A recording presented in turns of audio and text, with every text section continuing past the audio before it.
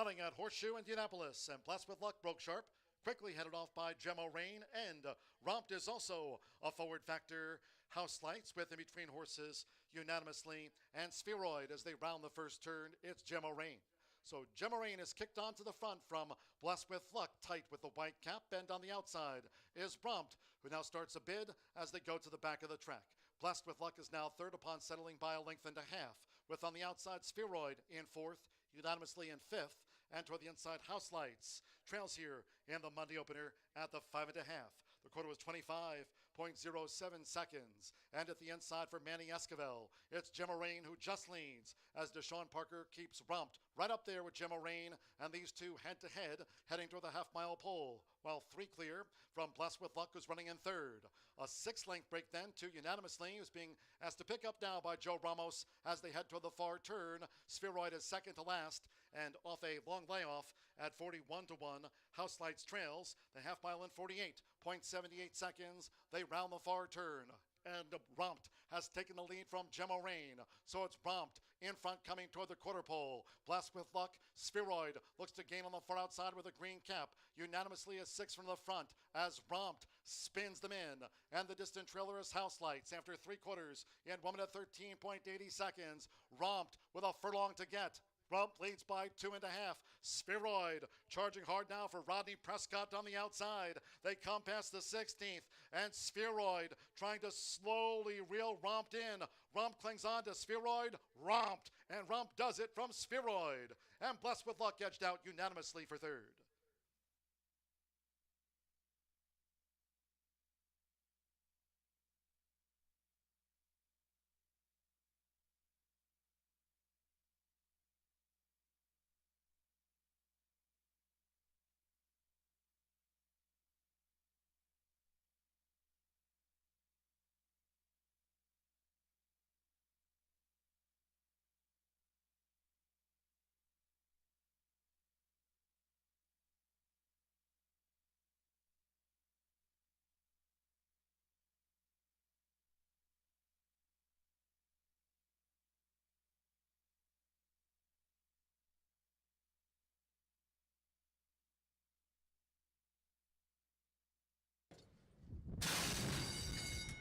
They're off and sprinting. Keeping it classy was first to get away. Nearest the inside, favored Breaking News in the blue cap with Mr. Kelly lying a close third. First run of 2022 for Picodoro, who's dropped back to last out in front. It's Breaking News narrowly up the near side for Manny Esquivel, Samuel Bermudez, and Keeping It Classy right there with Breaking News to battle for this a half mile from home.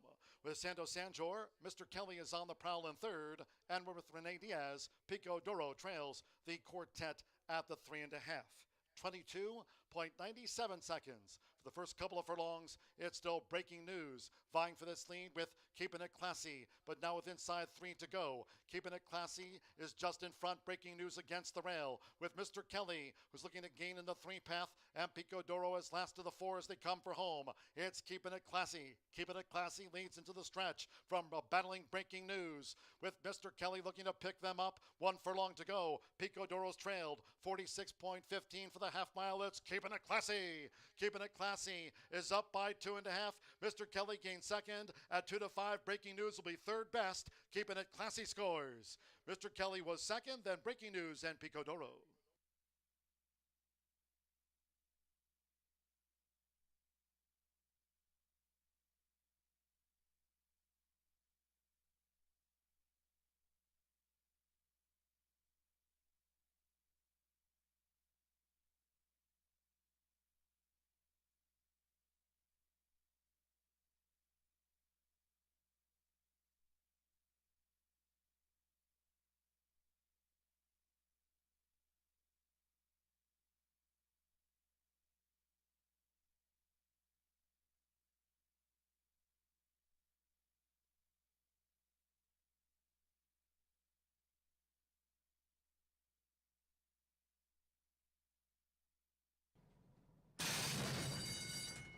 Verrill. There's National Security. Toward the inside, Ashwin's Orb. Horse Daddy in the black with the gold chevrons settles as Ashwin's Orb. And National Security now just leads out for Marcelo Pedroza Jr. Brent Spence starts a bid with Big Paper in the orange cap, and here in the early stages, Super Liaison has drifted back to last. So it's the son of Constitution, National Security, who's joined underneath now by Ashwin Zorb, who kicks on with it for Jose Riquelme as they go to the back of the course. Ashwin Zorb, 3/4 length. National Security, black with the green hoop, stays close to Ashwin Zorb going up the back, with Brent Spence joined toward the inside by Horse Daddy, who's now in third. The newcomer Brent Spence in fourth. Vincent Chamonix and Big Paper running second to last, while Super Liaison trails the maiden turf mile. The quarter was 24.17 seconds. They go past the half-mile pole, 4 furlongs in 48.45. They turn again, and National Security has taken the top from Ashwin Zorb in the blue cap as Big Paper now starts a bid 3 furlongs from home. It's National Security from Big Paper, Ashwin Zorb, with Brent Spence being asked to pick up, coming with a 3-wide run.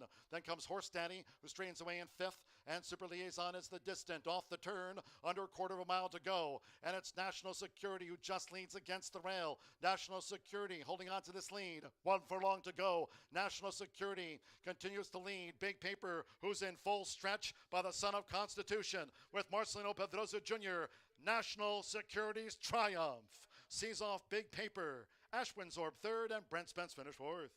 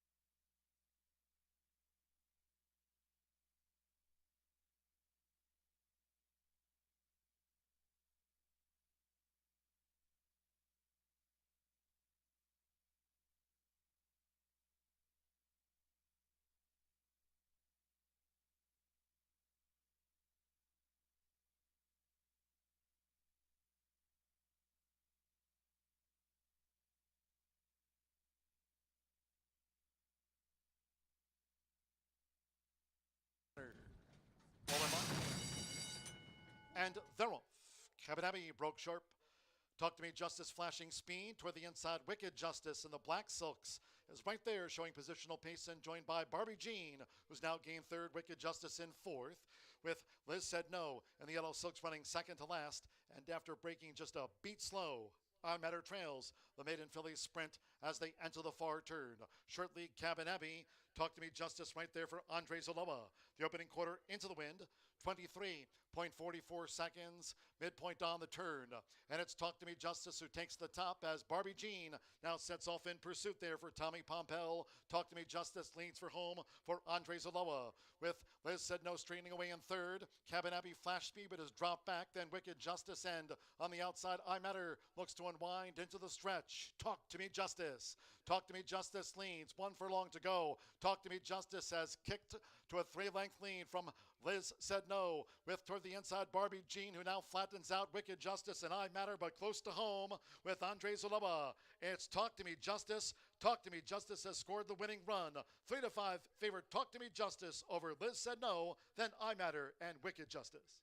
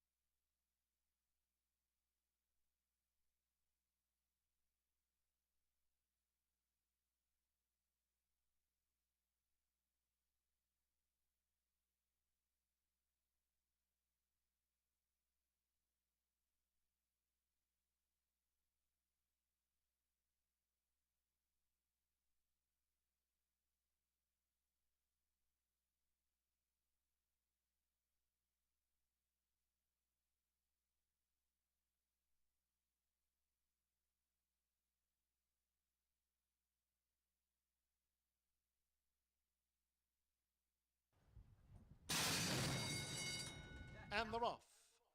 Violent Outburst was quick to break the line.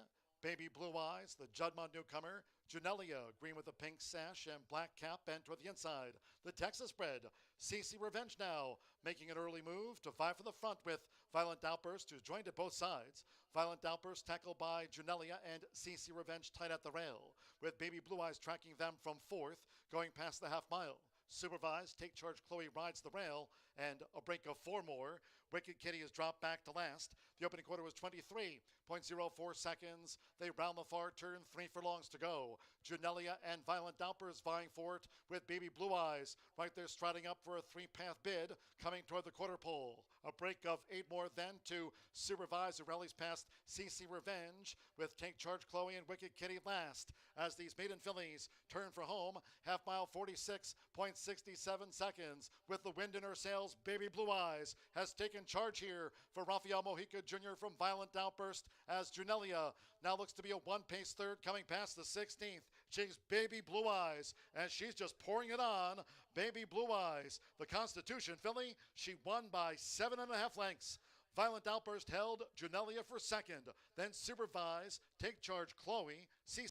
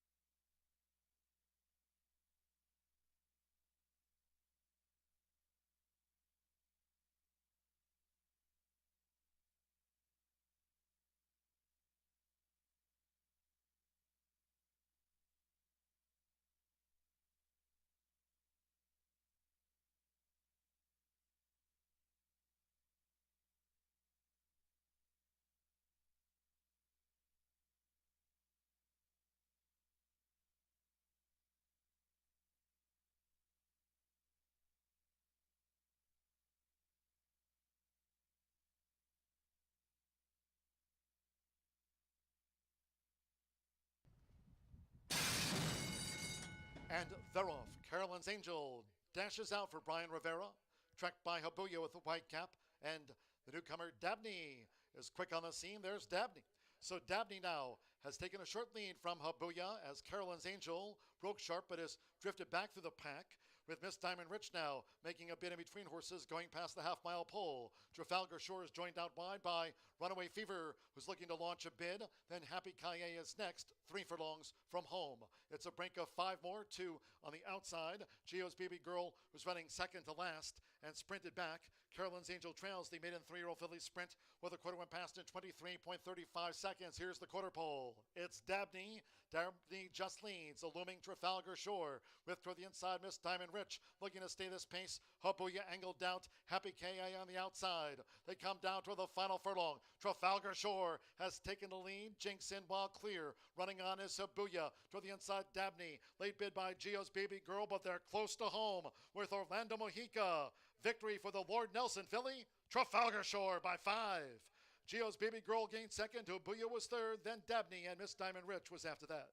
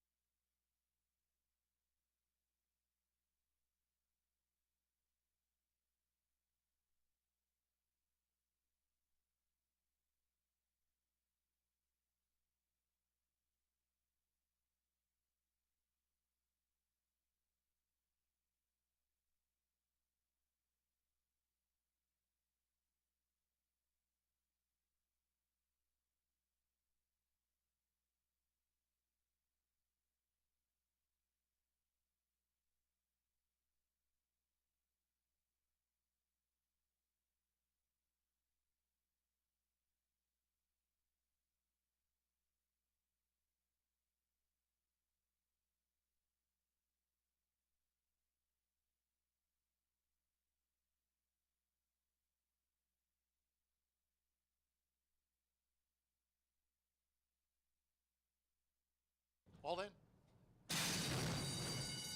And they're off.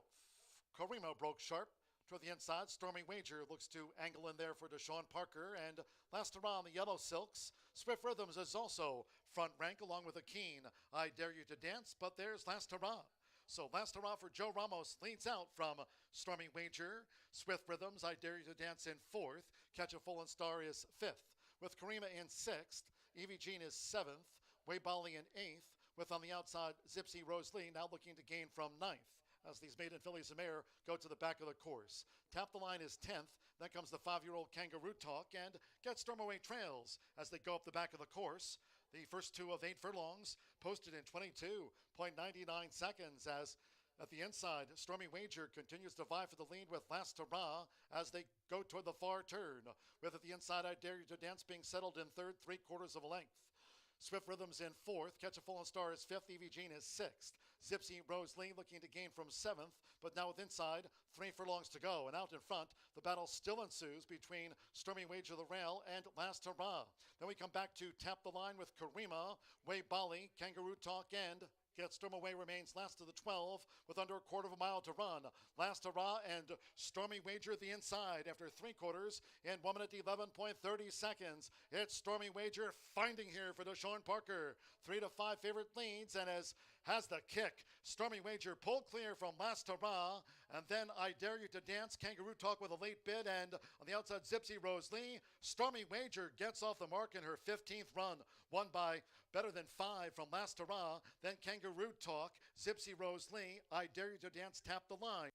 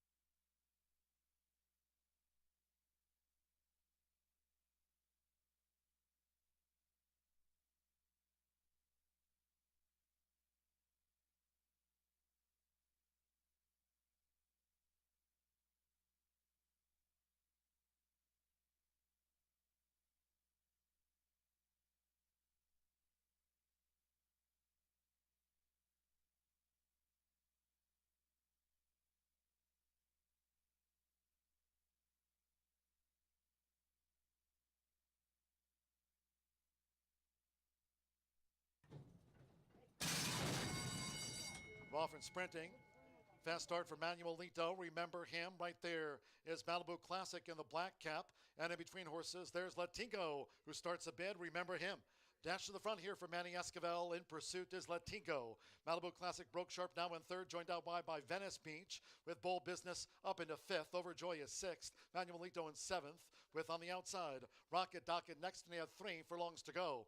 Then toward the inside, well back here is Tapadera as they round the far turn. It's a break of 5 more, 2 toward the moon, and Alternate Nights has dropped back to last. The quarter, 22.55 seconds as these Indiana breds race for the quarter pole. And here comes Latingo. Latingo up to take a short lead from Remember Him. Latingo spins them in. It's Latingo going for home. Has kicked away now from Remember Him. Manuelito is running on with Malibu Classic between horses. Venice Beach flattens out. Overjoy the Rail. And on the outside, Tapadero with a late bid. But they're close to home with Tommy Pompel, the son of Jimmy Creed. Latigo wins decisively. Manuelito was second. Tapadero gained third. Malibu Classic was fourth. Overjoy fifth. Then Venice Beach.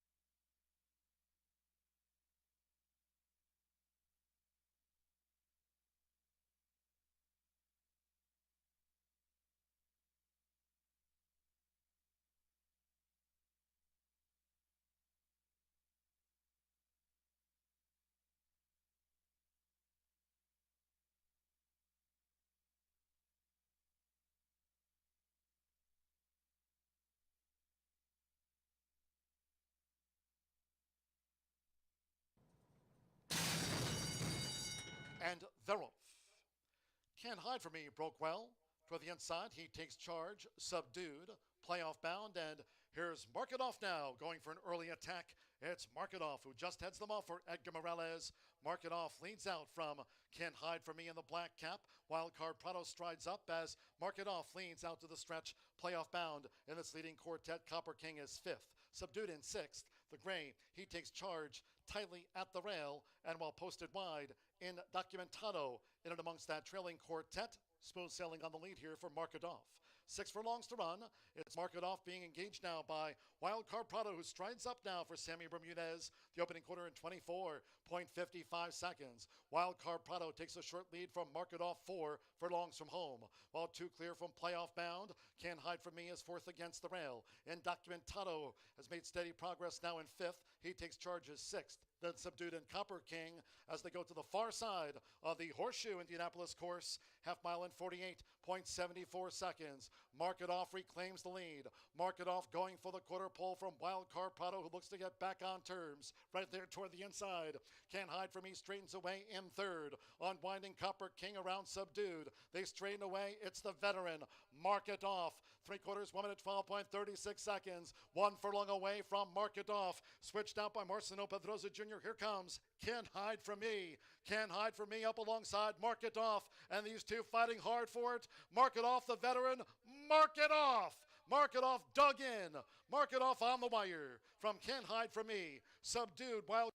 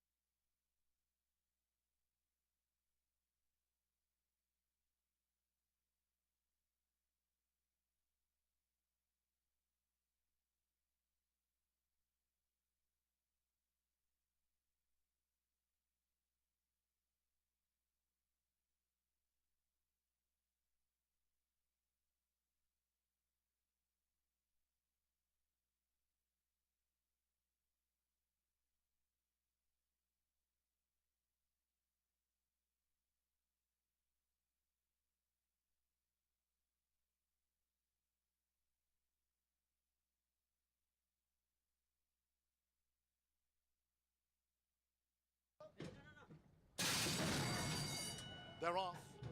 Moon and Streak, HF Watch My Caboose. On the outside, the filly. This Queen is Royal launching her stand side bid. Chico Beach narrowly leads. Moon and Streak. Here comes This Queen is Royal. This Queen is Royal. Chico Beach at the rail. Good time. Stoley. It's Chico Beach and This Queen is Royal. Chico Beach on the wire. Narrow.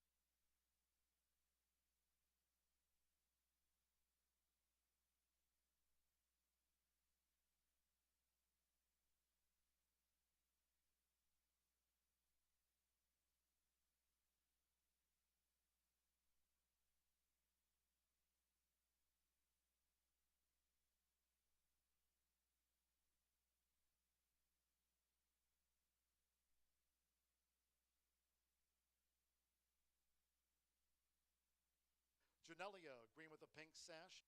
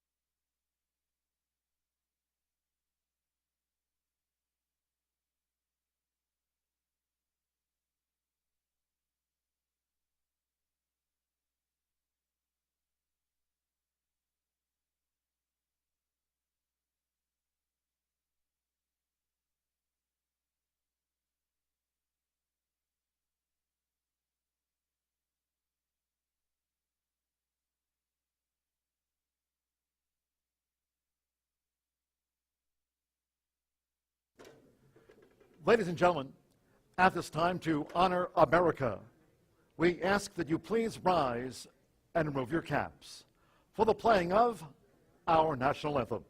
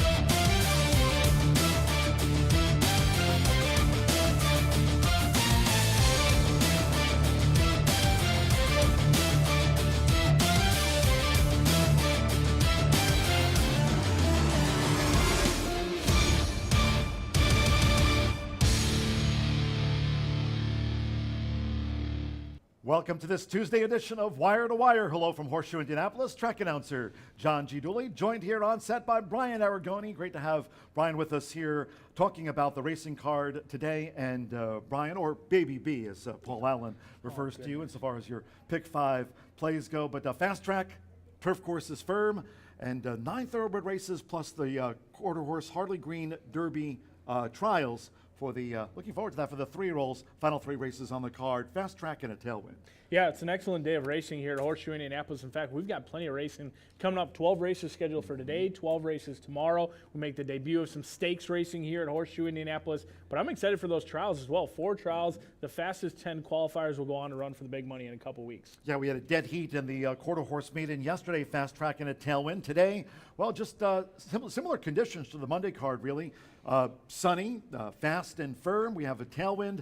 But Brian, looking forward to tomorrow for both of us. Caesar Stakes Day 2022. We'll see what Mother Nature has in store for us. But the running of the Caesar Stakes, you have Kuchar entered as a main track only there. But again, we'll be stay tuned for the WRTV Channel 6 weather forecast coming up here in just a moment, but a big day on tap tomorrow for Caesars Entertainment Racing with Empire of Hope, too. Yeah, and you've got some of the premier trainers from around the country. I know that Tyler Gaffleone's scheduled to ride, Irad Ortiz as well. We'll see if some of those big names do show up, but ultimately the talent runs deep on tomorrow's card for those stakes races. A great job for the racing office to bring in those names because it is really a great race. Yeah, cheers to Chris Polson and crew. 4 stakes races in total on tomorrow's program. Then we'll close with the quarter horse dash to wrap up the Wednesday program. Thursday post time here, 3:30 p.m. Eastern. But speaking of the big races, the Horseshoe Indianapolis Stakes and then the Caesar Stakes, Brad Cox, already a 2-time winner of the Caesar Stakes, and he has Tommy B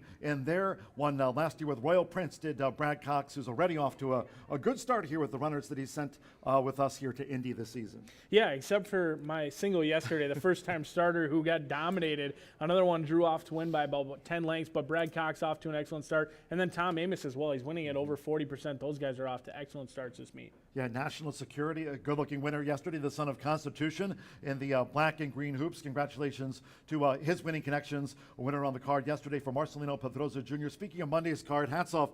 8-year-old son of Giants Causeway, Mark It Off, got the nose down on the line. I thought that was a pretty cool win by a veteran horse. Yeah, that one ran incredibly well. You could tell some of these horses, you can just see it down the lane. They want to win. Oftentimes they know where the wire is and they know their role, and you can really see it often. I mentioned to Rachel, Racing Rachel on yesterday's edition of Wire to Wire, I remember back to the 2019 Muniz Memorial Handicap when Bricks and Mortar nosed Mark It Off right on the line for a big win, and now that veteran Mark It Off got the decision here yesterday. Yeah, it's incredible. And I mean, there's been some races where you see another horse reach over and try and bite the other horse down the lane and things like that. It's awesome to see the competitive nature. Not only are we competitive as bettors, but also the horses on the track as well. Just want to remind everybody, no live racing here Friday, Saturday, and Sunday. The pretty much normal schedule now, Monday through Thursday. Don't forget, from Pimlico, Old Hilltop, you have the Black Eye Susan. You can watch that here at the OTB on Friday. And then, of course, they drew yesterday the Preakness Stakes and Epicenter. Looking forward to seeing Epicenter come back after just getting edged by Rich Strike in Derby 148. I know. It'll be interesting to see if they opt to go to the Belmont. If he wins the Preakness, I do think Epicenter, strictly the horse to beat at Pimlico. We could be talking about what could have been if it wasn't for Eric Reed and Sonny Leone, who actually are scheduled to race here today as well. Yeah, looking forward to our racing program here today. And as I mentioned, sunny, fast, and firm. But what will the weather gods have in store for 2022 Caesars Stakes Day? For the forecast, let's check in with our friends at WRTV. From Indy's streaming news leader, this is a WRTV update. And good afternoon, I'm WRTV Storm Team meteorologist Todd Clausen. What a perfect day of weather for us across the area. It'll be a great day at the track. Nothing but sunshine, low humidity, light winds, and temperatures that are going to hover right around 80 degrees throughout most of the afternoon. Maybe a few fair weather clouds build in towards the evening hours. Take advantage of today because tomorrow rain chances return to the forecast throughout the day. Well, cheers, Todd. Again, a beautiful day for our 10-race program here at Horseshoe Indianapolis. Tomorrow, well, we'll see, but it's a big day on tap with Caesars Stakes Day 2022. Again, hello, track announcer John G. Dooley, joined by racing analyst Brian Aragoni as we dive in to the 50-cent early pick 4. Fast track sprinters to start off the card here. Brian in the 2:30 openers, Scratch the 6 and his tribute. Yeah, I mean, that's a big scratch. But the one thing about being a meteorologist that's nice, you can be wrong more than I can be wrong as an analyst because they're only right probably less than 50% of the time. So I'm hopeful that they're actually going to be wrong tomorrow and we do get on a fast and firm turf course. Yeah, no pressure, Todd. Yeah, no pressure whatsoever. But, you know, we'll see if we can't get a firm turf course tomorrow. But today it's gorgeous. And we start out with a big scratch in number 6. Number 6 coming out in here. I had a very difficult time separating number 5 and 4. And why is it difficult to separate them? Well, they only finished about a nose apart from each other last time out. They exit the same race. Senorita, Emma, 5-2 on that morning line, and Just a Doll as well. They were incredibly close last time out. I do have the 5 on top. 1 for 20, certainly a little bit pesky, settling for less more often than not with 9 second and third place finishes. But you do get the apprentice rider, 10-pound weight allowance, and I thought this horse was game in defeat, was stuck in between throughout, but it does look like a race that it goes through the 5 or the 4, also throwing magnificent revenge underneath as well. 5, 4, and 2 for me. Yeah, you talk about jockey Sammy Bermudez, Marcelino Pedroza Jr. off to a lightning quick start here this season. He's already a 3-time riding champion here in Indiana, but Sammy Bermudez, last week he had those 3 riding doubles, 6 winners, had a win on yesterday's card, so Sammy's been riding great here to start off the 2022 meet. Yeah, he's got off to an excellent meet, and you have to pay attention because he's not only winning on favorites, he's bringing in some prices as well and certainly helping the ROI as well, bringing in some of those long shots. Brian's top pick, the 5, though, Senorita Emma. As noted, apprentice Brian Rivera claims the 10-pound apprentice allowance to get the break in weights with Senorita Emma in race 1, Scratch the 6 and his tribute, and that was a big scratch. Had leading jockey Marcelino Pedroza Jr. listed to ride. Race 1 starts off that 50-cent early pick 4 again, Scratch number 6 and his tribute. Well, there's a scratch on the second race sprint. Race number 2, the $30,000 condition claimer for the 3-year-olds and up, which have never won 2. Starts off another double on pick 3, Scratch number 3. That was a long odds on the morning line. Schenectady Star, Scratch the 3 from the second race sprint. Yeah, your inside three runners are all tough to separate, in my opinion, between the 1, 2, and 4. Many of them were recently claimed. In fact, all 3 of them had been recently claimed. But I'm going to try the inside runner in here. I don't mind this move. They claimed this one off of Steve Asmussen for $30,000. They took one shot at the allowance level. Now they come back. It is a drop in class technically, but they're not dropping below the purchase price that they claimed this one for, coming right back at the $30,000 level. Drawn on the inside is certainly a little bit of a concern, but Esquivel has been riding excellent as well. He's winning at 19%. I trust that this horse can go to the lead or sit just off of it in that pocket. And anytime I'm looking for a horse that tries something for the second time, whether it's this track, the turf course, maybe even a muddy track, trying things for the second time is always something that I'm looking for with horses, and that's exactly what we have with your inside runner. But there's no doubt about it, Big Nick is the one to beat in here for Southwest Racing Stables. Recalme gets the call. This horse broke like a shot 2-back on April 19th and tired late. Last time out, I thought they got a green, perfect trip. It was a dreamy trip. They were sitting behind a speed duel. The rail opened up. Just couldn't go through. There was really no excuses for Big Nick that day.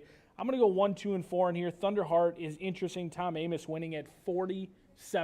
It feels silly not having a trainer who's winning at 47%. We're not really talking about a small sample size in here, a rather large sample size. This will be start number 20 today.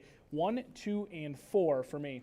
This has all your popular jockey-trainer combinations already this season. Manny Esquivel for Cipriano Contreras. You have Jose Riquelme riding the 2 for Gennaro Garcia. And then you get Edgar Morales teaming with the hot percentage barn for Tom Amos with the 4 Thunderheart. We've already seen those combinations click. And also Marcelino Pedrosa Jr. for Brad Cox. As I mentioned, they had a winner here yesterday. Yeah, I mean, these riders are perennial top riders for a reason. They get first call. Oftentimes they have multiple horses that they get to choose for. And you can really trust riders more often than not. Their agents usually make the right decision because a lot of their salary and their money they're making is based on those purses as well. Race number 3 as we move on. This starts off the 20-cent Straight Fire 6 and the jackpot stands at $17,105 turf mile. Let's look at the jackpot, just over 17 grand. With that said, no superfecta wagering on race 3 handicappers. Scratch the 3, turf is firm under sunny skies, and one scratch out of this one. It's the 2 Pretty Assets, and also take out the 4 Palace Athene. So a couple of scratches, in fact, from the turf mile. Thus, we lost the superfecta. The Straight Fire 6 again, $17,105. Scratch the 2 and 4 small field here for the turf mile. Yeah, and I mean, I don't feel bad putting you on the spot in here because I know you're a true professional, but how do you say the pronunciation properly of number 6? You know, I've called her before. El que du Jaguarete is what I've always said before with Vincent Chamonix.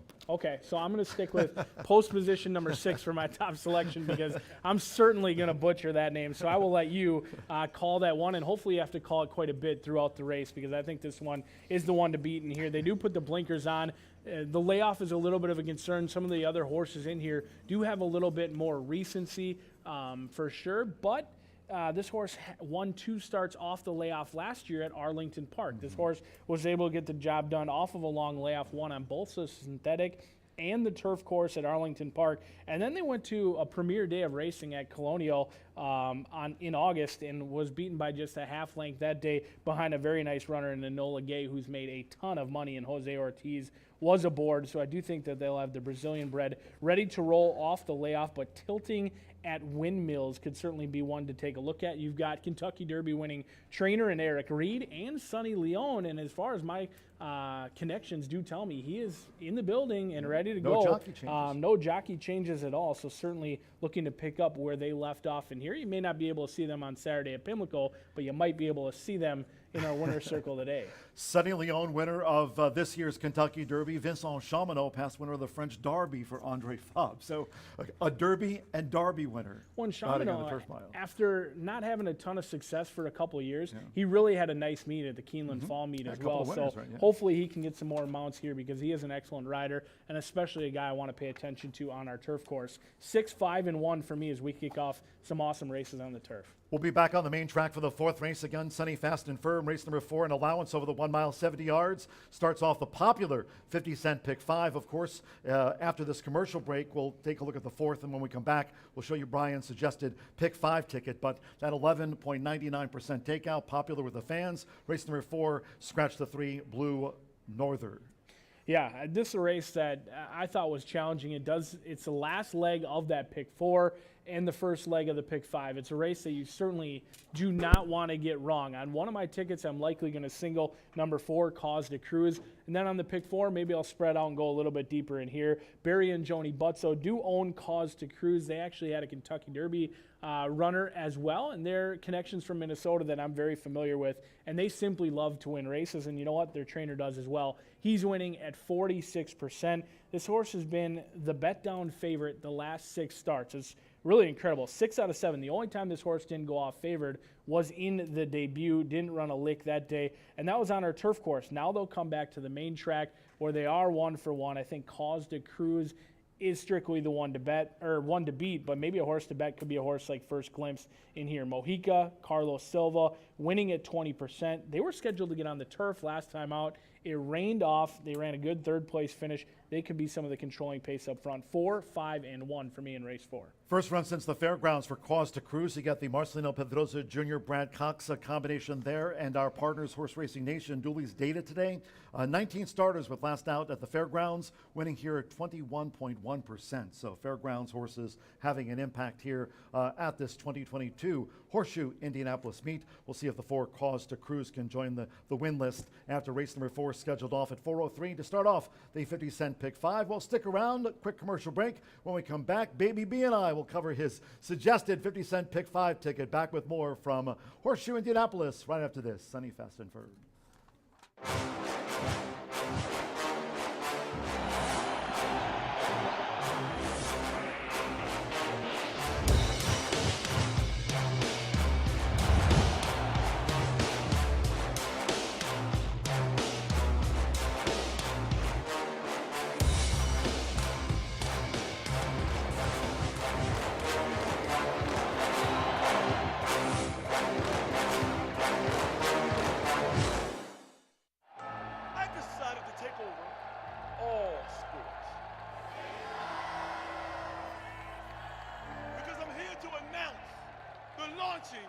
of my Caesars.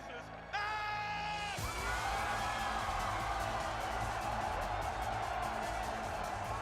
Oh yeah, and yeah. Sound the bells. Release the doves and put some respect on Caesar's name.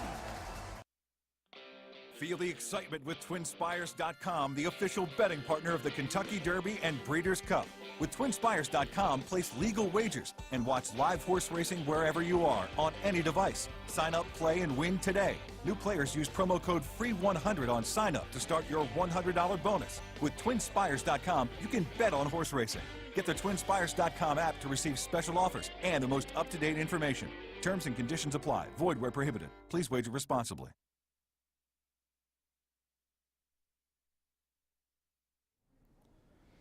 Back here from Horseshoe Indianapolis, wire to wire, track announcer John G. Dooley, joined by racing analyst Brian Aragoni.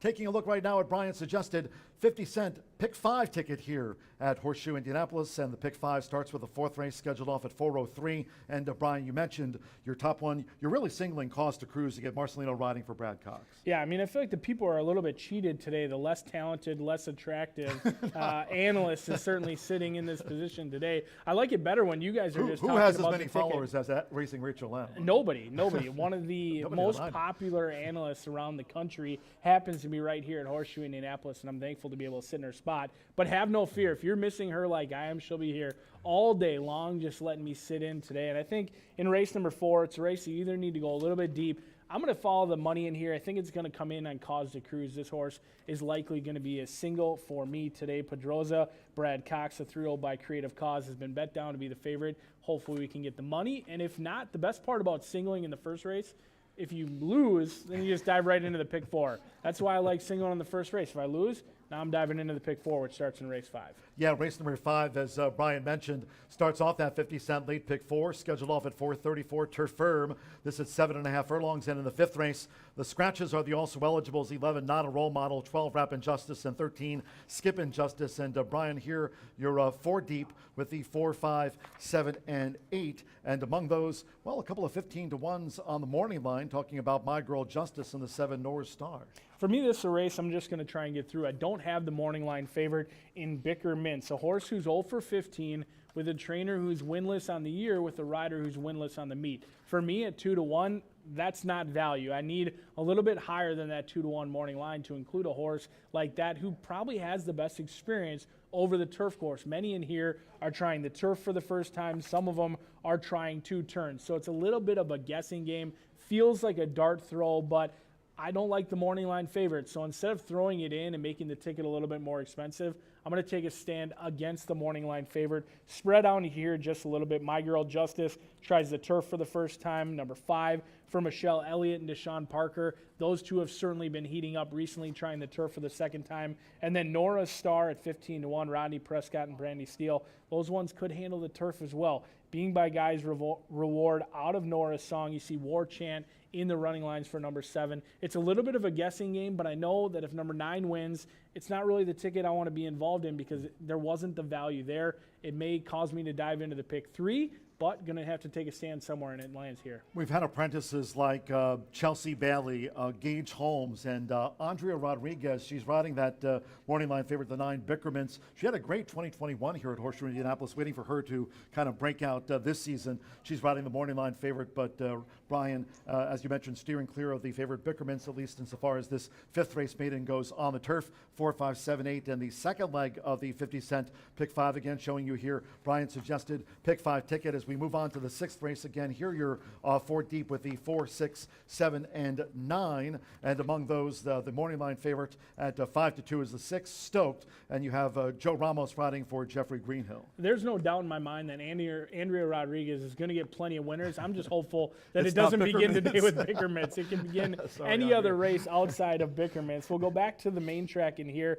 Maiden claimers for race number 6, all looking for their first career victory.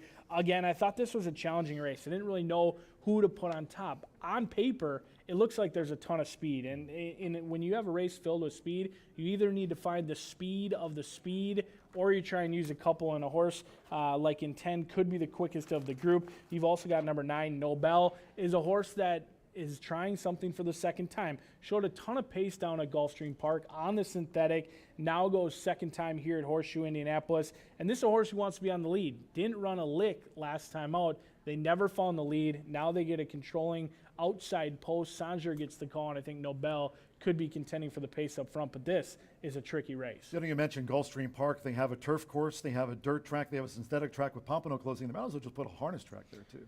Please don't, because then I'll start betting harness races, and we'll be playing 6 or 7 days a week. And the you got to keep Pete Aiello busy. Yeah, exactly. Pete Aiello. The synthetic track is tough for handicappers because it doesn't always translate, as you know, from the turf to the synthetic. You saw it a lot at Arlington. Let's take a look at race number 7, Brian, as we move on. This race features a pentafecta, maiden turf mile again. We're firm and fast here for handicappers. No program changes. 10 to handicap here in the maiden turf mile. Morning line favorite is the 2 Space Force 1. Isaiah Wiseman rides the 5-2 second time starter. This race is tough. I mean, 2, 6, and 8 do stand out, at least on paper. You've also got a first-time starter in St. Zeke.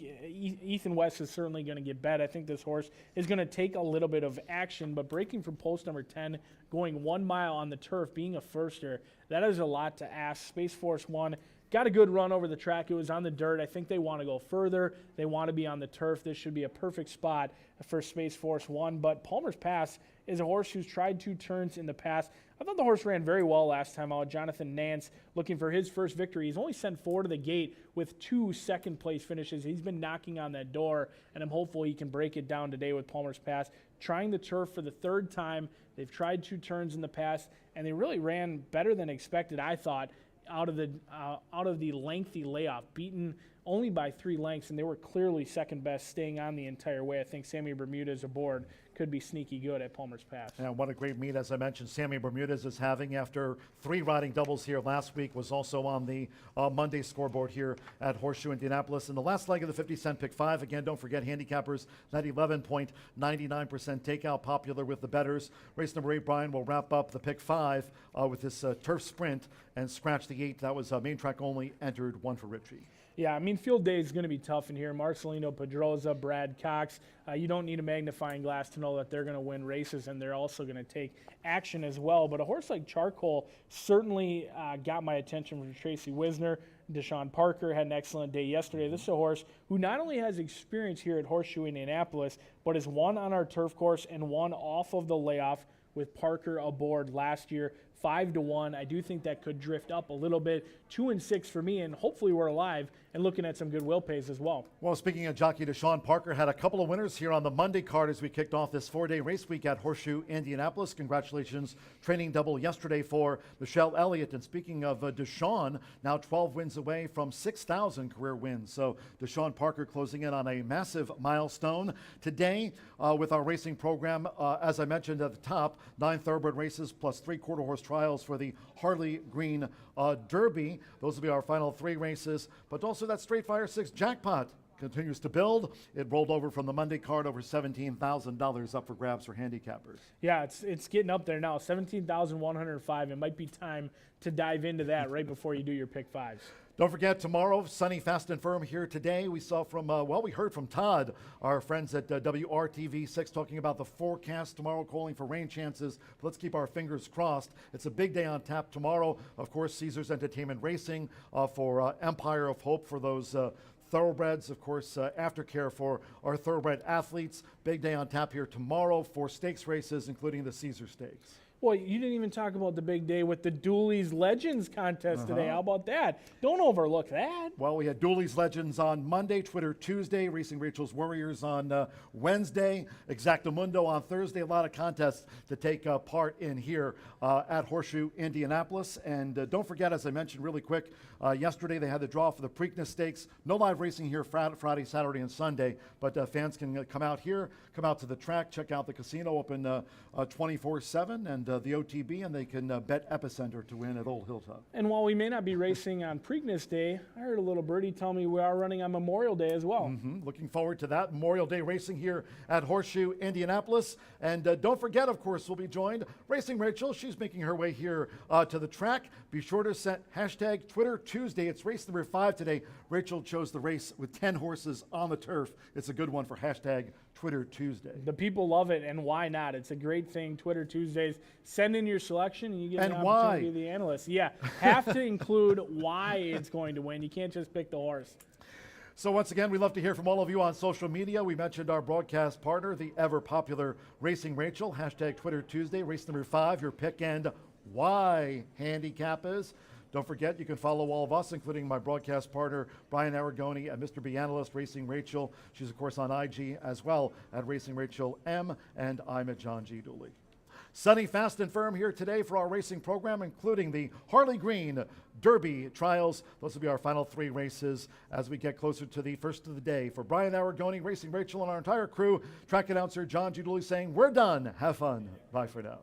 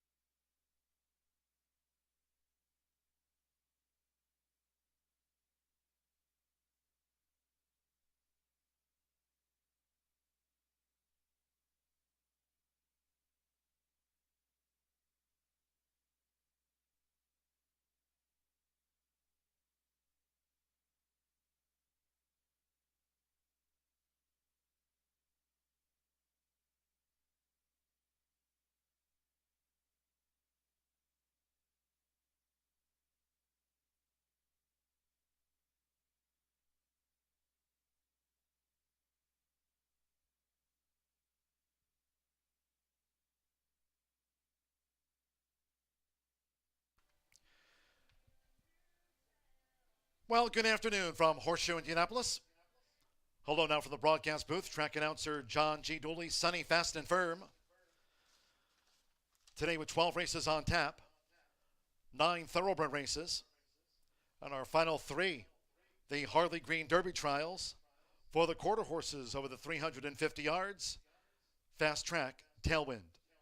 Let's take a look at the changes and corrections on today's racing program. Opening sprint starts the 50-cent early pick 4. From the 2:30 openers, scratch 6, Anna's Tribute. Number 6, Anna's Tribute, has been scratched.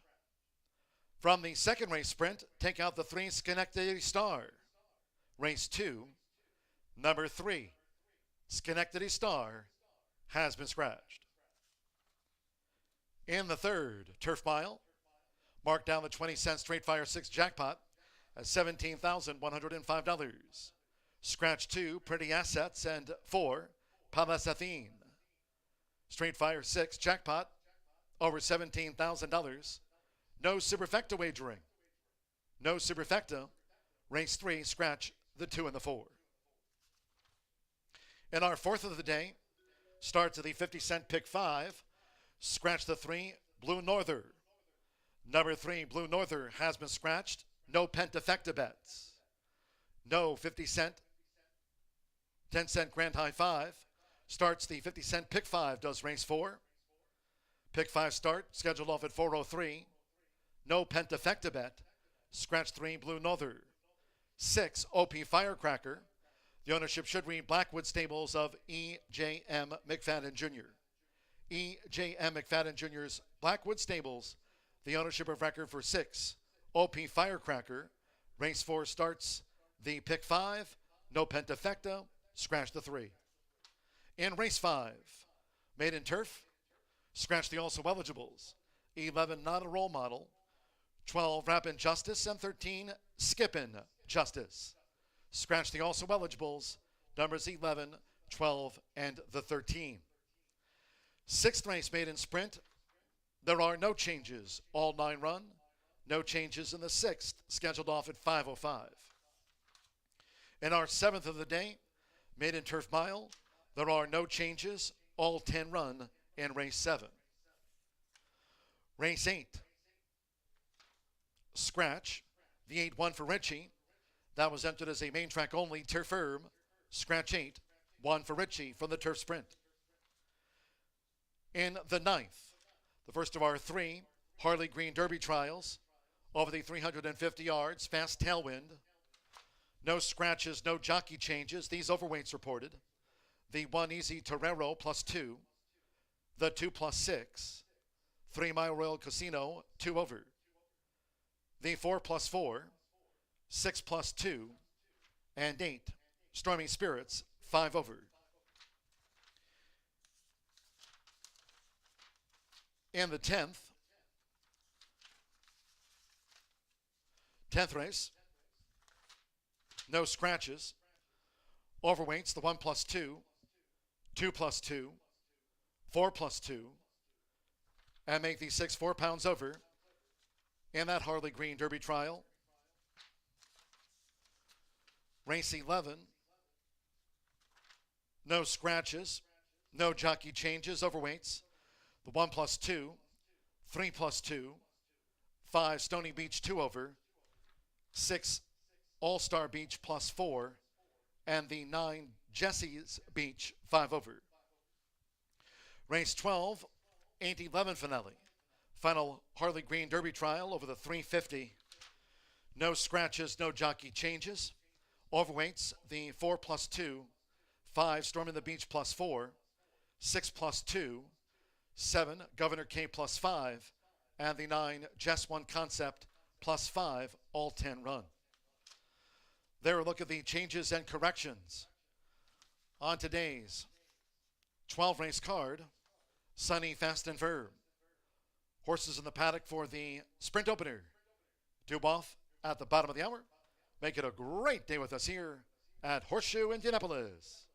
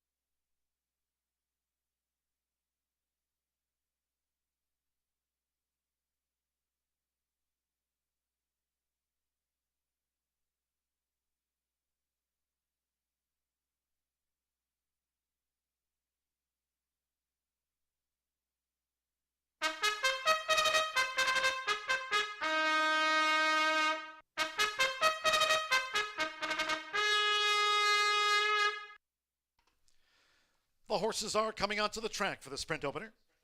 Race 1 carded at 5.5 furlongs, a field of 6. Scratch number 6 and his tribute. Number 6 and his tribute has been scratched. Race 1 of a dozen today features exacta, trifecta, superfecta. The start of our rolling doubles, 50-cent pick 3s. Opening sprint starts the 50-cent early pick 4, fast and firm.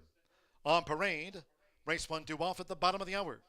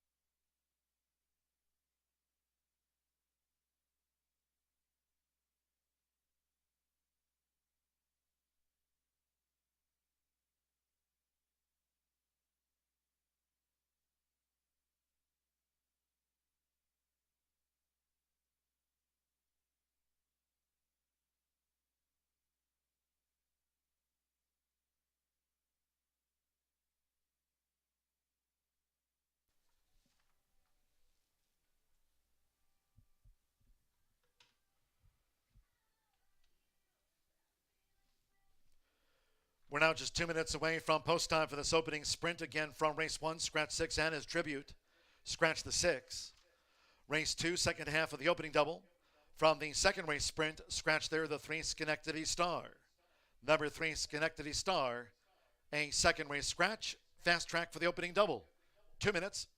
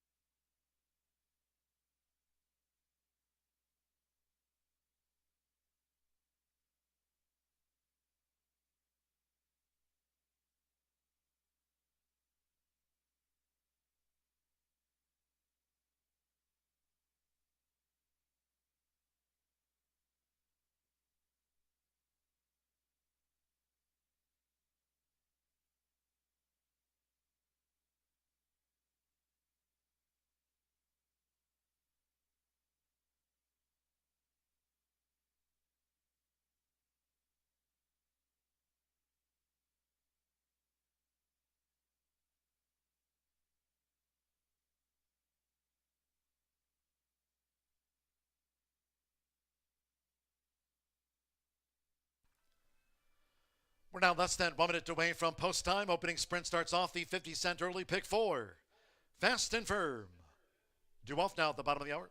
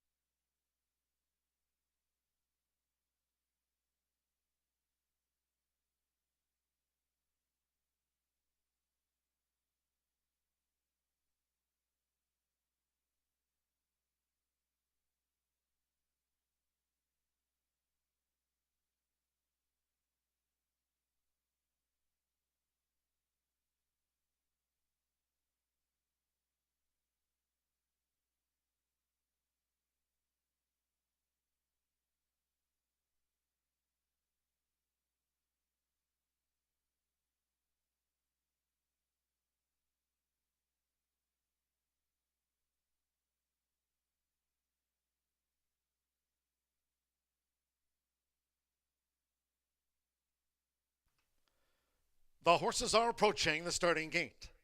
Last call for the 50-cent early pick 4 starts here with the Fillies Mare Sprint.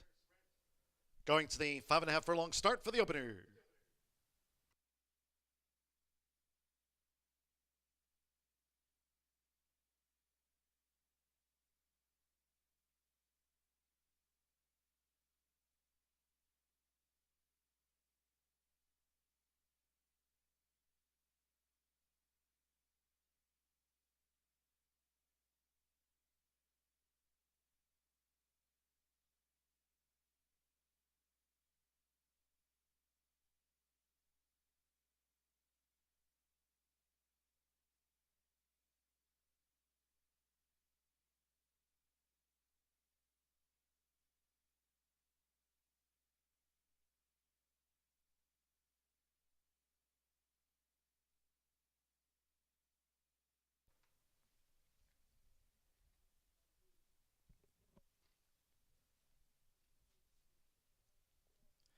The horses have reached the starting gate.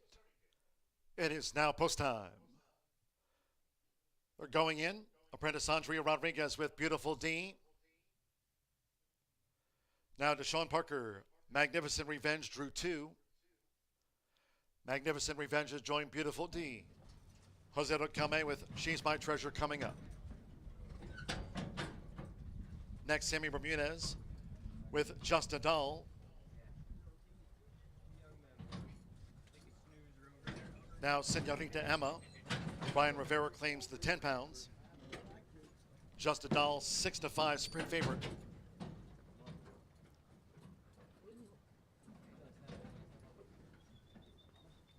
One more Flashy Bell. McKenna Anderson claims the 7-pound apprentice allowance with 15 career wins at 5.5 furlongs. Fast and firm for the first of a dozen races under sunny skies. They're in the gate. Away and running out Horseshoe Indianapolis to an even start. And there's Magnificent Revenge, who strikes out. Just a Doll in the yellow cap. She's My Treasure in tight quarters. Beautiful D holds her position at the rail and is looking to punch through. And this battle joined by Flashy Bell, who strides up boldly on the outside as they go past the half-mile pole. Then Senorita Emma and She's My Treasure now trails the Fillies Mare Sprint here in the Tuesday opener. The quarter was 23.28 seconds. They have 3 furlongs to go. Flashy Bell in the orange cap to take on. Nearest the inside, Just a Doll as they vie for this coming toward the quarter pole. Senorita Emma just shades. Magnificent Revenge with the rail in 4th. A break of 5 more to She's My Treasure and Beautiful D is last. They come for home. Here's a sweep by Senorita Emma with toward the inside, Just a Doll. Flashy Bell tries to battle away between horses. Magnificent Revenge was switched out to a clear path. 1 furlong to go. Senorita Emma has taken the lead past the 16th from Magnificent Revenge. Late bid by She's My Treasure. They're close to home. It's Senorita Emma for Brian Rivera. Senorita Emma on top. Magnificent Revenge was second. She's My Treasure gained third, and Flashy Bell finished fourth.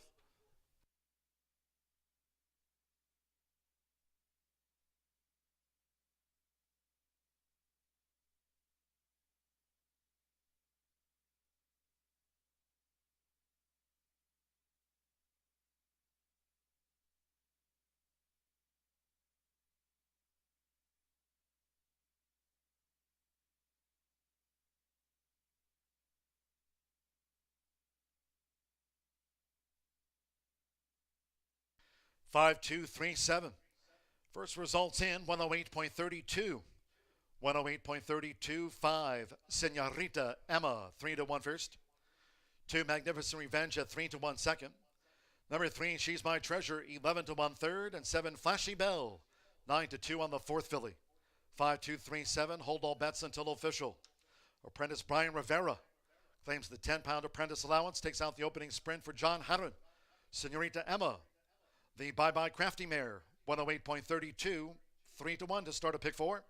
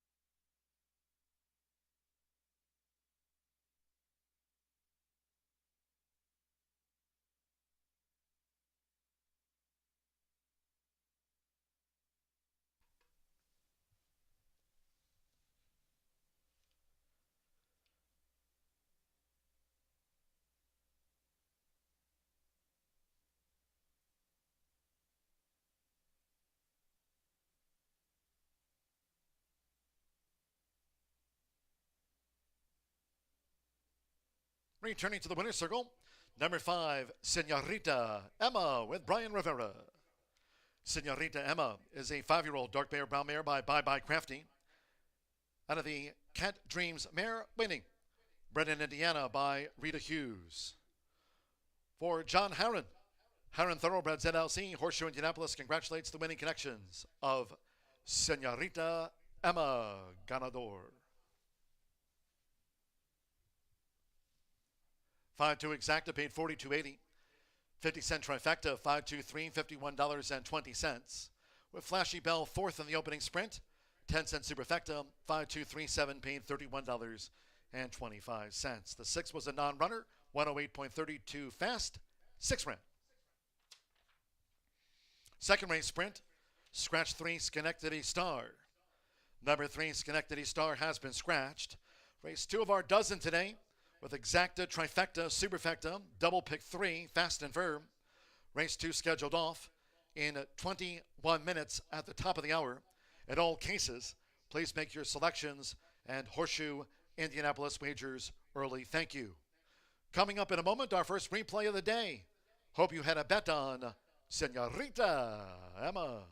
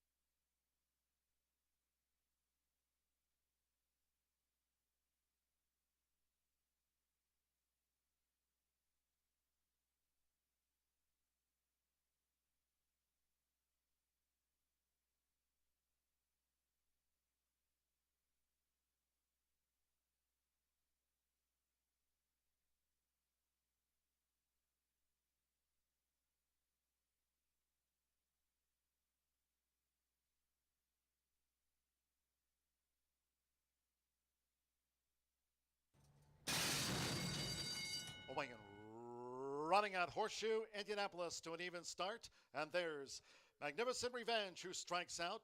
Just a doll in the yellow cap. She's My Treasure in tight quarters. Beautiful D holds her position at the rail and is looking to punch through. And this battle joined by Flashy Bell, who strides up boldly on the outside as they go past the half-mile pole. Then Senorita Emma and She's My Treasure now trails the Phillies Mare Sprint here in the Tuesday opener. The quarter was 23.28 seconds. They have 3 furlongs to go. Flashy Bell in the orange cap to take on. Nearest the inside, Just a Doll as they vie for this coming toward the quarter pole. Senorita Emma just shades. Magnificent Revenge with the rail in fourth. A break of 5 more to She's My Treasure, and Beautiful D is last. They come for home. Here's a sweep by Senorita Emma. With toward the inside, Just a Doll. Flashy Bell tries to battle away between horses. Magnificent Revenge was switched out to a clear path. 1 furlong to go. Senorita Emma has taken the lead past the 16th from Magnificent Revenge. Late bid by She's My Treasure. They're close to home. It's Senorita Emma for Brian Rivera. Senorita Emma on top. Magnificent Revenge was second. She's My Treasure gained third, and Flashy Bell finished fourth.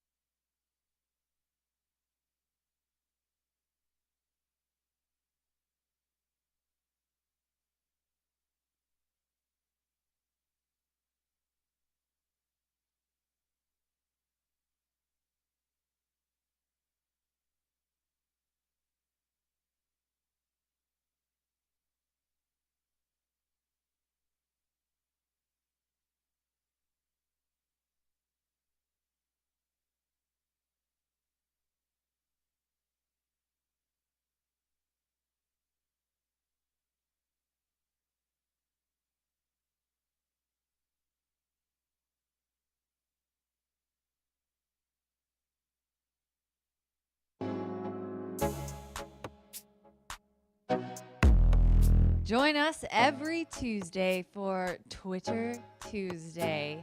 We've got a wonderful promotion that anyone can play. It's completely free. All you have to do is have Twitter and follow me at Racing Rachel M. On Tuesdays between 11 and noon, I will tweet out what the contest race is. It changes daily, and you will have a chance to win $20 and the brand new Horseshoe Indianapolis swag.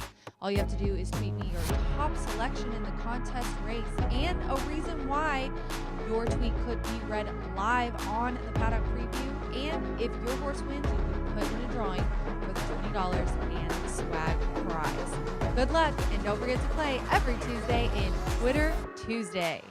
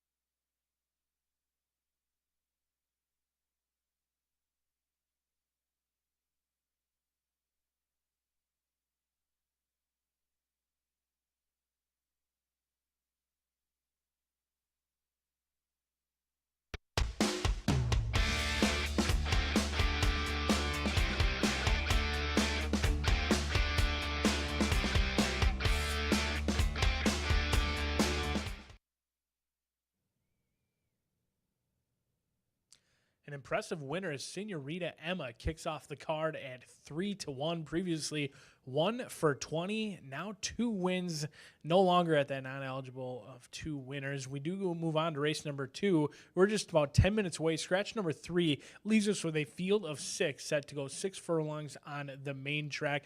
Does kick off more rolling doubles and pick 3s in here. It was a big scratch with number 3 coming out. Leaves us with 6 runners.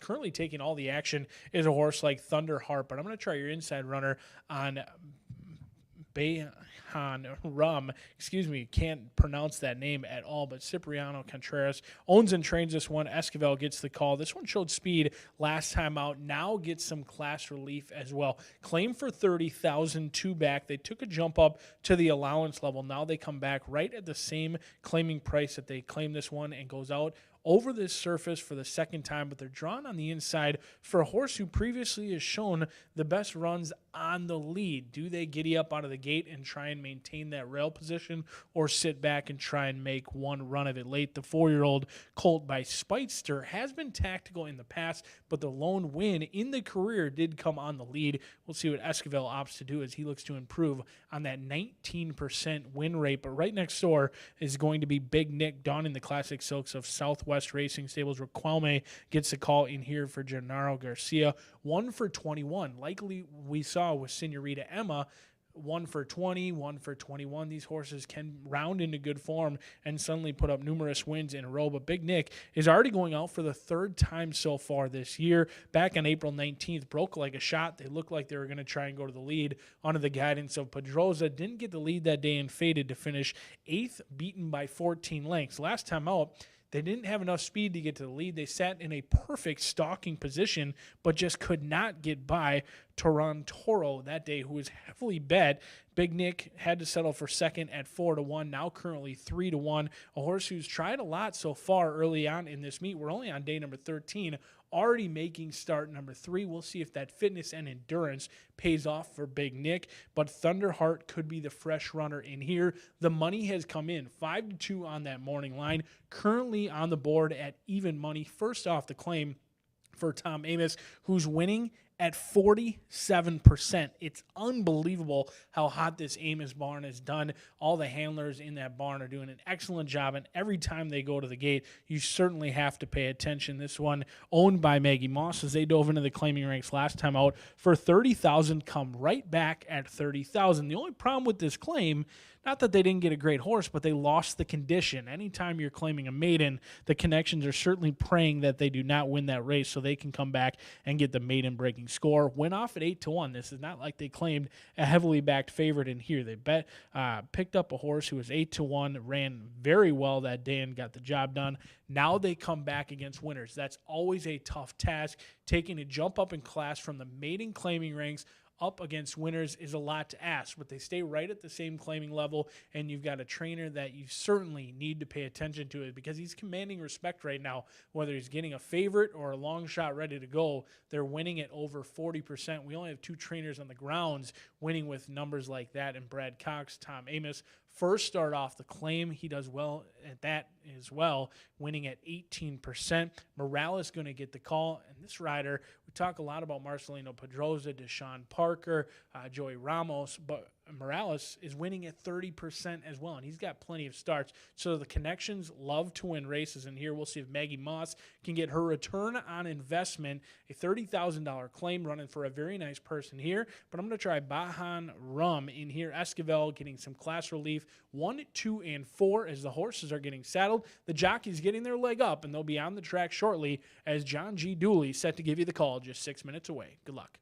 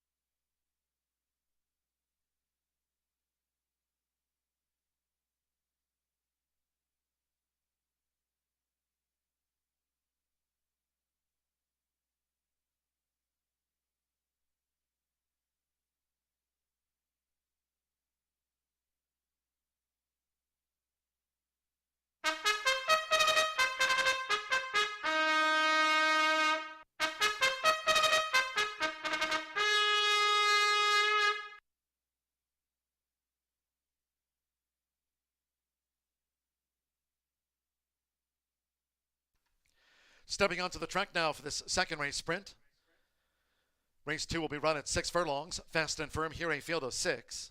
Scratch 3, Schenectady Star. Number 3, Schenectady Star, has been scratched. Race 2 features Exacta, Trifecta, Superfecta, Double Pick 3 on parade. 3 minutes to a sprint off at the top of the hour.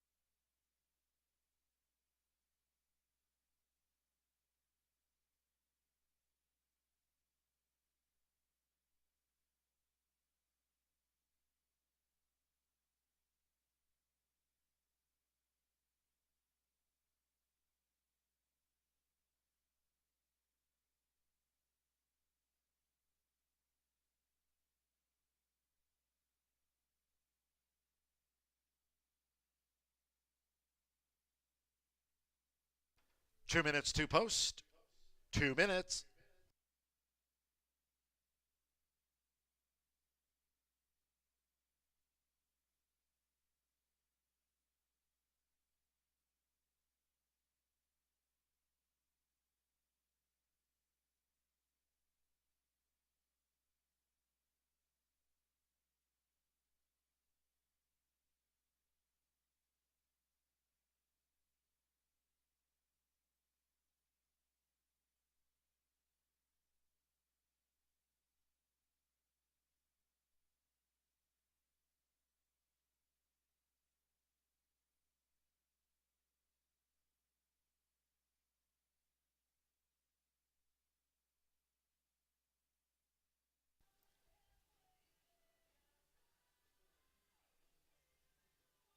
We're now just 1 minute away from post time for this second race sprint against Scratch 3, Schenectady Star. Scratch the 3. You have 1 minute.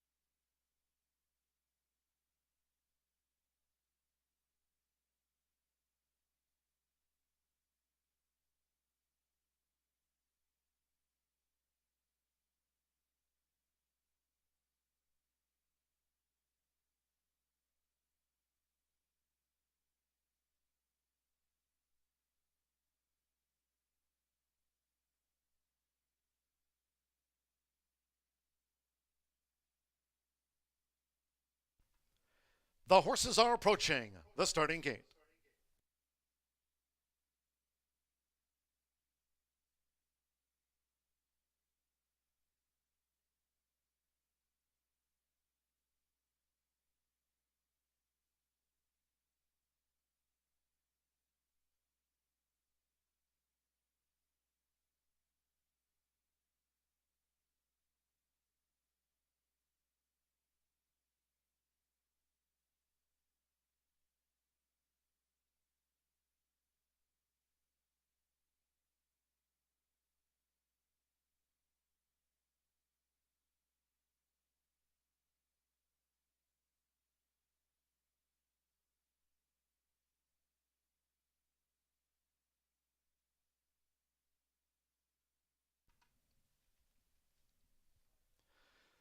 The horses have reached the starting gate.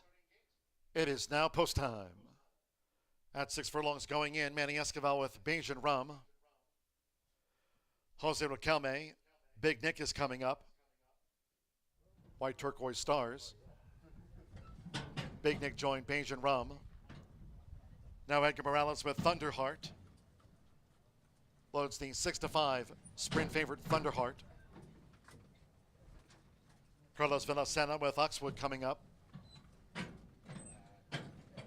Joe Ramos with Gormley's Got Game. Green White Hoops. One more, Barstow leading jockey Marcino Pedroza Jr. with 15 wins at the meet. Seconds of the day here at Horseshoe Indianapolis. They're in the gate. They're off and sprinting. Big Nick bounds away. Thunderheart, Royal Blue, Lime Sash showing good speed. Oxwood in the green cap is also a close one. It's Thunderheart. So Thunderheart sped to the lead for Edgar Morales and leads by a half to 3/4 to Oxwood. Gormley's Got Game now strides up on the outside. Big Nick broke sharp, fourth toward the rail with a white cap. It's a breakable length then to Bajan Rum, who's running second to last, and posted wide. Barstow trails the sextet, taken through an opening quarter by the favorite Thunderheart in 23.16 seconds. They have 3 furlongs to go. It's Thunderheart who leads, looming up Gormley's Got Game, who comes on the outside now for Joe Ramos. It's Gormley's Got Game with a bold stroke to take the lead coming toward the quarter pole from Thunderheart. With Oxbow straightening away in third, Gormley's Got Game spins them in. Barstow on the far outside looks to rally around Bajan Rum, Big Nick the rail. Coming down toward the final furlong, Gormley's Got Game. Gormley's Got Game has the lead by 3.5 lengths. Nearest the inside is Thunderheart, who battles Oxbow for second, but close to home, it's Gormley's Got Game. Gormley's Got Game has the win by 5. Oxwood was second, and then Bajan Rum on the wire with Big Nick and Thunderheart, and Barstow was last home.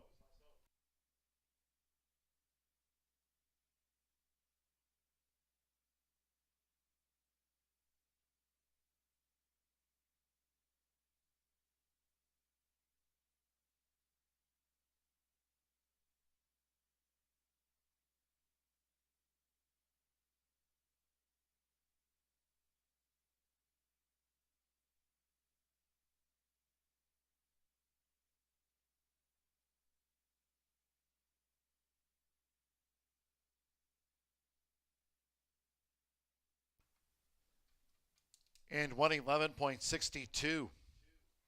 Upset in the second race sprint. 6-5-4-1-6. Gormley's Got Game, 24-1 upset from 5 Oxwood. 15-1 for that long odds exacta. For Thunderheart, 6-5 favorite ran third, and Bajan Rum getting into the superfecta. 6-5-4-1 Joe Ramos. Here on the 24-1 winner, 111.62. For Dwayne Swingley. It's Gormley's Got Game, 24-1.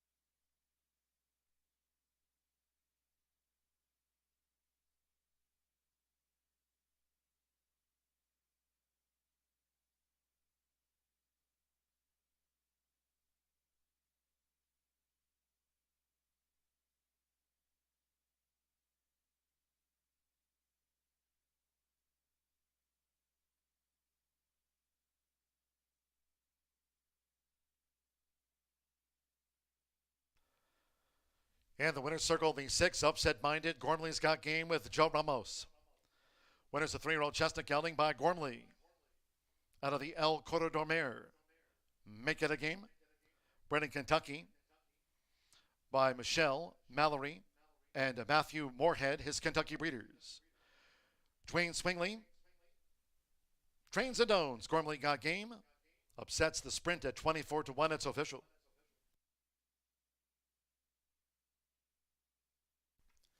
$51 to win on Gormley's Got Game. 6-5 exacta paid $451. 50-cent trifecta 654, 668.60. 5 and 6 for the opening double, combining Senorita Emma with Gormley's Got Game. 211.20 with Bajan Rum getting into the superfecta. 10 cent 6541 superfecta returned $458.65. And the second race sprint, favorite ran third. 6 started, 111.62. Claim 2, Big Nick, $30,000 claim. New owner Brooklyn Foster. Trainer Eric Foster claimed Big Nick. In the third, the first of those today carded for the turf course firm. From the miles, scratch 2, Pretty Assets, and 4, Palace Athene. No superfecta wagering on the turf mile. No superfecta. Scratch the 2 and 4. Race 3 will feature exacta, the 50-cent trifecta. Race 3 starts off another double. Pick 3. Street Fire 6 jackpot stands at $17,105. Sunny, firm, and fast here at Horseshoe Indianapolis. Post time for the third after Gormley's Got Game's upset at 3:29.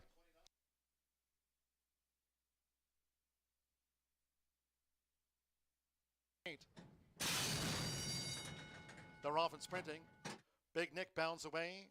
Thunderheart, Royal Blue, Lime Sash showing good speed. Oxwood in the green cap is also a close one. It's Thunderheart. So Thunderheart sped to the lead for Edgar Morales and leads by a half to 3/4 to Oxwood. Gormley's Got Game now strides up on the outside. Big Nick broke sharp, fourth toward the rail with a white cap. It's a break of a length then to Bajan Rum, who's running second to last, and posted wide Barstow trails the sextet, taken through an opening quarter by the favorite Thunderheart in 23.16 seconds. They have 3 furlongs to go. It's Thunderheart who leads, looming up Gormley's Got Game, who comes on the outside now for Joe Ramos. It's Gormley's Got Game with a bold stroke to take the lead, coming toward the quarter pole from Thunderheart, with Oxbow straightening away in third. Gormley's Got Game spins them in. Barstow on the far outside looks to rally around Bajan Rum. Big Nick the rail coming down toward the final furlong. Gormley's Got Game.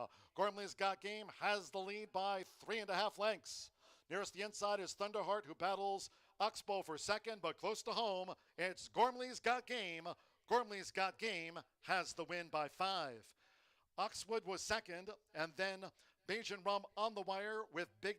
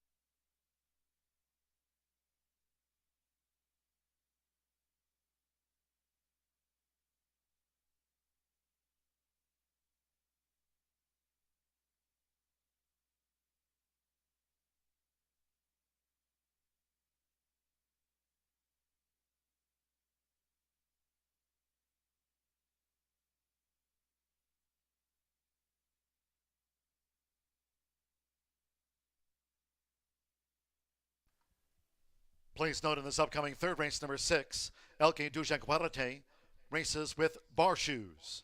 Bar shoes for the 6, El Que du Jaguarete.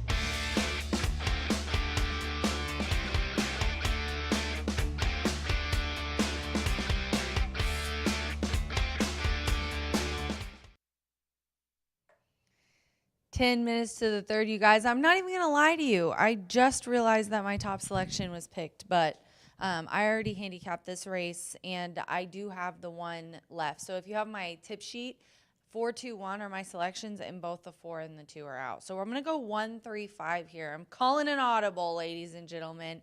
The one at 3 to 2, Canfu, Sammy Bermudez aboard for Tony Granitz, who co-owns this 5-year-old mare. She's made 17 lifetime starts, and she's found the winner's circle 5 times, 2 seconds and 2/3. She is a hard-knocking game mare, loves the grass, and loves routing. She's even done well at the shorter distance of 5.5 furlongs on the turf, but she has ran some nice route races as well. So I think she fits here in the starter. She ended the year last year in September in a conditioned allowance. Now off of a couple of nice wins, and then Tony starts her off nice and soft here, not only in a starter allowance or starter optional claiming group, but also she got a couple of scratches, so it's an even shorter field. I think that will benefit her. And then the 3, a distinctive flower, is 4 to 1 right now. Rafael Mojica is aboard for Chadwick Peach, and this one's coming off Lasix and coming off a win last time out at Turfway, 6 furlongs on the poly. You know, they say that horses like poly end up liking turf as well, and that definitely is the case for this girl. She's really had some nice races back last summer at Belterra Park on the turf routing. Couple of wins, couple of nice second place finishes. She got bumped up in one of them, got in a little bit of trouble and got moved up to first. So she's definitely going to be a contender. She fits in the starter allowance, but for the class reasons, I went with Canfu. And then I'm going to go with the 5, and that is 3 to 1 right now on the board. This one actually has Sunny Leon, our Kentucky Derby winner. I've got people texting me right now asking me to go down and get Sunny's autograph. So shout out to JJ from the Pacers. Usually I'm taking people down to get JJ's autograph, and he's wanting Sunny's. I guess he put a little money maybe on the one somewhere. I don't know. He won't tell me, but I'm thinking that's what happened because he wants Sunny's autograph. Eric Reed is the trainer. This is a gray unicorn. She's a beautiful 6-year-old mare. Looks good still for a 6-year-old. She's really filled out. Her ears are alert. She's an old hat at this. These ladies are. This one's also coming off the poly at Turfway. Had a nice time there, and honestly has ran not a horrible race here in Indiana on the turf at 7.5 furlongs. Was an even 4th. See if we can't get her in the money today. 135 for me in the third. We are just 7 minutes to post. Don't forget, this does start the 20-cent pick 6. Has a sweet carryover today. I don't have it written in front of me. Oh, wait, Tammy gives me my notes. Isn't it 17,000 today, I do believe, the last I looked? Look at me. Look at me. Coming out in here.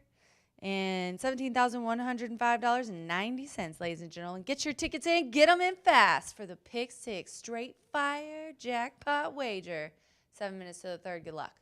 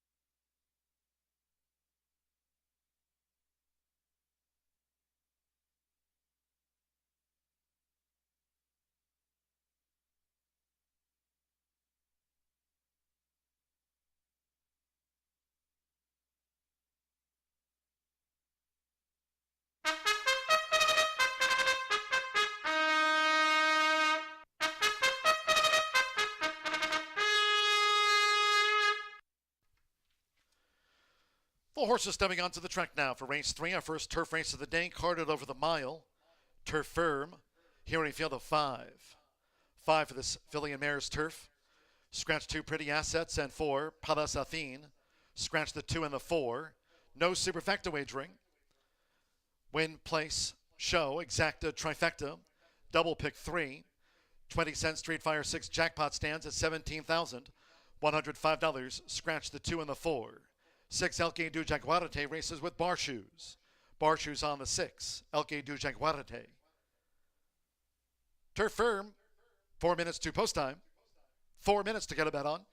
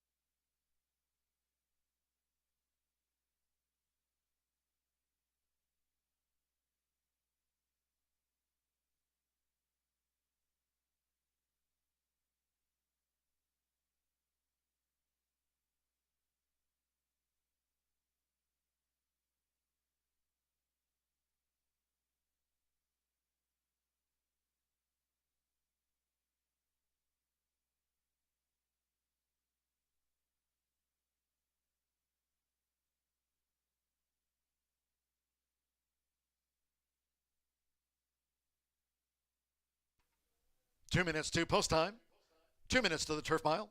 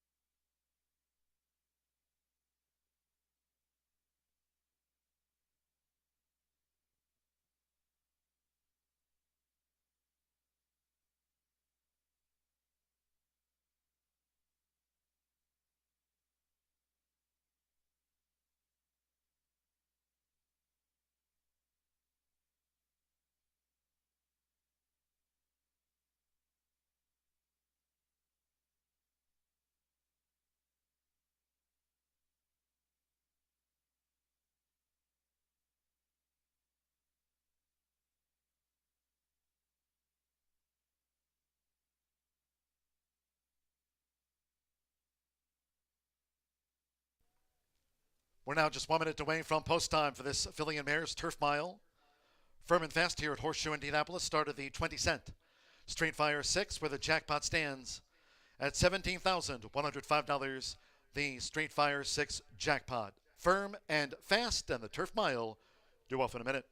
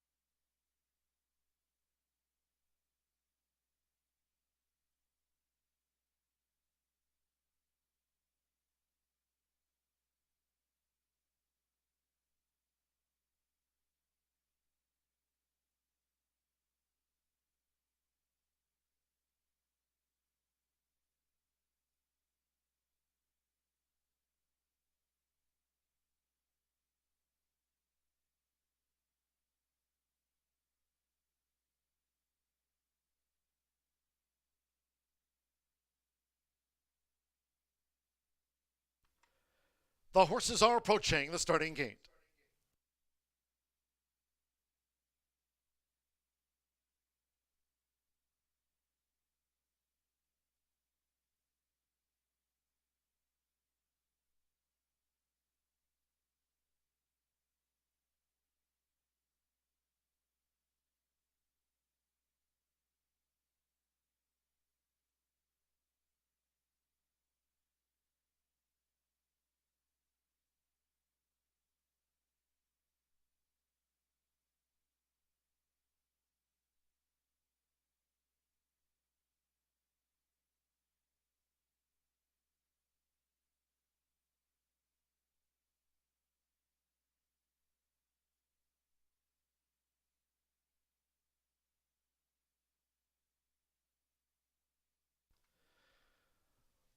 The runners now crossing over the turf course, arriving at the gate.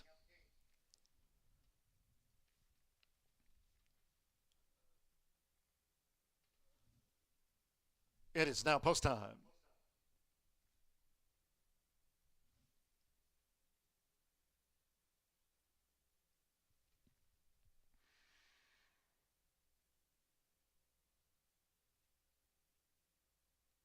Loading for this filly and mare's turf mile. Sammy Bermudez with Canfu coming up.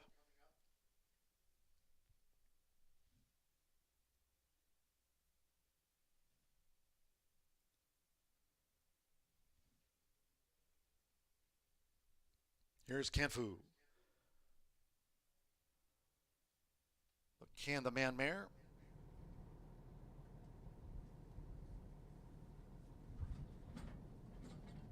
Canfu's in.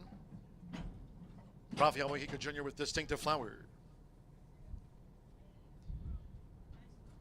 Now tilting at Windmills. First Horseshoe Indianapolis ride this season for Kentucky Derby winners Sonny Leon. Elke du Jaguarete, Vincent Chaminade won the 2015 French Derby. Here's Elke du Jaguarete. Races with bar shoes. And one more, Andrea Rodriguez with Be Patient.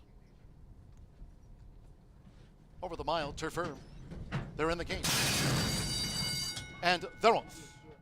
Tilting at Windmills broke sharp. Distinctive Flower and Canfu just leads here for Sammy Bermudez. It's Canfu. Canfu with Distinctive Flower. Here comes Elke du Jaguarete and Be Patient now. Going for an early attack for Andrea Rodriguez. It's Be Patient who's taking a short lead from Elke du Jaguarete in the black cap. Distinctive Flower and Canfu takes the shortest way around there. It was Sonny Leon.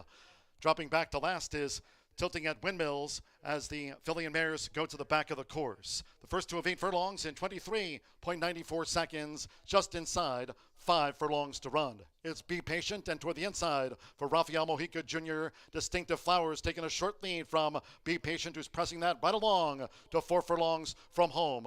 Vincent Chaminade and Elke du Jaguarete at a good seat running in third.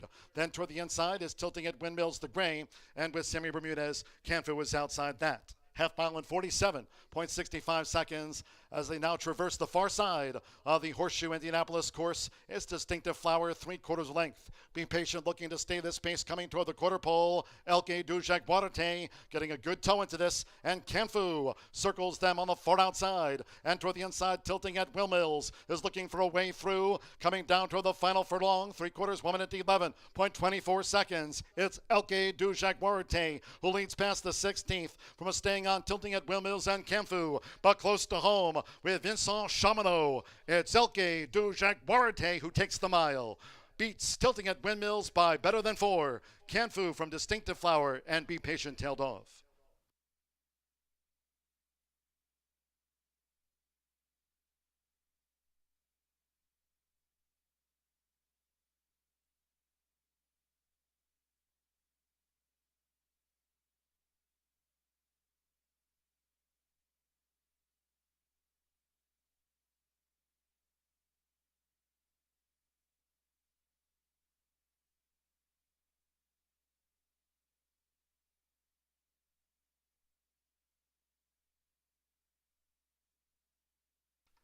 Six, 5, 1, 3, 6.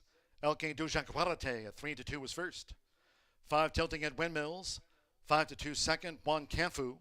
5-2 third, and 3 Distinctive Flower at 3-1 on the fourth. Hold all bets until official.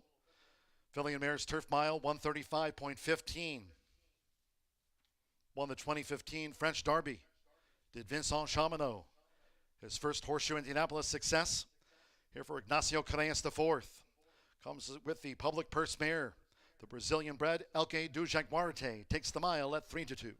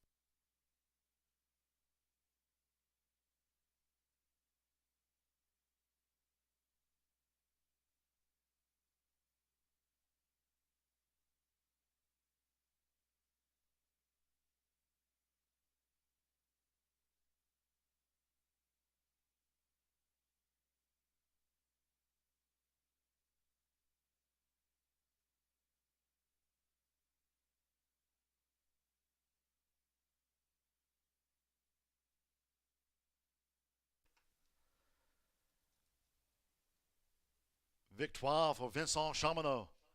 Here on 6, the Brazilian-bred Elke du Jaguarte. Elke du Jaguarte is a 6-year-old bay mare by Public Purse at a Flower Fest by Crimson Tide. Bred in Brazil by Stud Jaguarte for IC Racing LLC, Dom Felipe LLC, and Phalaris LLC, and trained by Ignacio Correas IV.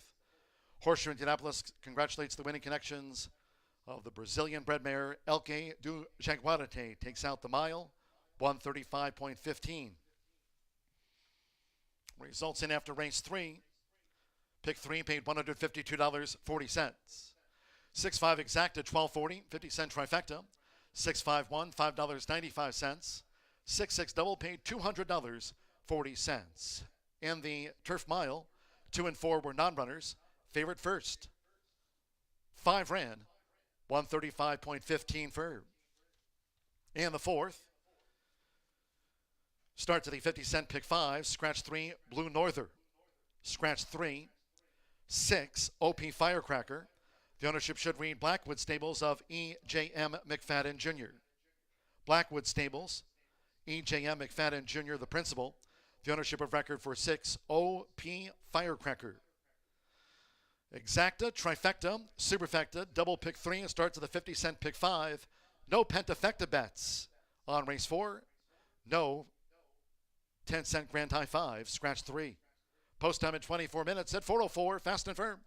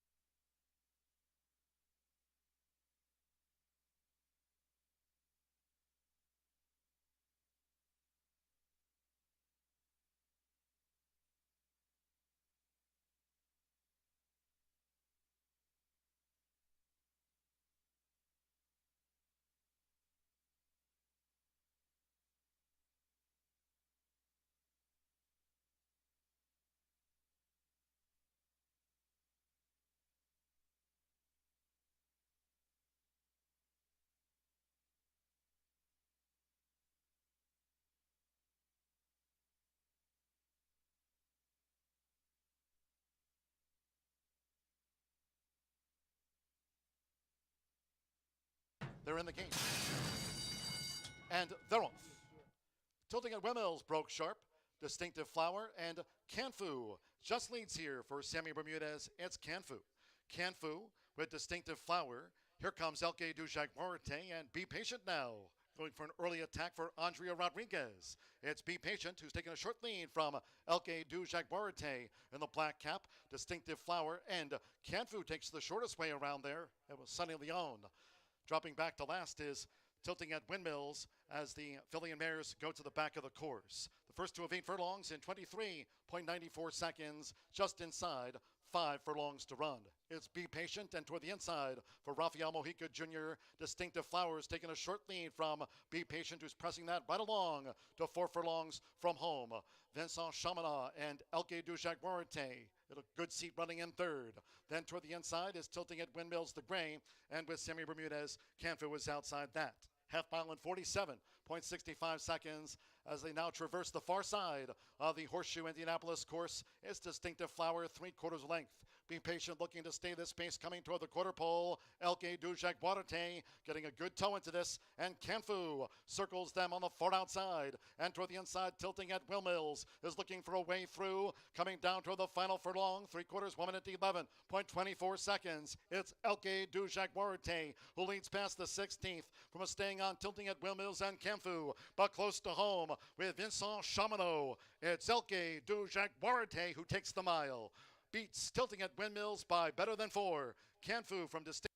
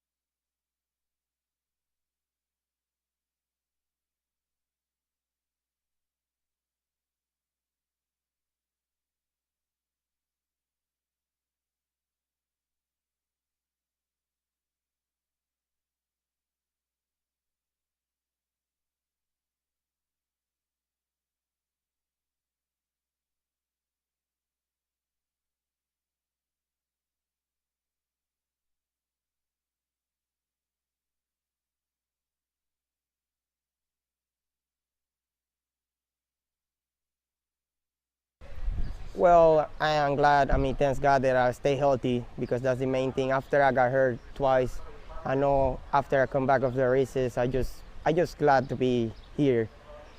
No matter if you win or not, I just like what I do. Stay healthy is the main thing. I did great. Win 43 races, finished 7 in the standings, win a couple stakes and a big day. I mean, it was a great winter. Happy to be back here, and hopefully we can defend the title. If not, like I say, stay healthy, that's the main thing, and let's see what happens. You're off to a good start. Oh yeah, thanks God. Of course, good start. Thanks to the trainers, they give me the opportunity, believe on me. So let's keep it rolling.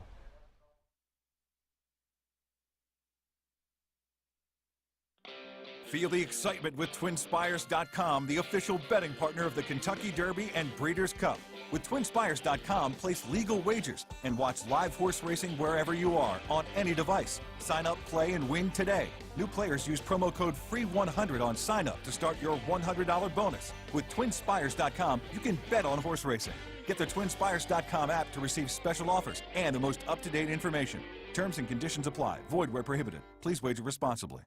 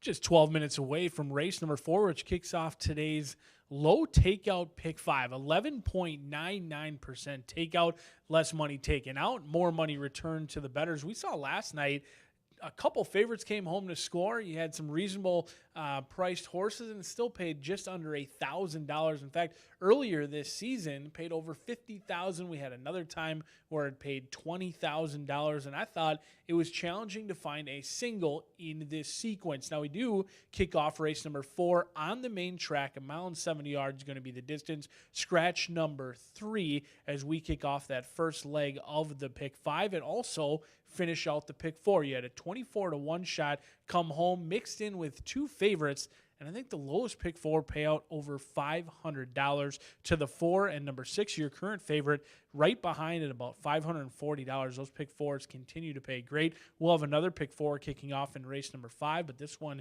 is all about the pick 5. 6 of them will go to the gate. 1 of them will return victorious in here, and I found myself fancying number 4 for Barry and Joni Butso. Brad Cox has been winning at an excellent rate, winning at 46%, 5-2 right now. Marcelino Pedroza gets the call in here. This one, no stranger to being the favorite. In fact, it's somewhat of a shock that they are not favored. In fact, the last 6 starts, they have gone off favored in each and every start. Only one time did they not go to the post favored, and that was in the debut on the turf course here at previously known Indiana Grand, but a perfect 1-for-1 on the main track. The 3-year-old colt by Creative Causes Tactical doesn't need to be on the lead. In fact, they prefer to make one run of it. Unfortunately, despite being favored so often, they do have 2 wins from 7 starts. They've had to settle for second 3 of those times. Currently, your clear second choice, and a horse who's not taking any action at all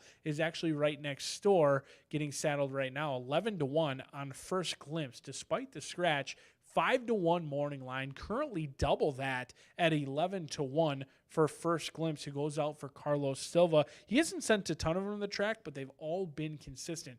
2 wins, 2 seconds, and 2/3, winning at 20%. The 3-year-old by First Samurai, 2 back on April 20th. Challenging contender, I thought stayed on very well. Last time out, they tried to get on the turf course, rained off that day, and came back with a 3rd-place run. Likes to push the pace, likes to be close to the lead. I do find it interesting that they wanted to get on the turf May 7th. Now they've reversed course, back in on the main track for the 3rd time this meet, 11-1 on First Glimpse. Down on the inside is going to be Major Contender, another horse who's currently a big overlay, 3-1. On the morning line is now 9-1. Cipriano Contreras sends this one out. Santos Sanger getting the call. And this one looks well down here in the paddock. I like what I see from Major Contender coming in off of a win last time out. In fact, they dove into the claim box. We don't see very many claims for over 50,000. The Connections bought this one for 62.5, comeback protected.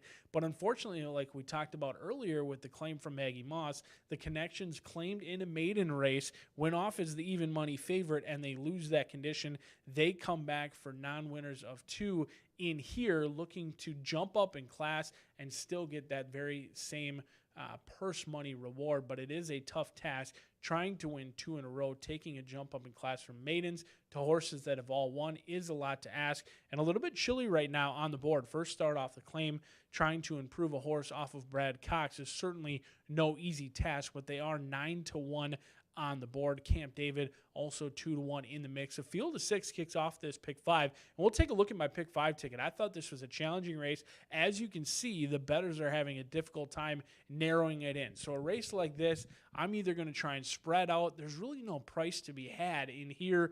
Your overlays are all low on the morning line. It looks like a race that you kind of have to take a stand. So while the confidence isn't super high on the single, this is where I'm going to take my stand. Cause the Cruise for Connections. I know the Butsos love to win races. They just ran for the Roses just a few weeks ago, and the 3-year-old by Creative Cause is a perfect 1-for-1 here, and you have a trainer who wins at 46%. Currently your second choice, or in fact your 3rd choice on the board right now at 5-2, with 2-1 on Camp David and 8-5 on OP Firecracker. Race number 2, 4, 5, 7, and 8. We're going to take a stand. Morning line favorite, not on the ticket. We'll see if we can't get a price in there, and then we'll skip ahead to race number 5. This is a challenging race. It's the last leg of the pick 5. It's the payout leg. We're going to go Brad Cox over a horse with Deshaun Parker, Tracy Wisner, who's had success here locally, has won in the past 2-6. Try and get the single home in the first leg. We'll spread out, try and get some value in legs 2, 3, and 4. And then we'll go skinny again in race number 5. And you know what? If the single doesn't win it here, that's A-okay, because I will be going to the ATM, refilling the wallet, and diving right back into that pick 4 because they continue to pay excellent as well. Dive into the pick 5. It's just 6 minutes away. The horses are legged up, and they're headed out to the track for race number 4. Good luck.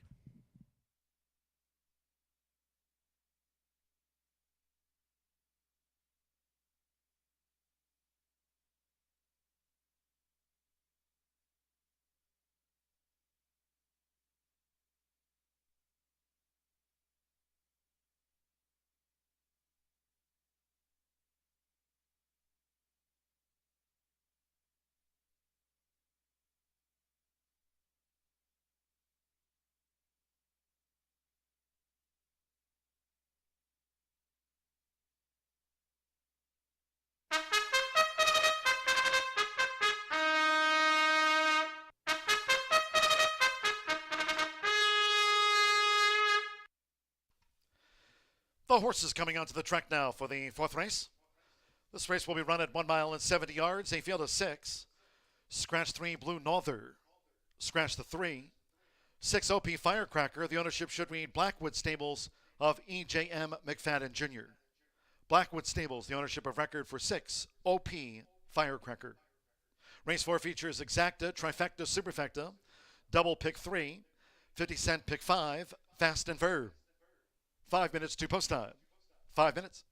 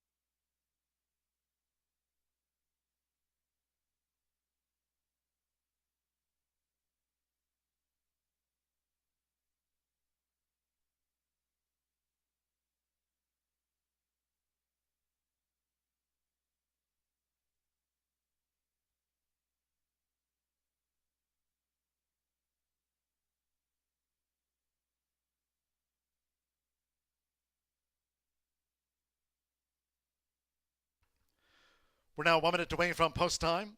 Race 4 starts at the 50-cent pick 5. Fast and firm. You have 1 minute.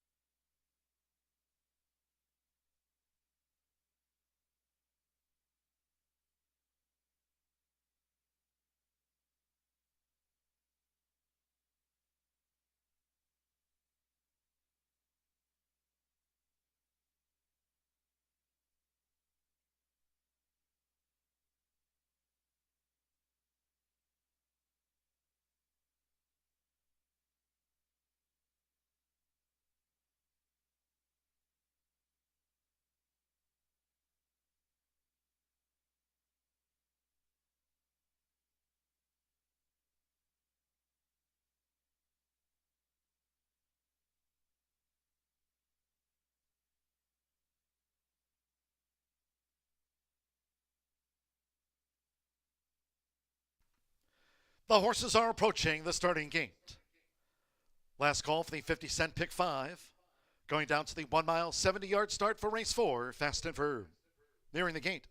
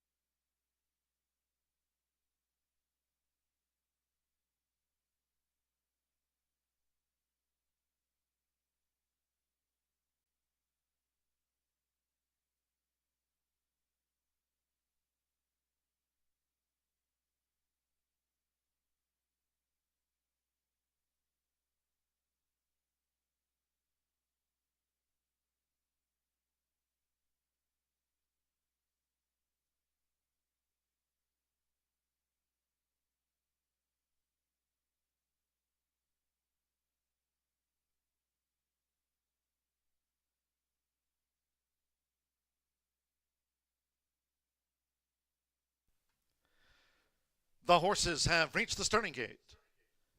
It is now post time. Sando Sanjor, major contender in the blue, coming up. Alex Achard with Camp David. 3-time started as a juvenile.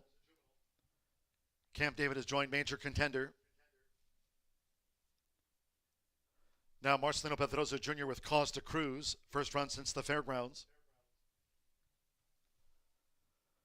Orlando Mexico with First Glimpse. Now facing up to the gate. OP Firecracker, 8-5 favorite. 9-5 Cause to Cruise, and 4-1 Camp David. Edgar Morales with OP Firecracker. Black, white dots on sleeves. Here's OP Firecracker.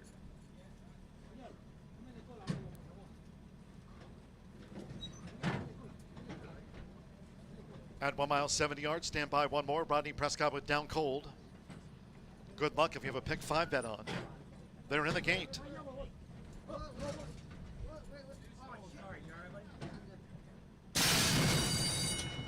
And they're off. First Glimpse stumbled badly at the start and drifts back to last.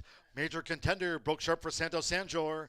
Right there is Camp David in the Windstar White. Nearest the inside, Costa Cruz. Here's OP Firecracker 3 wide, and Down Cold is out there on the ledge in the orange cap. And after stumbling badly at the start, First Glimpse has drifted back to last. It's Major Contender.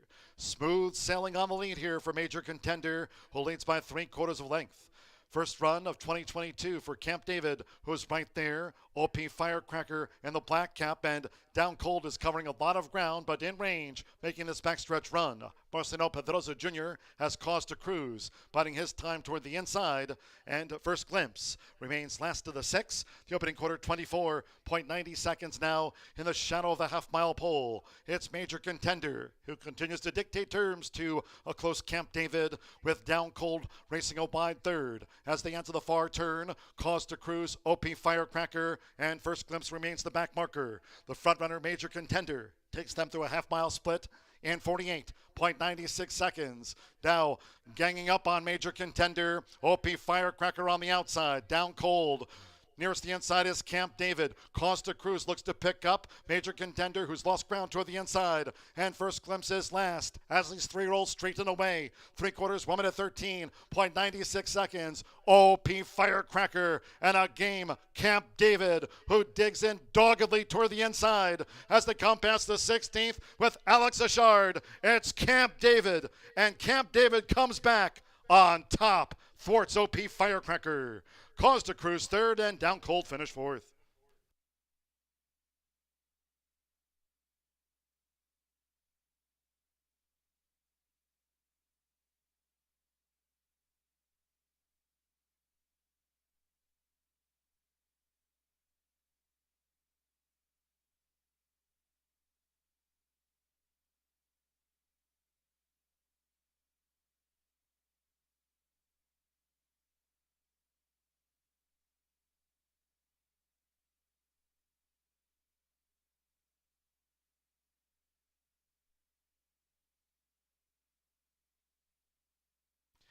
In 1 minute 42.47 seconds, 2:6.47.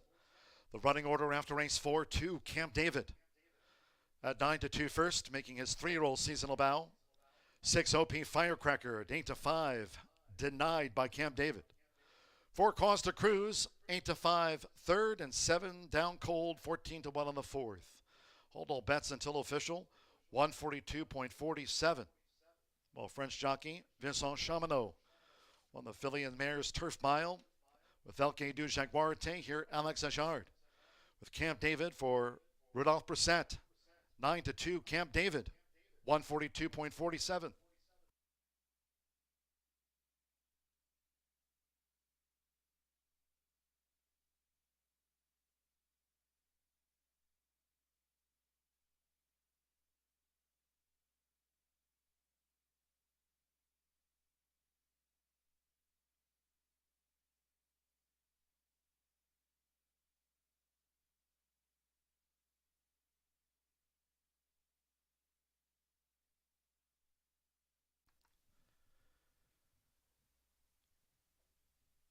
Three-time started as a juvenile last season. Nice win this by Camp David.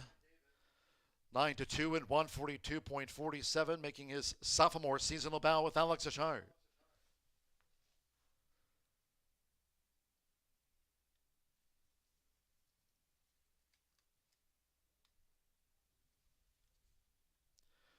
Leading in the 2, Camp David.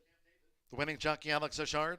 Camp David is a 3-year-old Dark Bear Brown colt by Pioneer of the Nile. Out of Morro Cove by Yes It's True. This winner was bred in Kentucky by Paul Tackett Revocable Trust, Phil Tackett, and Pioneer of the Nile Syndicate.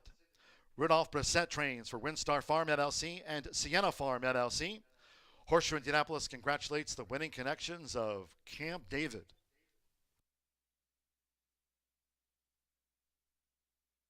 The fourth race official.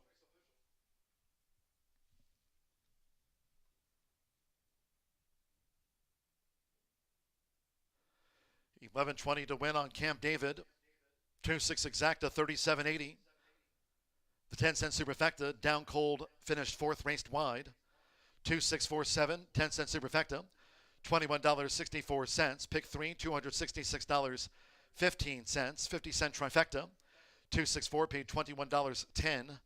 6-2 double, $24.40. Early pick 4, 4-4, $845.50. There was no pentafecta bet. 142.47 and 6 ran. Race 5 of today's dozen. Made in turf. Scratch the also eligibles. 11 not a role model. 12 Rap Injustice. 13 Skip Injustice. They were the also eligibles. Scratch numbers 11, 12, and 13 from the race card. Firm and fast under sunny skies. Race 5 with exacta, trifecta, superfecta. Double pick 3 and starts at the 50-cent. Late pick 4. Post time for the 5th race, made in turf, in 21 minutes, scheduled off at 4:35. Horseshoe Indianapolis fans, big day on tap here tomorrow. Hope you can join us for Caesars Stakes Day.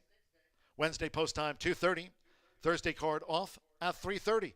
Follow and tweet us at HS Indy Racing. 4th race, replay, next.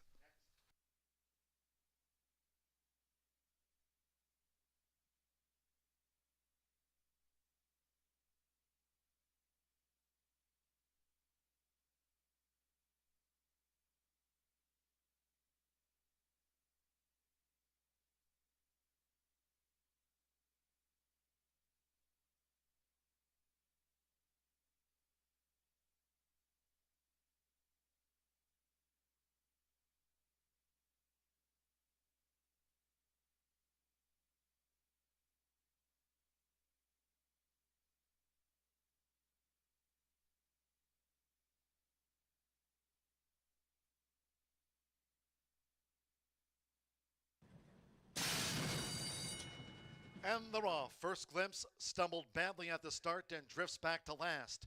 Major contender broke sharp for Santo Sanjor.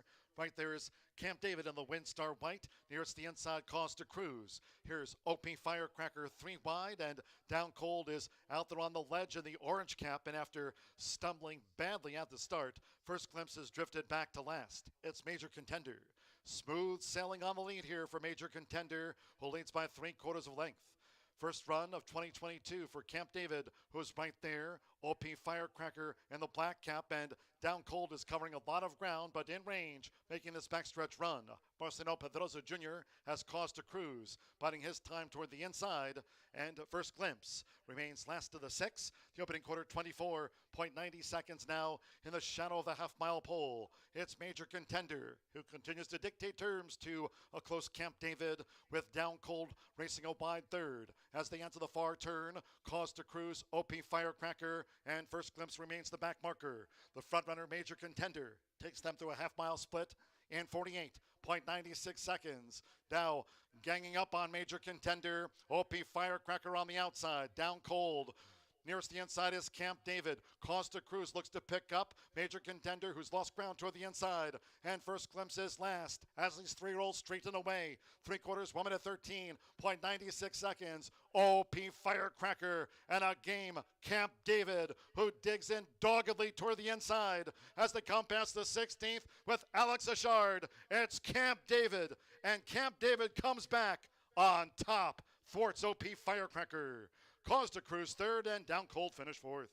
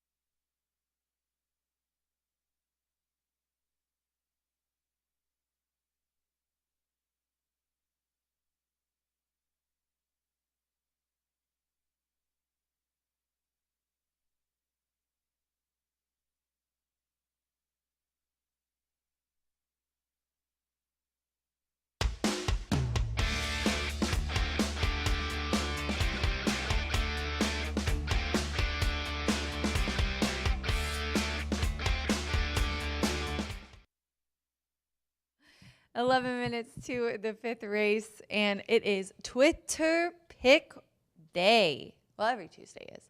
But today is Tuesday, which means that we have a plethora of Twitter picks to go over with you, ladies and gentlemen. All right. This 5th race is a filly mare 309 maiden special weight for Indiana sire. It's 7.5 furlongs on the grass. Right now, the favorite is the 9 at 9-5. I've got some really good tweets to go over with you. And right now, I'm going to go with the longest, second to longest, third longest shot on the board, the 4. My Girl Justice. I actually got quite a few tweets for this one. Comes from making a good time in his last performance, arriving 7. And Sancho Sanger insists on something. It will be, and for me, he will take the victory, and we will have a very good payout. I think David meant that Sancho Sanger is probably going to win this one, and he is also a very underrated jockey as well. My Girl Justice might like the grass.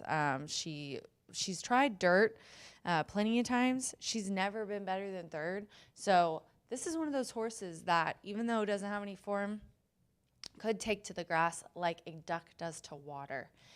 And then we're going to go with Ronald Smith's tweet, and he goes with the 1, Signature Street. Well bet in debut, and trainer does well on the turf. She should like the added distance. The 1 gets Andre Ua aboard for Tony Granis. Alexander Lee has bred and owns this 3-year-old filly.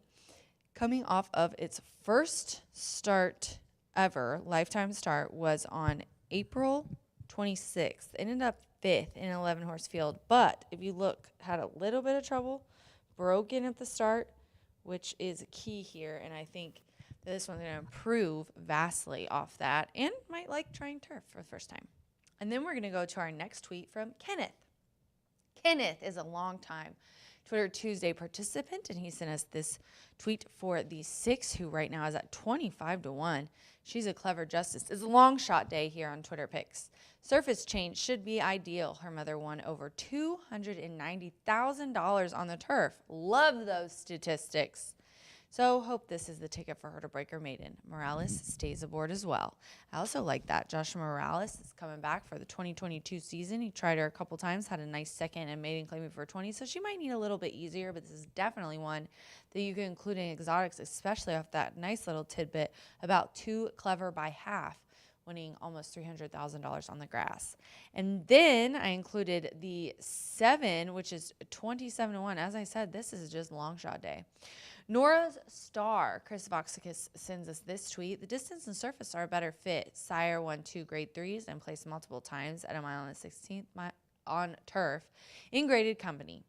Dam won 8 races, all at 7.5 furlongs or more on turf. Good trainer stats for distance surface and dirt turf plus top rider in Rodney Prescott. Brandy Steele, the trainer, she's got one that probably might go faster today, switching up on grass. I think that his point about Guy's Reward being a graded winner, and Nora's Song also doing really well at long races on the grass. She could take to it really well. This is her 5th start ever, and even though it doesn't seem like she's done much, when you take these horses that have never ran on dirt, you never know. It's going to be a wild card race. Which one is going to really like the grass? And the 7 looks really, really good. I mean, she's got a long, nice scope on her for the 7.5 race. And she looks fit and ready to go. So I'm going to go here in this race. Our Twitter Tuesday peeps go with 4167. We're just 7 minutes to the 5th race. This does start 50 cent. Pick 4 on races 5 through 8. Good luck.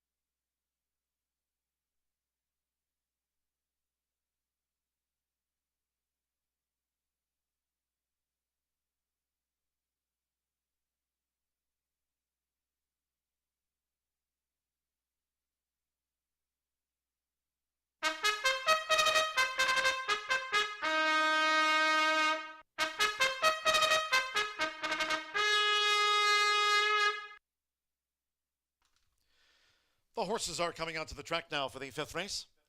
This made in Phillies turf. 7.5 furlongs, course fur. A field of 10. Scratch the also eligibles, 11 not a role model, 12 Rapid Justice, and 13 Skippin' Justice. Scratch the AEs, numbers 11, 12, and 13. Exacta, Trifecta, Superfecta, double pick 3. Maiden Turf starts off the 50-cent late pick 4. Firm and fast under sunny skies. 4 minutes now to post time. 4 minutes to get a bet on.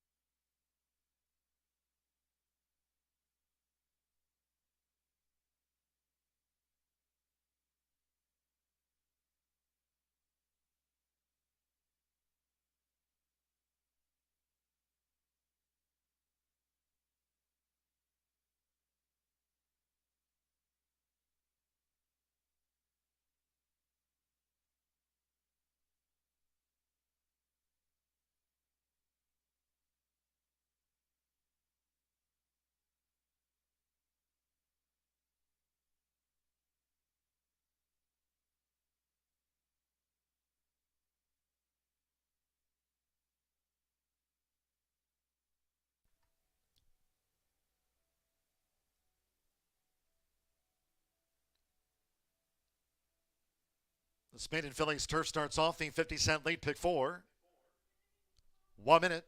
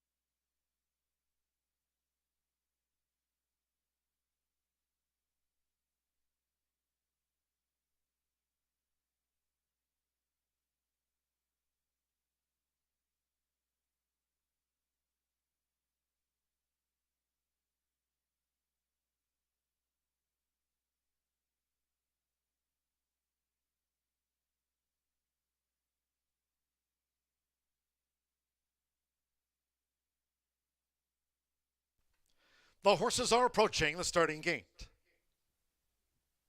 Starts at the 50-cent late pick 4 here at Horseshoe Indianapolis at hand. Firm and fast, going to the mile, 7.5 for a long start.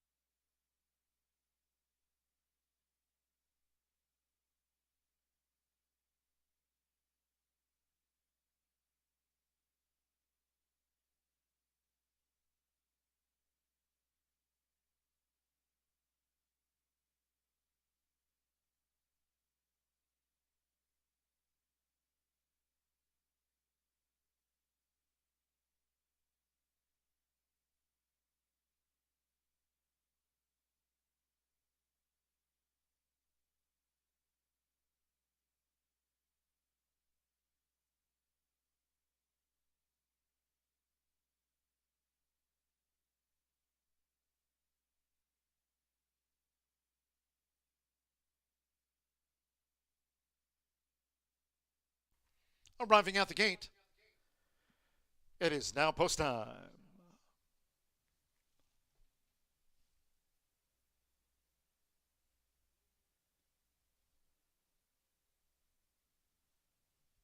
Loading now for this maiden Phillies turf.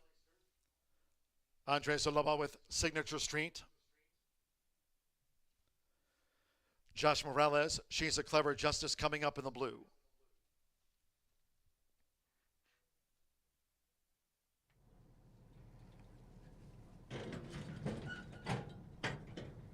Now Eddie Perez with Naughty Blonde.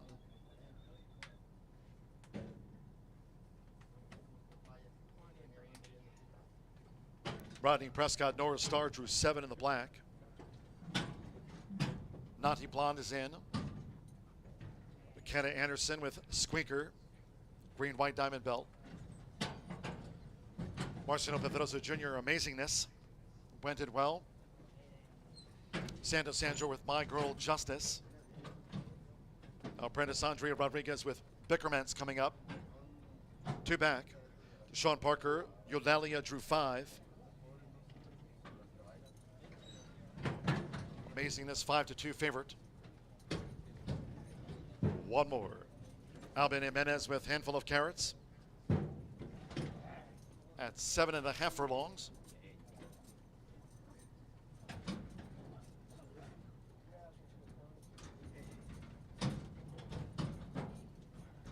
Here comes the 5th. They're in the game. And they're off. Naughty Blonde, the gray broke sharp.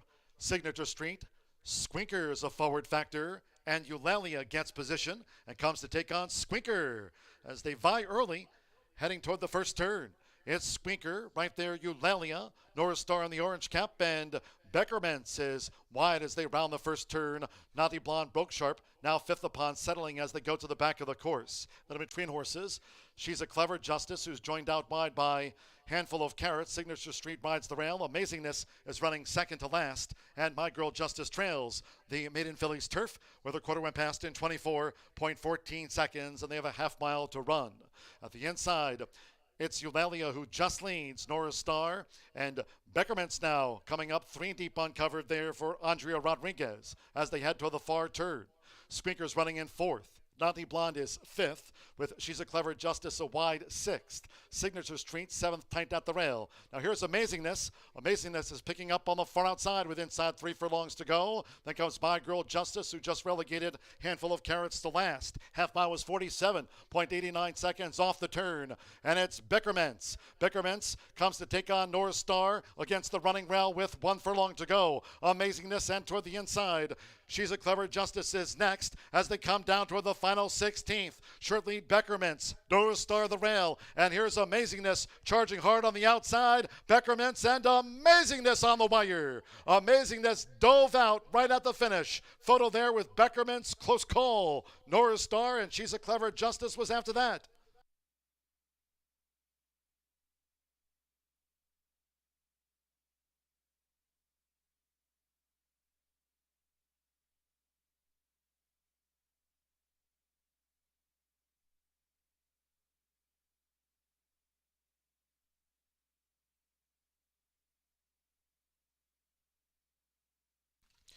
131.27 for the maiden Phillies turf. It is a win photograph. Hold all bets.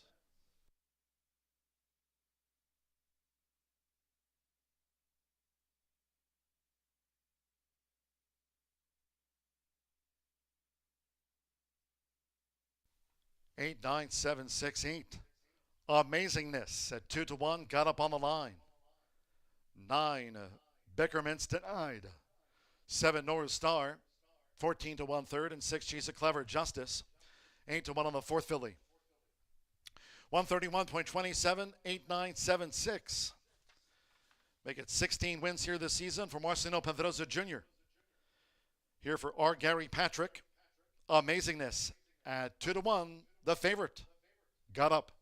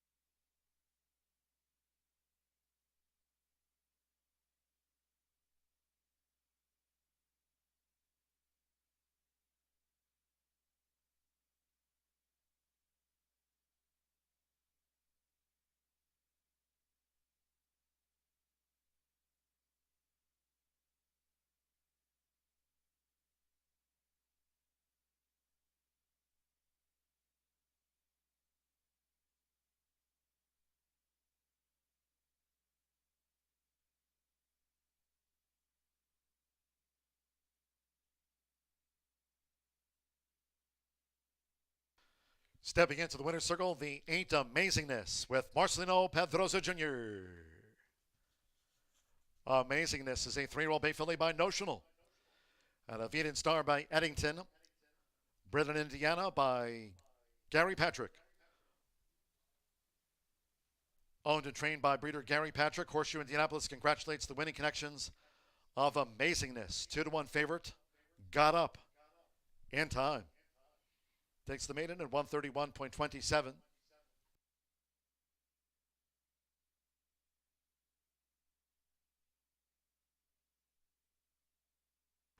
And this result, race 5 official.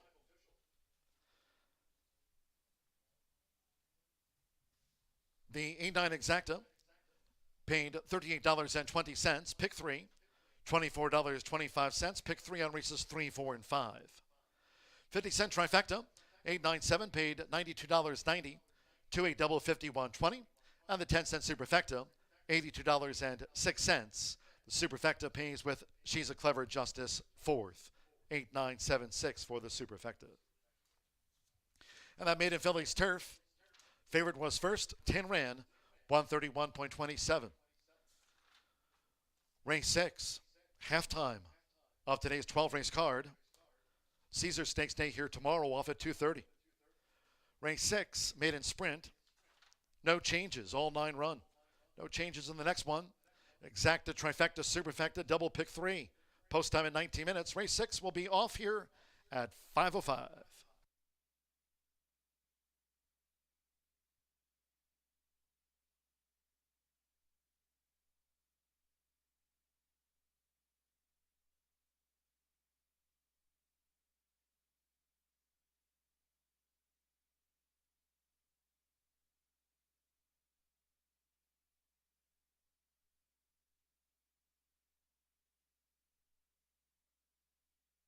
The 5th. They're in the game. And they're off. Naughty Blonde, the gray broke sharp. Signature Street. Squinker is a forward factor. And Eulalia gets position and comes to take on Squinker as they vie early, heading toward the first turn.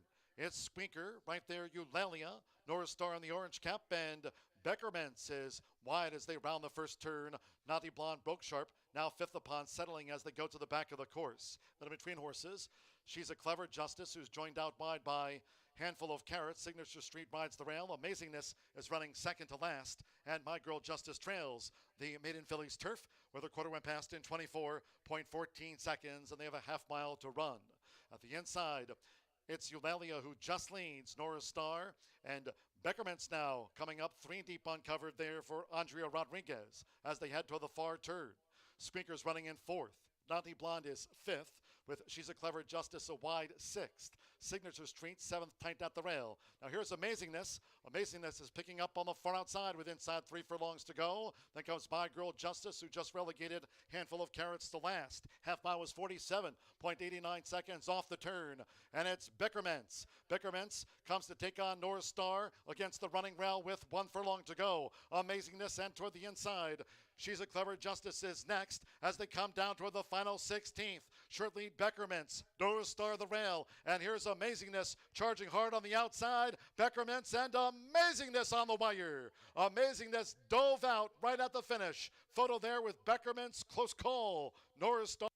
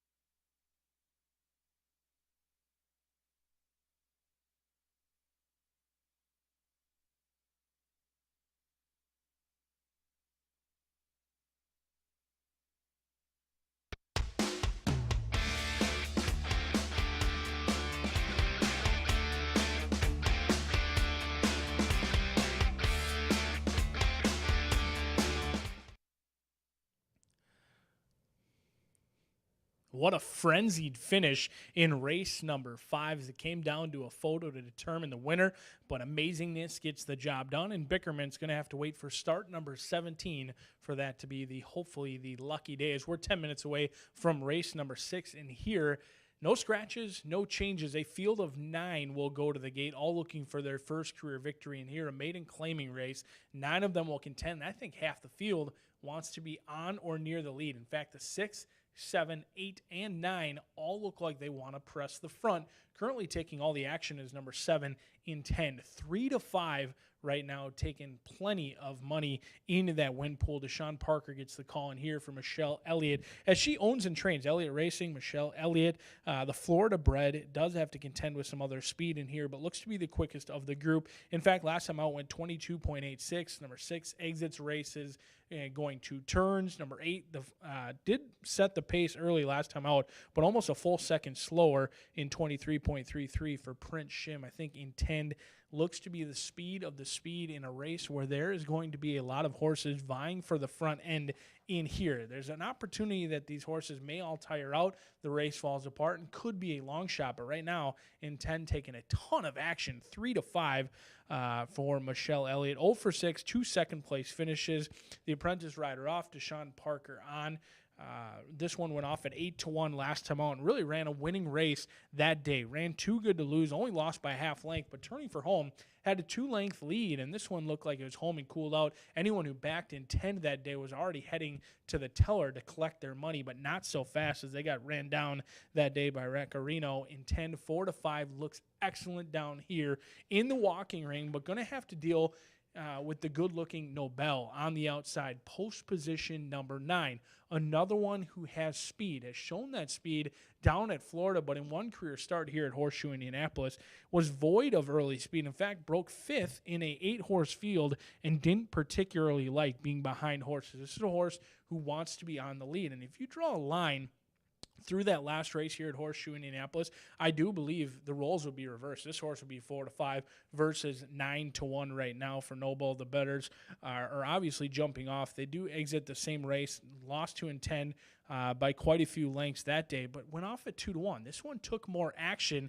Last time they went to the gate, Noble was taking all the action. Today, Intend takes all the action. We'll see if the roles reversed will also affect the results as well. 10 to 1 currently ice cold on the board, but if you can forgive that last start, showed plenty of talent down at Gulfstream Park on the synthetic. In fact, only lost by a neck away from being a maiden no more. Now goes over this track for the second time, has every right to improve. Sanger going to be calling the shots, and when there's a lot of speed, I want to be drawn to the outside, and that's exactly what you have with post position number 9 for Noble. But down near the inner rail is going to be Rounder. Pompel gets the call in here for Randy Klomp, the Kentucky bred by Bodemeister, one of my favorite horses. You want to talk about horses who looked long gone. How about Bodemeister when he was in the Kentucky Derby? He looked like he was going to completely freak that day, had to settle for second, and Rounder has had to settle for less than winning multiple times. In fact, 12 starts, has finished in the trifecta half the time.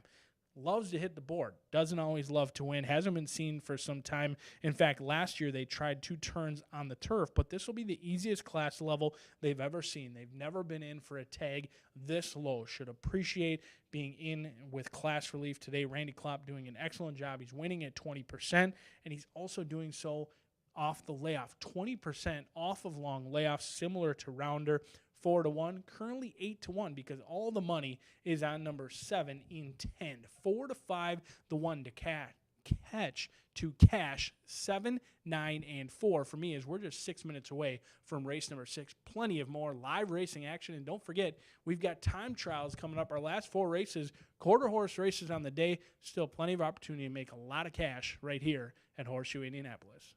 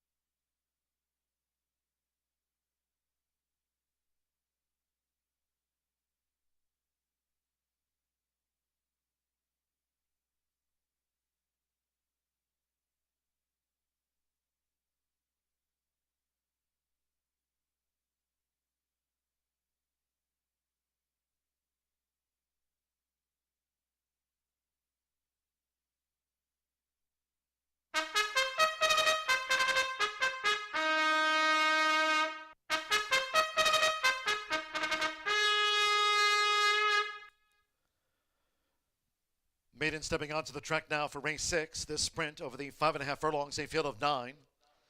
All 9 run. There are no changes. Race 6 features exacta, trifecta, superfecta, double. Final thoroughbred pick 3 of the day. Due at the gate in 2 minutes.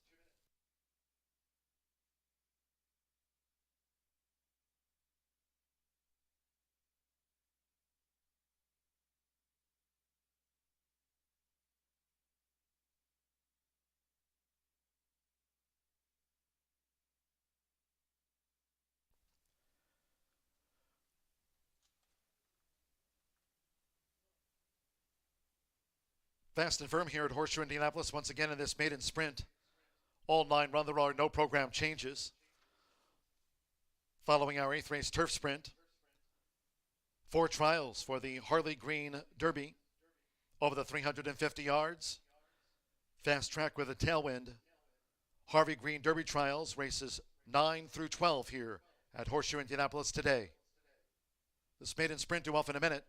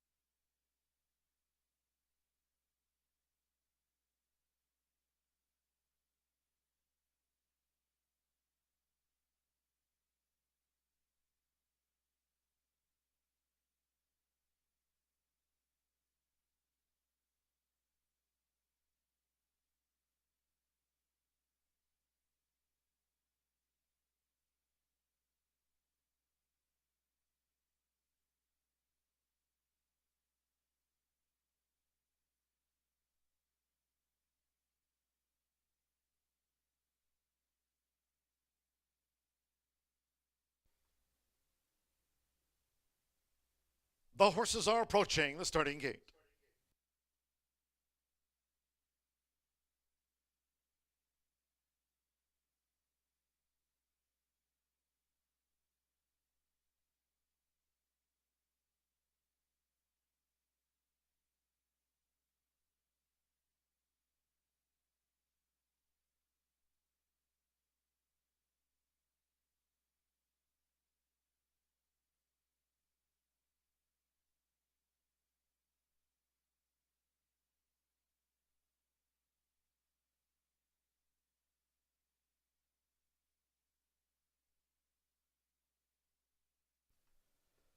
The Air Horse 1 drone view. Maidens going to the 5.5 furlong start for race 6. All 9 run.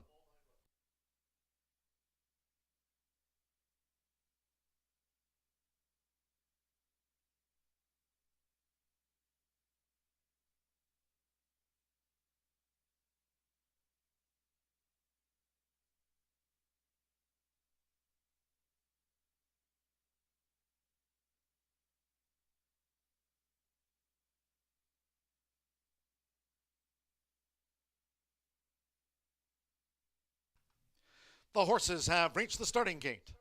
It is now post time. They're going in. Gage Holmes with El Peje. Orlando Mexico with Elvis. Just Elvis drew 5. Joe Ramos with Stoke coming up. Now Popster. Marcelino Pedrosa Jr. riding for a double. Popster's in. Deshaun Parker with Intend. Black with the white dots on sleeves.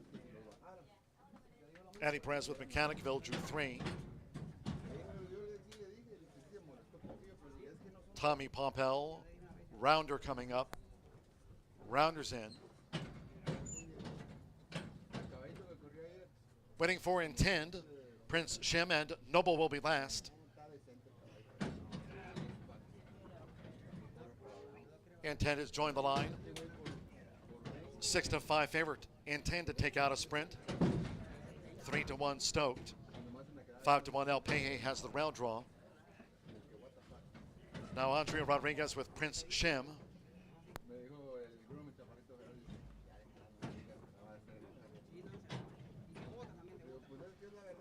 Given a 33-1 chance. Prince Shim. Green and white diagonal halves.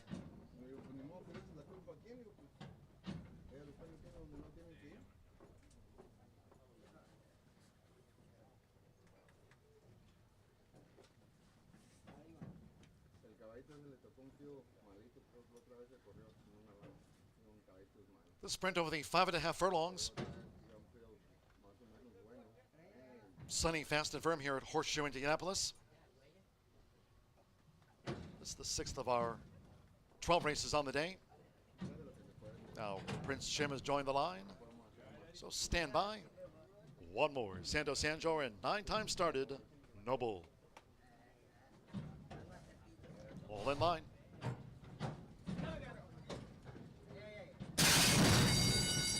Roffin sprinting. Fast start for Intend. Elvis, just Elvis. Right there toward the inside. El Peje now looks to drive on through.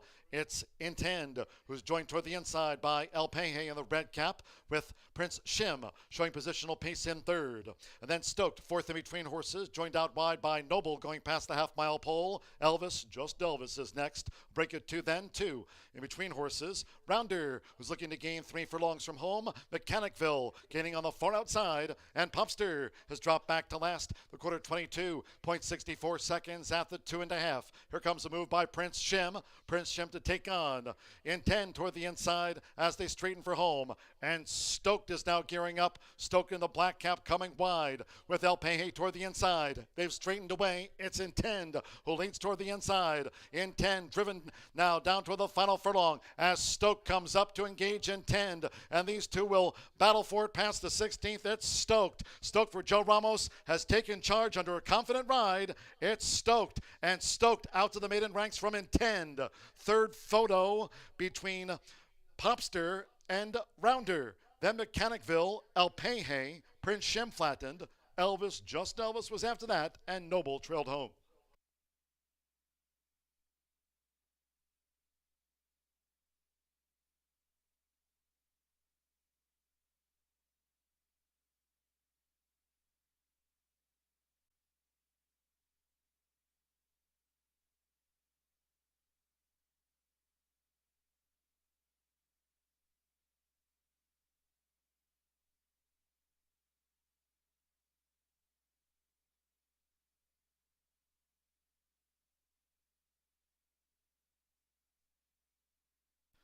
6-7, and then a show photo after the maiden sprint.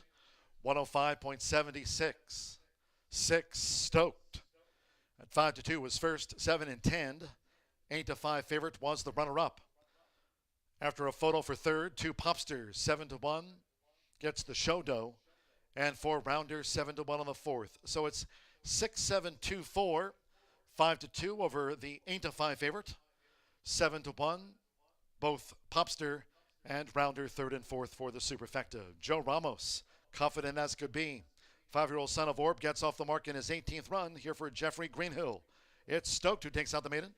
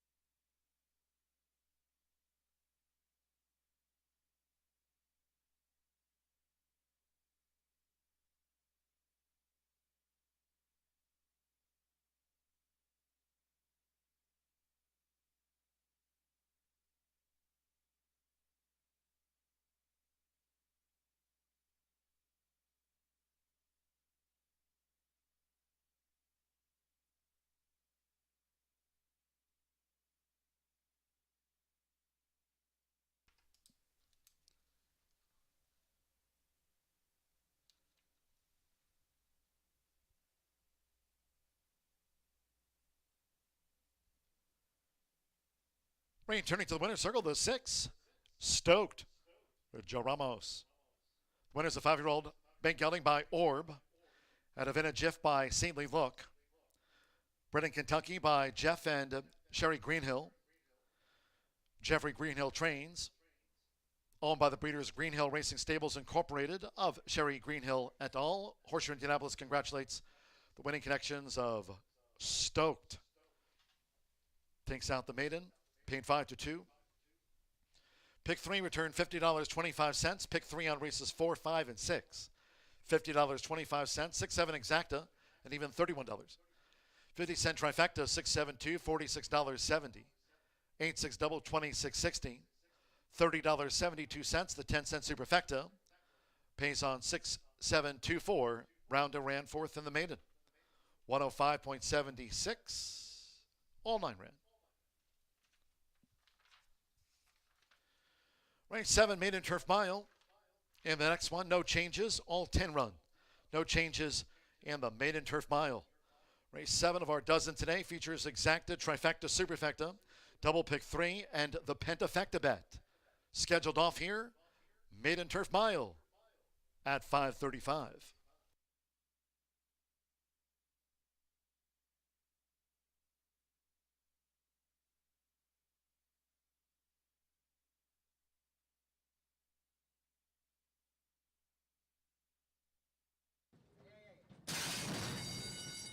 Off and sprinting. Fast start for Intend. Elvis, just Elvis. Right there toward the inside. El Peje now looks to drive on through. It's Intend, who's joined toward the inside by El Peje in the red cap with Prince Shim showing positional pace in third. And then Stoked, fourth in between horses, joined out wide by Noble going past the half-mile pole. Elvis, just Elvis is next. Break it 2 then 2.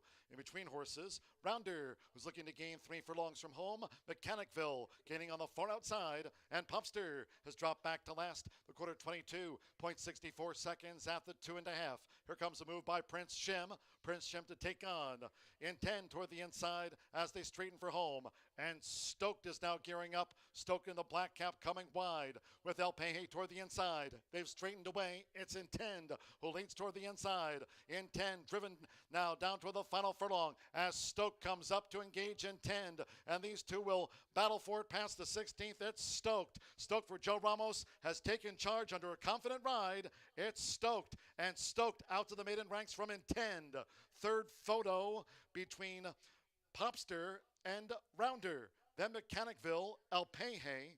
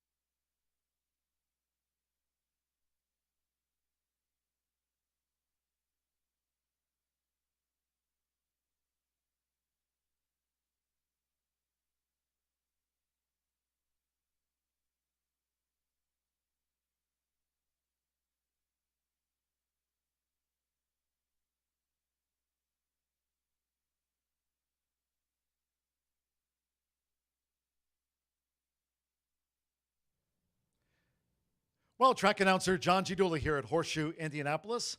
Today marks the 13th race day of the 2022 season, and hope it's been a lucky one for you so far. Well, where have the winning horses come from this 2022 race meet here at Horseshoe Indianapolis? It's time for today's edition of Dooley's Data, and the data courtesy of our friends from Horse Racing Nation. So let's take a look at today's edition of Dooley's Data. Well, 382 starters stabled at Horseshoe Indianapolis have produced winners 12% of the time thus far at this 2022 race meet. Again today, the 13th racing day of the season. 23 starters with last outs at Keeneland have produced winners 13% of the time so far this meet. 23 starters with last outs at Oaklawn in Hot Springs. Well, those last out Oaklawn horses have produced winners 17.4% of the time, and 19 starters with last outs at Fairgrounds, where I spent the winter in New Orleans.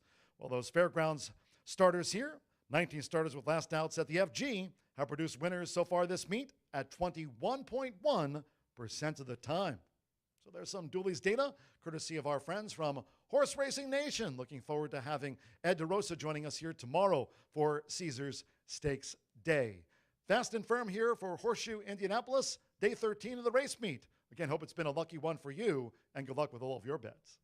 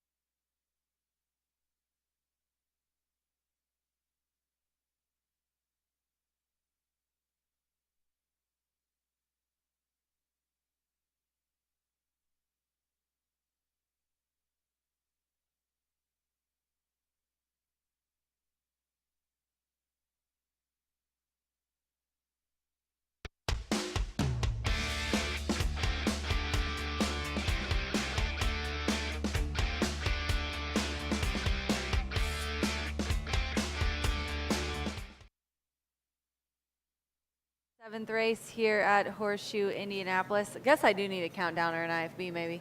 We're 9 minutes to the seventh race. I have just been a conundrum of tip sheet, just mess ups.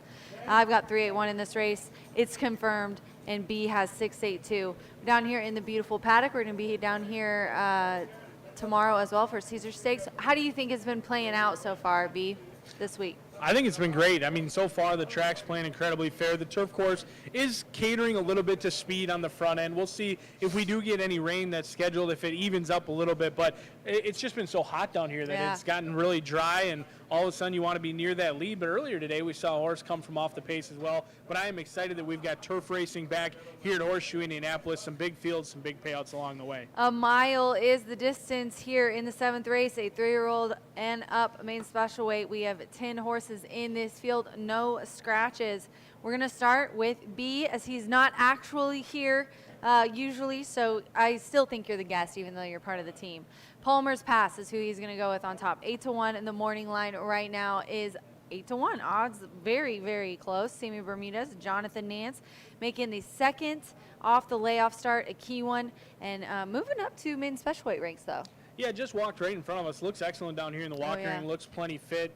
Should be fit off of that recent race here on May 4th. I like that they tried the dirt last time out. They were a clear second place finish. In fact, they were almost 8 lengths clear of the third place runner that day. They were never going to win the race, but I do like that they stayed on. And in a race that is a big field, you've got some horses trying 2 turns for the first time, trying the turf for the first time. Palmer's Pass has tried 2 turns and the turf in the past. Now, those turf races weren't anything to write home about, but does have that experience and comes in off of a very nice race. I think the horse could just be the improving sort. Took a while to figure things out. Now could be trending in the right direction for me.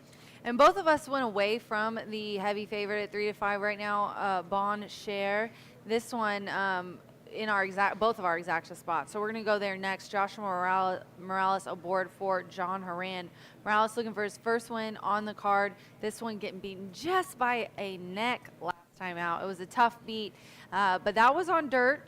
Has not tried the turf yet, so we'll see what happens. Maybe it'll wake up, but also second time at the Indiana surface as well. Yeah, the Heron gang, they've already got their picture taken once earlier today. They look for another one in here. But Bon Cher, I just didn't think much of that race. Came home a little bit slow for my liking. Went off at 146. The 6 furlong marker was almost 115. They came home in about 33 seconds. They were kind of clomping home for a race that was scheduled to be on the turf, was on the main track. They come back in the turf in here and a little bit skinny, at least for a win wager for my liking. 3-2 on a horse trying the surface for the first time. Trying 2 turns again in here. I don't know what to do with Bon Cher. The 2, I love this pick, and I was going to put it in my selections, but I ended up going with no proof instead. But Space Force 1, another very nice hunch play if you're into names and you're into Space Force. However, Isaiah Weissman aboard for more Shirazi. Adding blinkers key here, I think. Sometimes I feel like I need NASA in order to find the winner's circle, Amen, but hopefully brother. Space Force 1 can get the job done in here. Trying 2 turns, trying the turf. The breeding is certainly there by Aero Force and French Lick. But I got to ask you, Jeopardy Theory on top. Didn't show much last time out. You think improves on the turf? I think so. I also, since I have this one on top, I'm glad that you brought that up. Nice segue. Way to throw it at me here. 8-1 too. Like, I will take those odds for sure. Orlando Mojica aboard for Tim Gleishaw. Now, I did talk about it a little earlier on a podcast about Tim Gleishaw. His numbers are good everywhere else. It's almost like when he comes to Indiana, it's just a little slow to take. But I do think this one, second off the layoff, is key. Going to improve off that start. Gets a little bit easier, and trying turf, I think, is going to be interesting. It's a lot today of horses trying turf for the first time, so you never know who's going to wake up and love it. But I'm 3-8-1. You're 6-8-2 here in the 7th race. B and I will be back for the rest of the card. Good luck.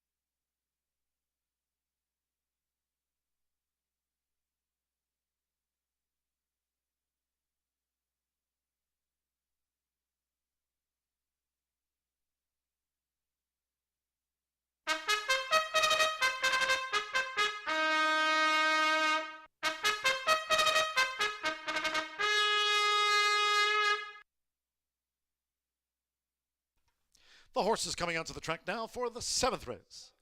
This maiden turf mile, infield of 10, no program changes, all 10 run. Exacta, trifecta, superfecta, double pick 3, and the 10-cent grand high 5. All 10 run, pentafecta bet, 2 minutes to post it.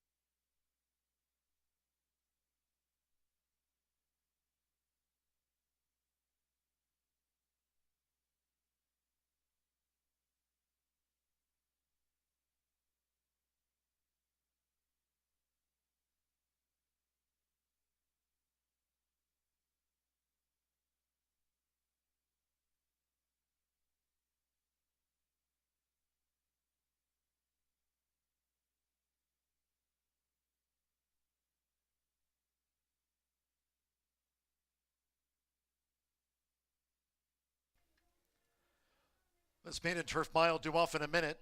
No changes, all 10 run. 1 minute.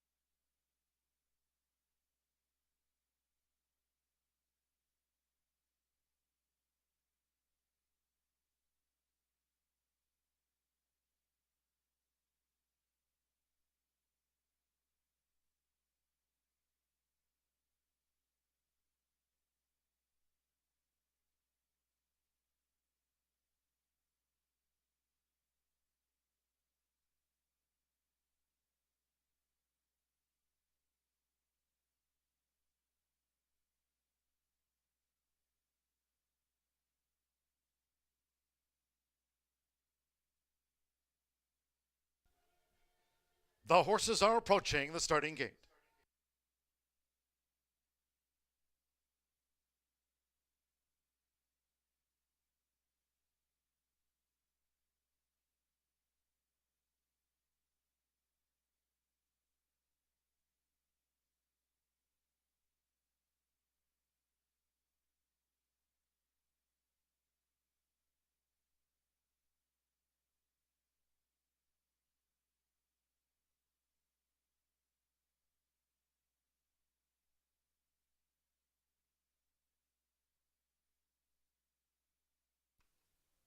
The horses crossing over to the turf course, going down to the start.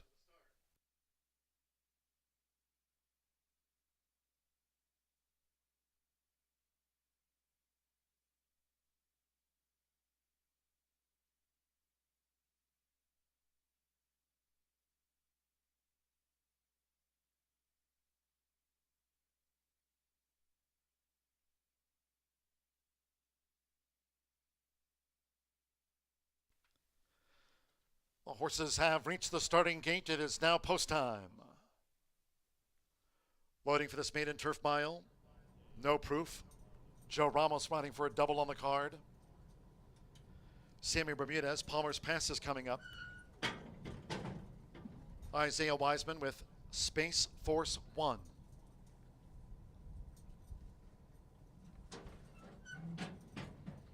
Lindsay Hebert with Deep in Joy. Orlando Mexico with Jeopardy Theory.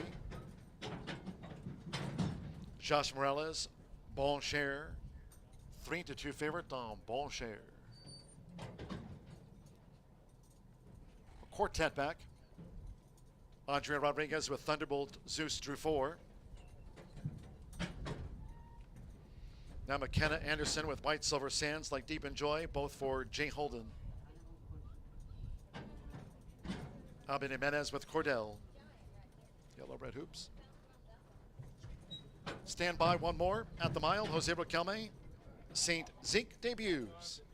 Given a 15-1 chance. Bon Sherry to 5 favorite. Over the mile. They're in the gate.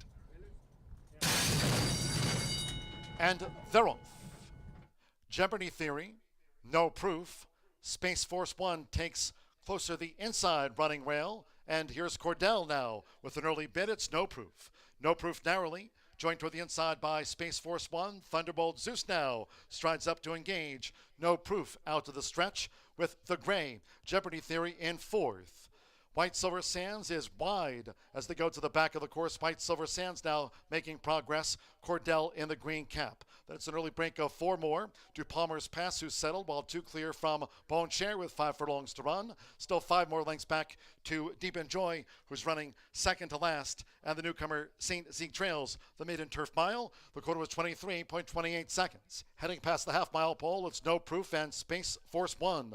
Looks to move through toward the inside. No Proof and Space Force 1 vying for it as they turn again with Thunderbolt Zeus tracking 3rd. Jeopardy Theory is 4th. White Silver Sands in 5th. Palmer's Pass is 6th with 3 furlongs to go. Then comes Bon Cher, who's still some dozen lengths from the front. Bon Cher. Big gap back there to Deep in Joy. The trailers are St. Zeke and Cordell has tailed off. The half mile was 46.98, 3/4, 1 minute 11.63 seconds off the turn. Here comes Jeopardy Theory charging at No Proof, who narrowly leads 1 furlong to go. Space Force 1 is dropped back. Palmer's Pass and White Silver Sands heads the rest. They come inside the final half furlong. It's Jeopardy Theory and toward the inside No Proof. Jeopardy Theory and No Proof, and Jeopardy Theory. There's a nose in that photo finish. Further back then was Space Force 1 with Palmer's Pass and Bon Cher. No Proof the rail and Jeopardy Theory in a close call.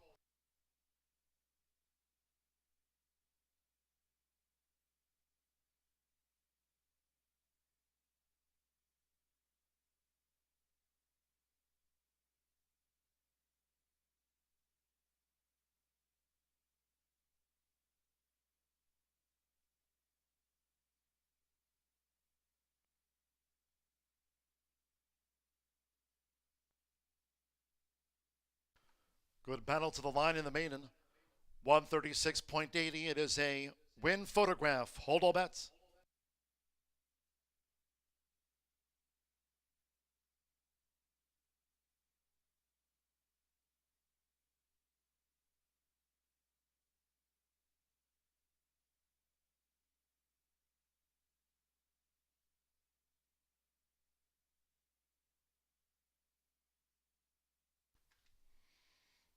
One, No Proof.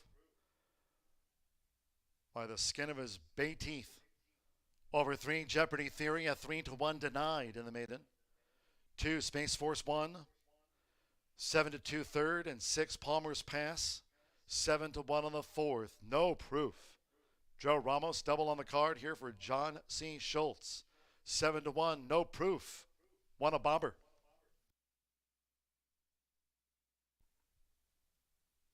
Hold all bets until official, noting Bon Cher was 5th for the Pentafecta. 1-3-2-6-8 after race 7, the maiden turf mile. Inquiry, hold all.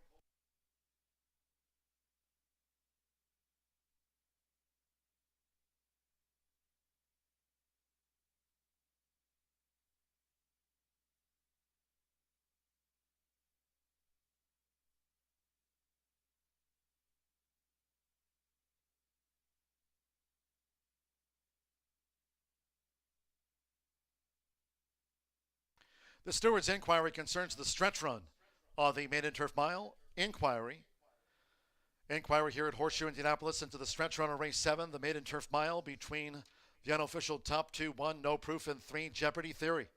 In addition to the steward's inquiry, Orlando Mejica on 3, Jeopardy Theory, who just missed.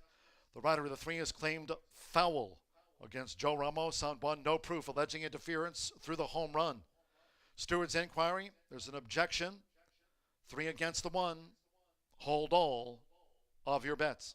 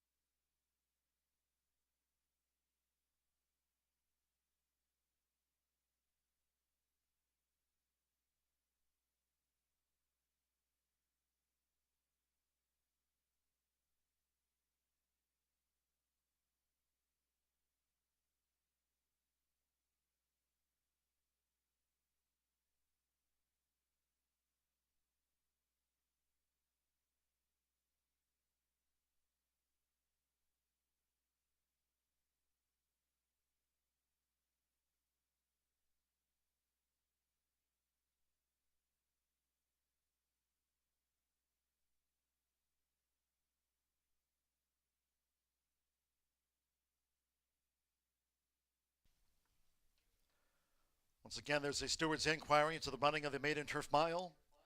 There's jockey Orlando Mejica. He was on 3, Jeopardy Theory. Has claimed foul against Joe Ramos, alleging interference on 1, No Proof, through the home run of the maiden turf mile. Once again, hold all bets until official. 13268. It is under review.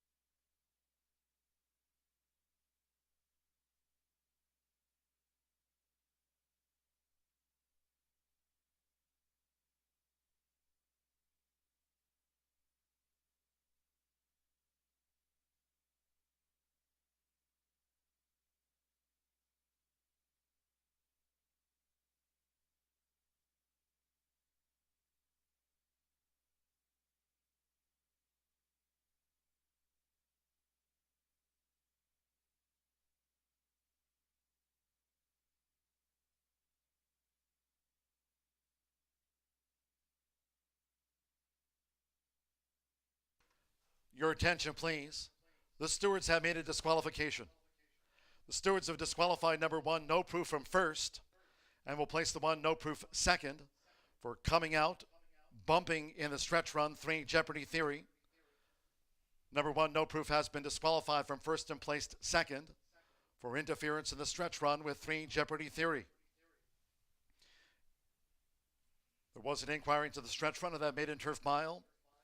An objection was lodged. Objection upheld by the stewards. Orlando Mexican 3 Jeopardy Theory will be placed first. 1 No Proof disqualified from first to second for coming out through the stretch and bumping the progress of 3 Jeopardy Theory.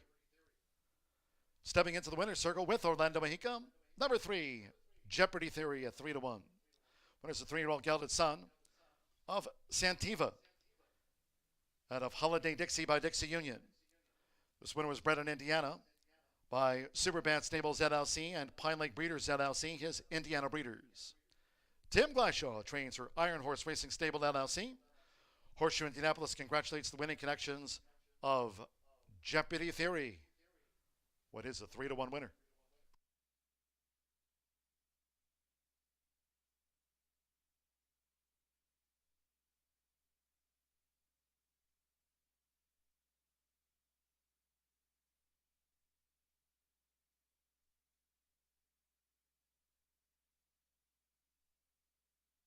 And this result is now official. 3-1-2-6-8 official, 136.80. The 10-cent pentafecta with bone share fifth, 3-1-2-6-8, paid $169.13 for the dime pentafecta. 3-1 exacta after the disqualification, 3-1, $55, 50-cent trifecta, 3-1-2, $59.30. 6-3 double and even $61. 50-cent pick 3 on races 5, 6, and 7 pays $39.40. $39.40, 50-cent pick 3. And the 10-cent superfecta, Palmer's Pass ran fourth in the maiden turf mile. 3-1-2-6, 10-cent superfecta for $46.79. All 10 ran 136.80 after a photo finish.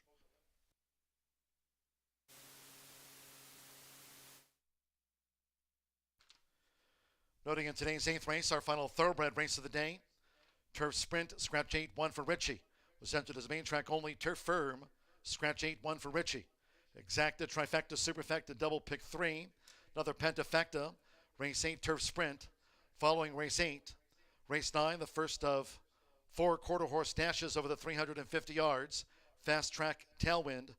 Race 9, the Harley Green Derby Trials, the first of 4. Post time for the Turf Sprint, 6:09.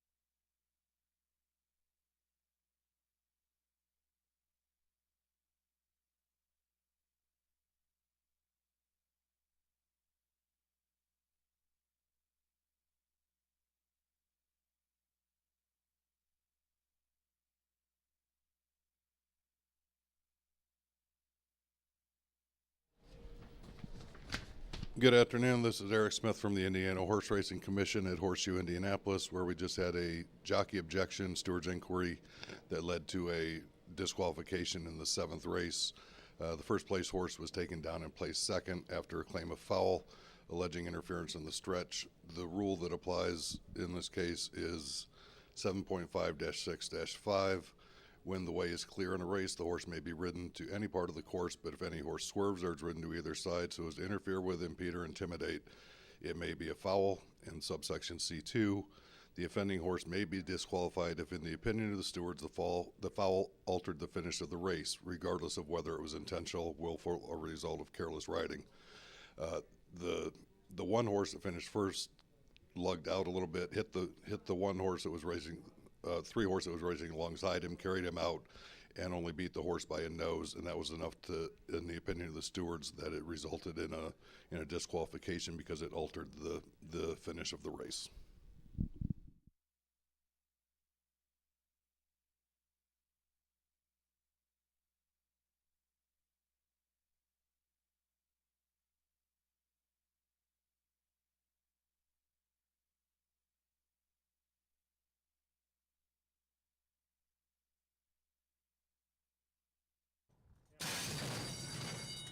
And they're off.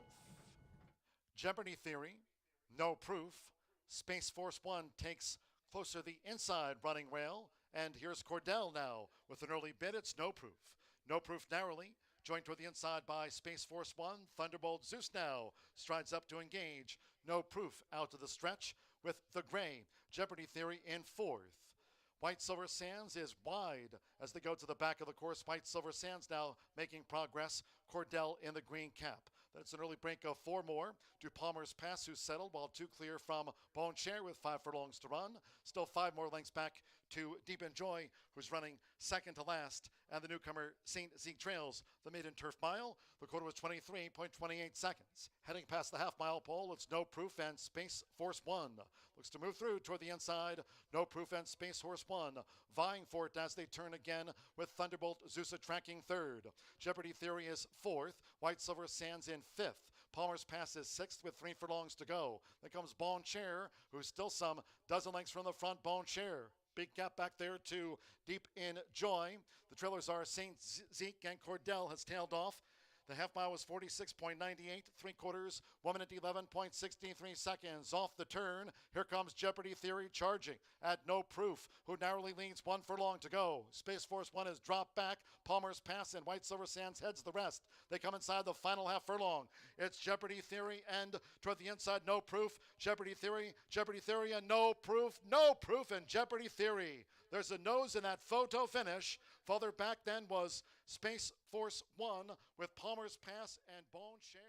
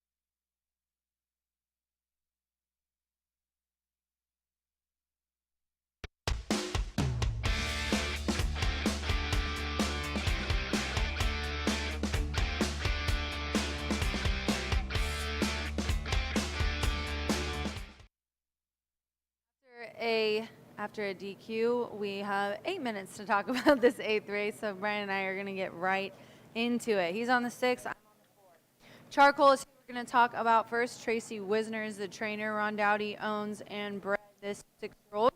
Sean Parker is up, and they're bringing this one from Keeneland last year. Ran in Indiana allowance, was an even 4th. See if he can get back to that.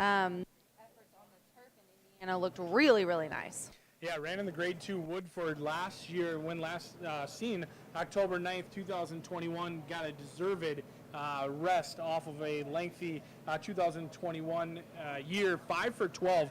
Absolutely brought home the cash. Over 6 figures in earnings. 124,000 in earnings. And a horse for course. Happens to love it here as well. Yeah. Over our surface. Already 2 wins on the Horseshoe Indianapolis turf. And actually one off the layoff in a very similar spot last time out. But that was on the dirt. They got a prep race on the dirt last year before going to the turf. But they'll just go right into it. Currently on the board at 9-2.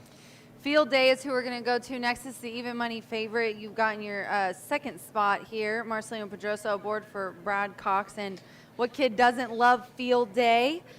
This one looked really good in the paddock when I was over there talking to Ricky. Younger horse going up against older. I know some people don't like that. Doesn't really bother me. No, I mean, at 4 years old, I really don't pay attention to it much. You do have it if you're a 3-year-old taking on older, but at 4, it doesn't really concern me. But speaking of hunch plays, didn't you attend a field trip? Now it's Field Day? I did, and I've been paying for it ever since. I'm never doing it again. Field Day is a really nice pick for you. As they jump up, let's go ahead and talk about the 6. My top selection at 9-2 here. I'm sorry, the 4, Malpe, this one, Francisco Avila. Jareth Loveberry coming here and riding really well. Did you ever get him over there and up in Canterbury? Oh, yeah, that's my guy. That's he goes your by guy. Jay I knew Love. it. You know, we've got a love affair, and he's looking to have a love affair in the winner's circle with Malpai. I didn't know what to do with this horse. Has switched barns every single time they go to the track. Seemingly popular, and you don't see that very often for a horse who's a win machine with 13 wins. That's so true. All right, ladies and gentlemen, 4-7-5 for me, 6-2-3 for B. We're all over the board. This is a wide open allowance, optional claiming 62, 5 3-year-olds and up, 5 furlongs on the grass. Good luck.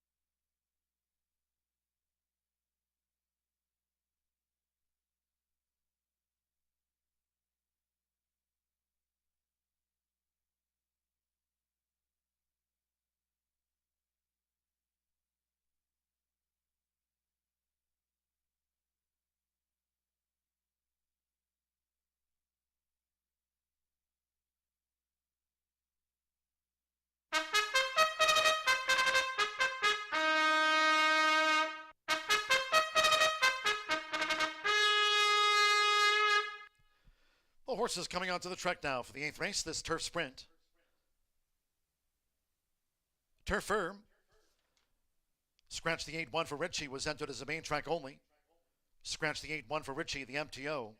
This over the 5 furlongs. A field of 7. Exacta, trifecta, superfecta, double pick 3, and a pentafecta. Due at the gate in 4 minutes. 6:09 post time. Turf firm.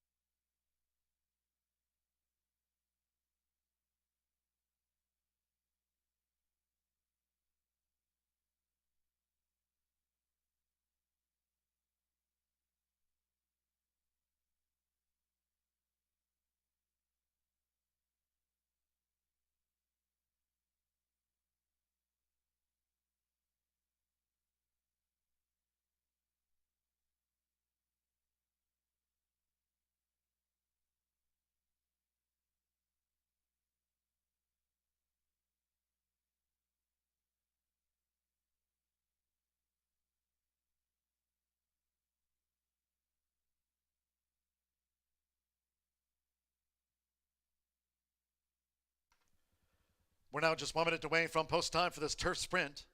You have 1 minute.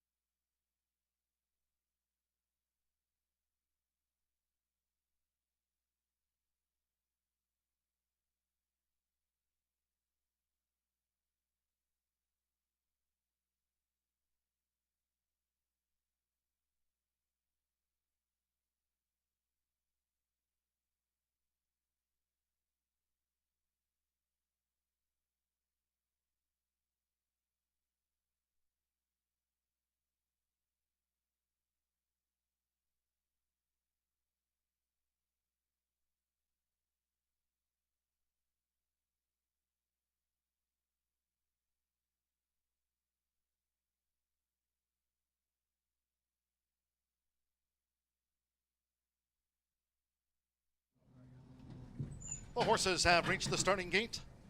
It is now post time. Andrea Rodriguez with Roland with Olin. Jared Lawberry, Malpais has moved in. Marcino Pedrosa Jr. with Field Day. Declan Cannon with Edgemont Road. Drew 5. Rodney Prescott with Power End. Sean Parker, Charcoal. First run of 2022 for Charcoal. Stand by. One more, Simi Bermudez with Double Tough. Over the 5 furlongs. They're in the game. They're off and sprinting. Double Tough broke sharp. Good speed there from Charcoal. And toward the inside, there's Roland with Olin, who dashes out now for Andrea Rodriguez, a long odds leader. It's Roland with Olin, who sped to the lead from Field Day, who tracks with Edgemont Road in the green cap, and on the outside, Charcoal, the leading quartet. Double Tough broke sharp, 5th on the outside. And then comes Power End, who rides the rail, and Malpais is another zip code away after a couple of furlongs in 21.29 seconds. Inside 3 furlongs to go. And the 27-1 target, Roland with Olin, leads past the quarter pole from a looming Charcoal. Double Tough sweeps, and Field Day takes advantage of that running rail. And here's Field Day, who comes through now from Marcino Pedrosa Jr. to battle Roland with Olin. And Field Day has the upper hand. Roland with Olin is dropped back, and Power End is charging on the outside for Rodney Prescott, but short on time. It's Field Day. Field Day does it from Power End. Charcoal was 3rd. Double Tough 4th. Then Edgemont Road as Roland with Olin flattened, and Malpais trailed home.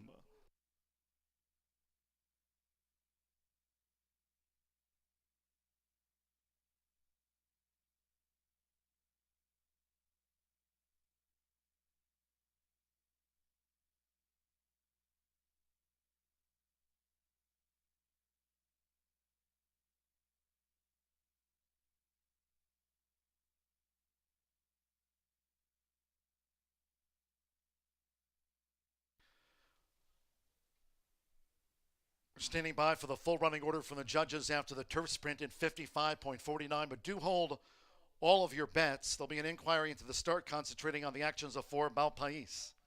Inquiry concerns the break of the turf sprint, looking at 4 Malpais.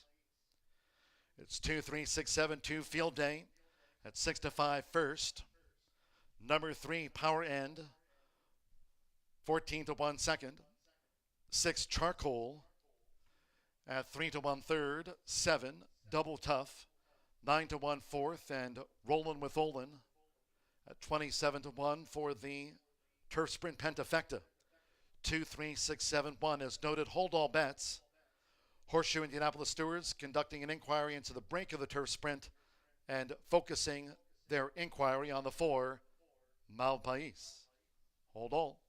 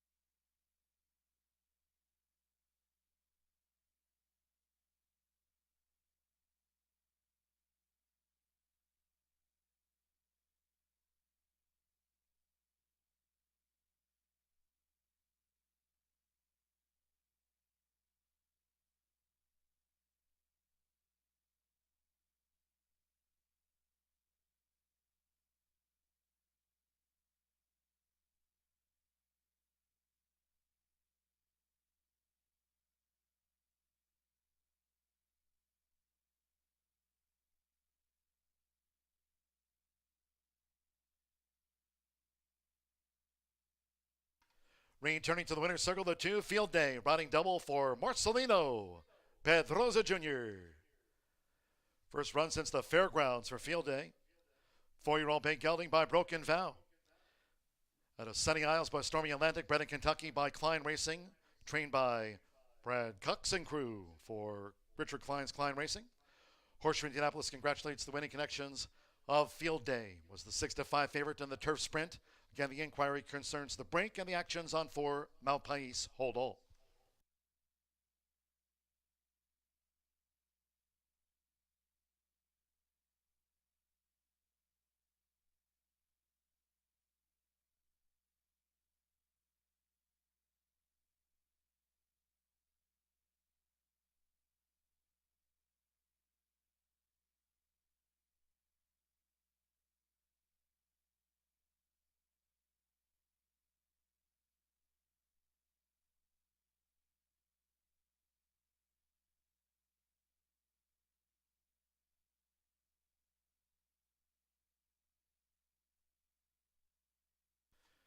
Ladies and gentlemen, your attention, please.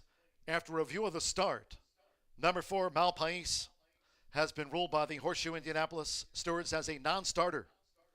Malpais was held by an assistant starter once the gates opened for the turf sprint, was not afforded a fair break, and the stewards have declared the 4 Malpais a non-starter, refunding on all wagers.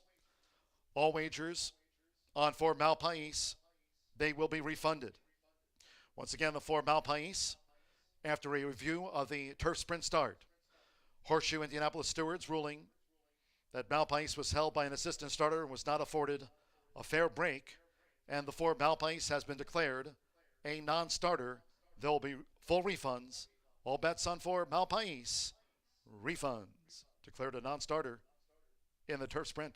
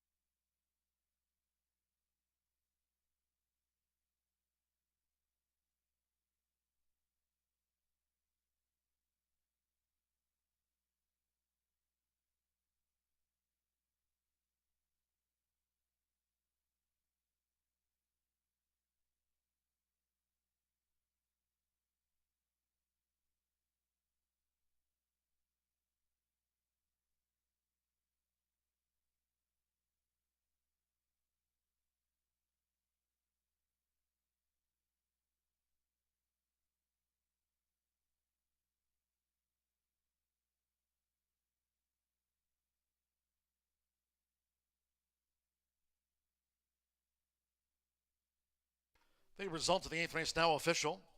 Again, as we've noted, the 4 Malpais was declared a non-starter, refunding all bets on the 4 Malpais. 2-3 exacta paid $16. 50-cent lead pick 4, 404, 65.20. Double tough ran 4th, 10-cent superfecta, returned $6.53. $22,214. The Straight Fire 6 jackpot will roll over to tomorrow's Caesars Stakes Day. Pick 5, 5 of 5, $517. 3-2 double paid $18.20, 3-4 consolation double, $8.80 necessitated by 4 Malpais being declared a non-starter. 10-cent superfecta, $6.53. Was winning Street Fire 6 tickets, $340.54. Again, $22,214 will be tomorrow's Street Fire 6 jackpot. Pick 3 paid $17.35, $12.23 on the 10-cent pentafecta. Refunds on the 4. Races 9 through 12. 3-year-old stakes trial for the Harley Green Derby over the 350 yards, fast track tailwind. The first of the Harley Green Derby trials. No scratches, all 9 run. 1 Easy Torero, the jockey Eric Esqueda. Eric Esqueda on 1 Easy Torero. Overweights make the 1+2. The 2 zooming for Hope +6. The 3+2. 4+4. 6 Brimstone Fire +2. And 8 Stormy Spirits +5. All 9 run. Exacta, trifecta, superfecta. Double pick 3, quarter horse pentafecta, Harley Green Derby trials off at 6:37. Here's the turf sprint race rewind. Malpais the 4 was declared a non-starter. The outside, Charcoal, the leading quartet. Double Tough broke sharp, 5th on the outside. And then comes Power End, who rides the rail. And Malpais is another zip code away. after a couple of furlongs in 21.29 seconds. Inside 3 furlongs to go. And the 27-1 target, Rollin' with Olin, leans past the quarter pole from a looming Charcoal. Double Tough sweeps, and Field Day takes advantage of that running rail. And here's Field Day, who comes through now from Arsenio Pedrosa Jr. to battle Rollin' with Olin. And Field Day has the upper hand. Rollin' with Olin is dropped back, and Power End is charging on the outside for Rodney Prescott, but short on time. It's Field Day. Field Day does it from Power End. Charcoal was third, Double Tough fourth, then Edgemont Road as Rollin' with Olin flattened and Malpa East trailed home.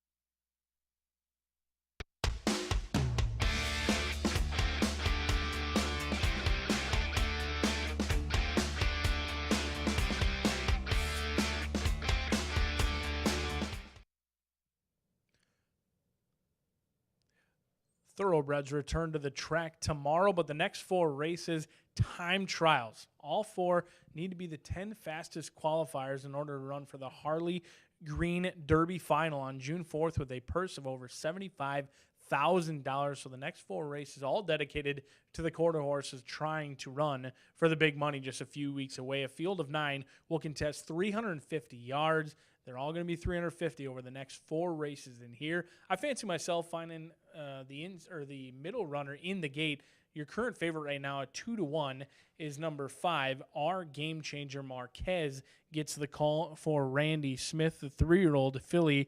Does take on the boys in here, but many of them are maidens still. Some of them have won multiple times. Others have only won once, like Our Game Changer. I like that this one not coming in off of a layoff. Exits a very fast race. In fact, on May 3rd, ran Too Good to Lose. With the tailwind, went awfully quick, 15.35, 300 yards. Finished well. I thought was inching closer, getting to the winner. With the added ground today, I know it's only 50 yards, which should not be an issue for Our Game Changer, who did get a prep for this race. And Randy Smith winning at 18%, but he does even better when he gets a prep race into him. He wins at 24%. Second start off of the layoff, 2-1 on Our Game Changer. But your morning line favorite in post position number 8, Stormy Spirits, goes out for Tim Eggleston. Pina gets the call in here. This one coming in off of a layoff, exits a race in the $200,000 stakes race last time out. Found a sloppy racetrack, beaten by half a length that day. Couldn't get the job done, but was absolutely right there at the wire.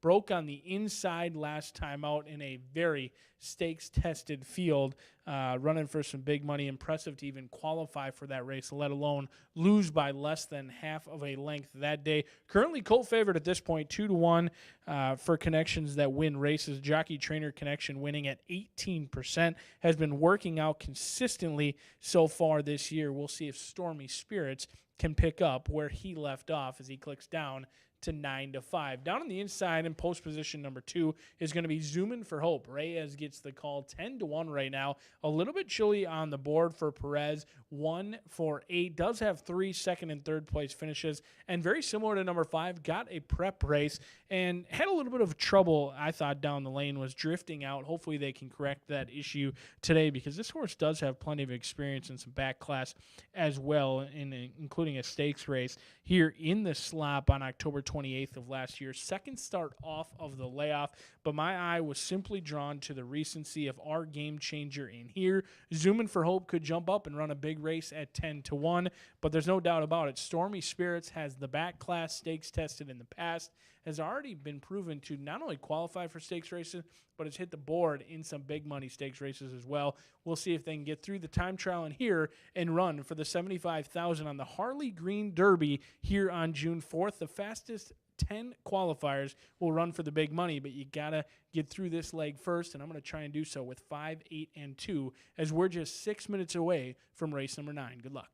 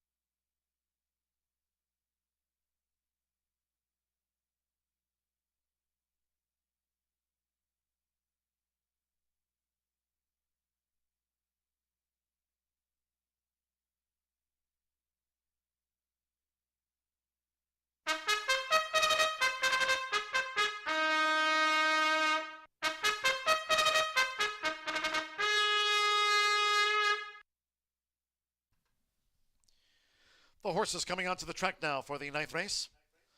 The first of the Harley Green Derby trials over the 350 yards, fast track tailwind under sunny skies. Here all 9 run, no scratches. 1 Easy Torero, the jockey Eric Esqueda on 1 Easy Torero. Overweights, the 1+2, 2+6, 3+2. 4 Midnight Beach add 4 pounds to the weight. The 6 2 pounds over, and the 8 Stormy Spirits plus 5 pounds, all 9 run. The first of the Harley Green Derby trials features Exacta, Trifecta, Superfecta, Double Pick 3, 10 Cent, Quarter Horse Pentafecta, 2 minutes to post time, due at the 350-yard start in just 2 minutes.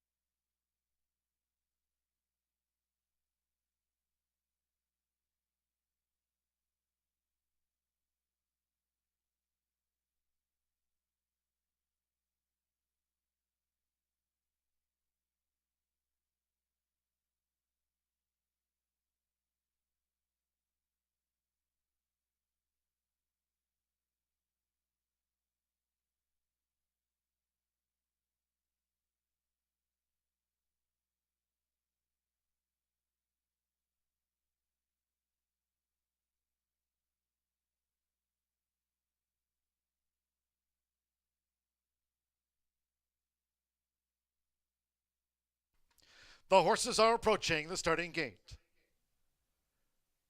Going to the 350-yard start for the first of our 4 trials.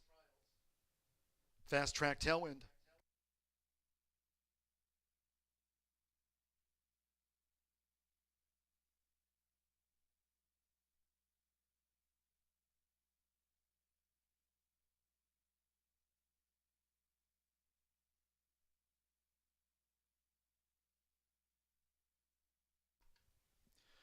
The horses have reached the starting gate.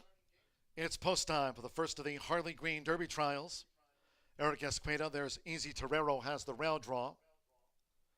My Royal Casino drew 3. Loading up. Brimstone Fire coming forward. Zooming for Hope. Drew 2.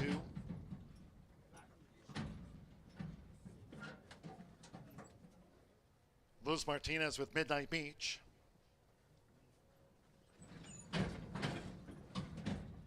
Royal Pepsi. Stormy Spirits coming up. Here's Stormy Spirits. Our Game Changer. Stormy Spirits 4-5 favorite. And My Royal Candy, it's the first of 4 Harley Green Derby trials. 350 yards, fast track tailwind here at Horseshoe Indianapolis. My Royal Candy. Hold in. They're off. Zooming for Hope, stumbled at the start. Nearest the inside, Easy Torero. Here's Stormy Spirits coming with a long run, and Our Game Changer bursting on the scene between horses. Here's Our Game Changer, El Torero. Stormy Spirits, Our Game Changer. Stormy Spirits, photo finish, El Torero, My Royal Candy, Brimstone Fire, Royal Pepsi among those next across in the first of our Harley Green Derby trials.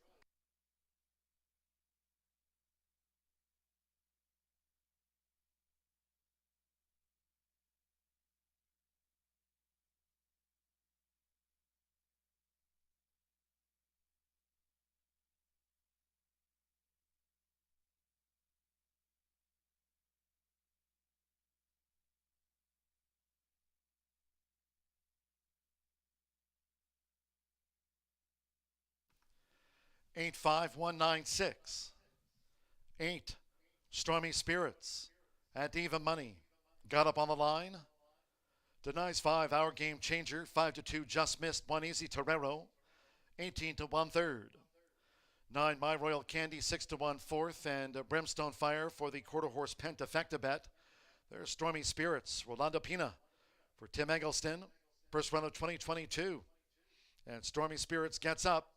Even Money favorite takes out the first of our Harley Green Derby trials. 8-5-1-9-6. Fast track. Hold on until official.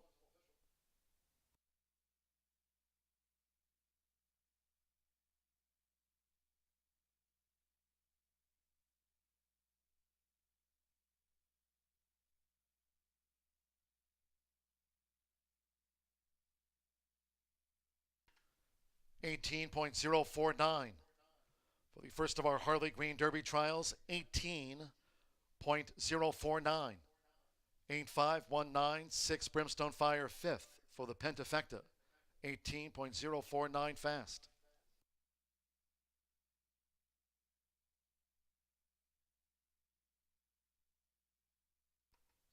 The 9th race official.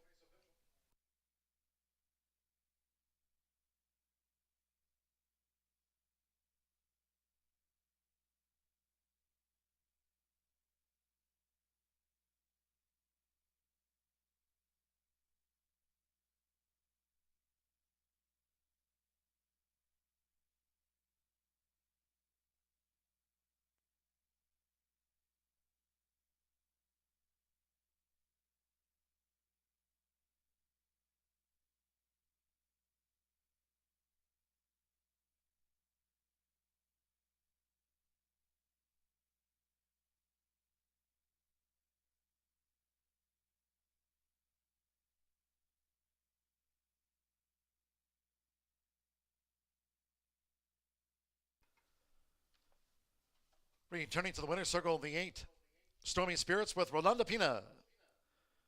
Stormy Spirits is a 3-year-old big gelding by Jess Zuman by Country Spirits.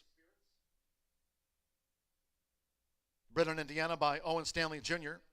Tim Eggleston trains for breeder Owen Stanley Jr., son of Jess Zuman at a Country Spirits by Country Chicks Man.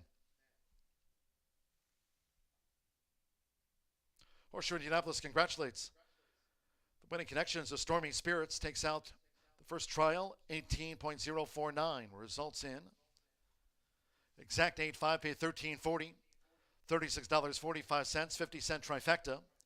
Pick 3, $12.90. Brimstone Fire 5th. Completes the 10-cent quarter horse pentafecta.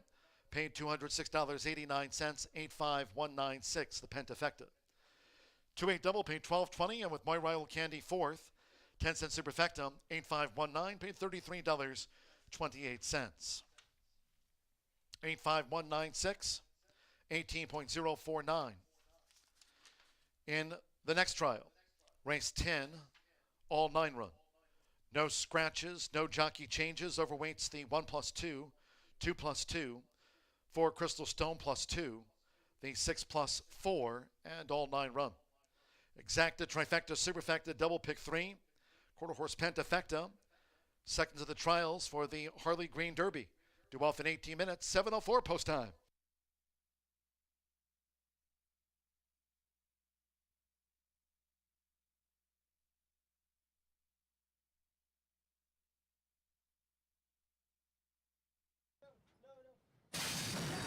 They're off. Zooming for Hope, stumbled at the start. Nearest the inside, Easy Torero. Here's Stormy Spirits coming with a long run, and Our Game Changer bursting on the scene between horses. Here's Our Game Changer, El Torero. Stormy Spirits, Our Game Changer. Stormy Spirits, photo finish, El Torero.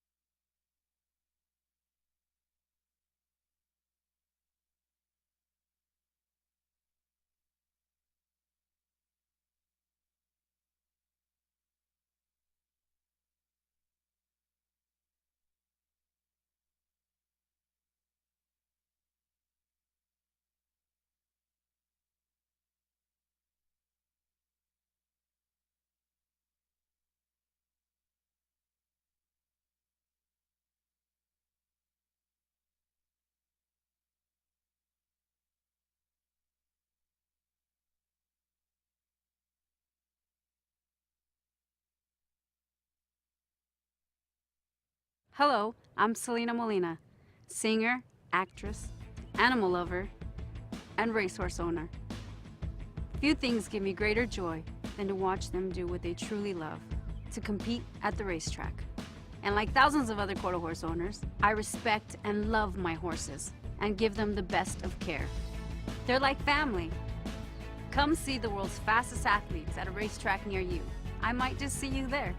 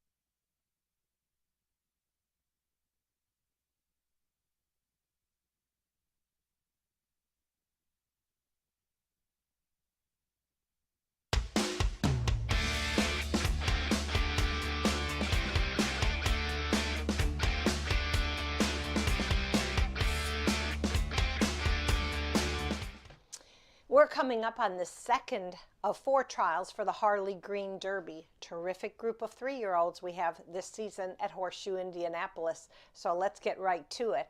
And I'll tell you what, last year we had a tremendous rivalry between number 8 Botticelli Beach and number 9 High Rolling Seas. So let's talk first about Botticelli Beach. She's a magical filly. She won 4 of her 7 starts last year, taking the $190,000 Gordon Mobley Futurity for owner-trainer Claudio Barazza. Now, she's a daughter of Escondido Beach, and I think you're just going to have to forgive her 10th place finish in the Miss Roxy Little Futurity in October 30th. I think she's going to rebound splendidly, and we hope the rivalry continues through this Derby season. So now let's take a look at number 9, High Rolling Seas. When I see Shanley Jackson and Matt Frazier in the winner's circle, I just can't stop smiling. They're such a great duo. Glenn Graff bred and owns this gelding who never missed a check in his 8 starts as a 2-year-old. He topped Botticelli Beach in the Sterling Bertram Futurity, and they're meeting again. So again, this rivalry is fantastic. Next up for me, number 3, Lexus Beach. Definitely have to consider this filly by Escondido Beach. She qualified for the Miss Roxy Little Futurity, defeating High Rolling Seas in her trial, but not in the final. Now, she's trained by Randy Smith, who won the Harley Green last year, 2021, with the sensational Beach Blast. Believe it or not, Beach Blast was not the fastest qualifier going into the final. He was the 3rd fastest. So when you're taking a look at these horses, don't just focus on the winners, because others are really going to be there in that final. And I'm going to round up my top 4 with number 6, Raven Stone. Now, I talked quite a bit about leading Indiana stallion Escondido Beach, but we also have to give a shout out to another noted producer, and that's Brimstone. Now, this filly is by Brimstone, but out of a Escondido Beach mare, and she's a champion mare, Beach Birdie. So she's got super pedigree on the top and bottom. She's making her 7th start for Tony Cunningham after qualifying for 2 futurities in 2021. Wow, what a field. 8, 9, 3, 6. That's my top 4. And remember, we got 2 more trials to go before we find our 10 finalists. Good luck to all.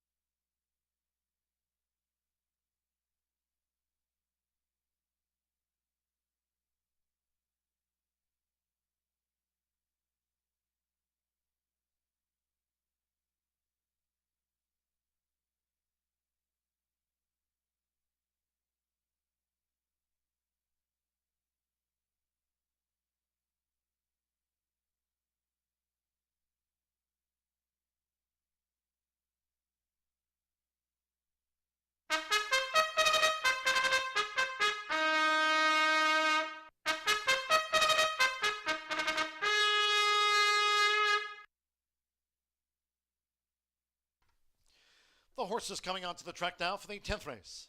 The second trial for the Harley Green Derby at 350 yards with the fast track. All 9 run, no scratches, no jockey changes, overweights. The 1 knockout swing plus 2 pounds. The 2 plus 2. 4 Crystal Stone, 2 over. And 6 Raven Stone plus 4 pounds. Exacta, trifecta, superfecta. Double pick 3. And the 10-cent quarter horse pentafecta.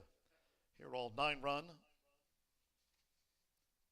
Stormy Our Game Changer and Torero winning the first trial for the Harley Green Derby.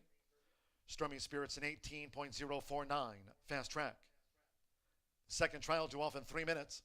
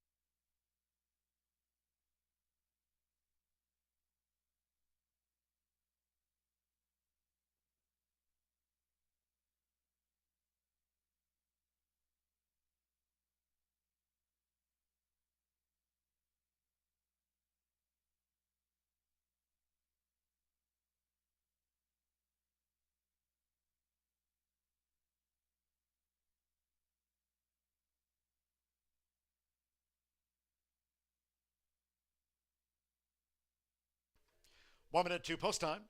You have 1 minute.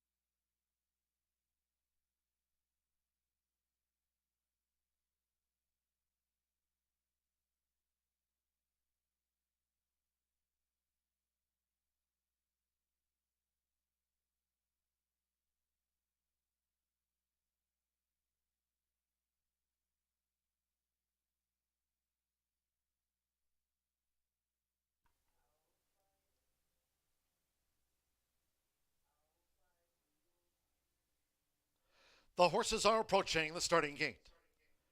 Going to the 350-yard start for the second trial for the Harley Green Derby.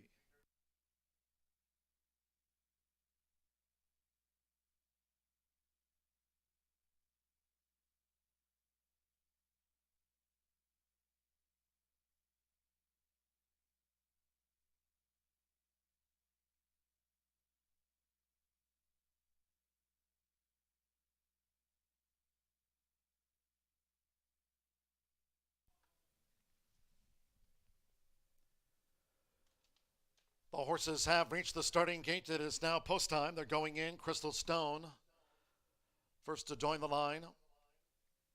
High Rolling Seas is in. Next door, Botticelli Beach.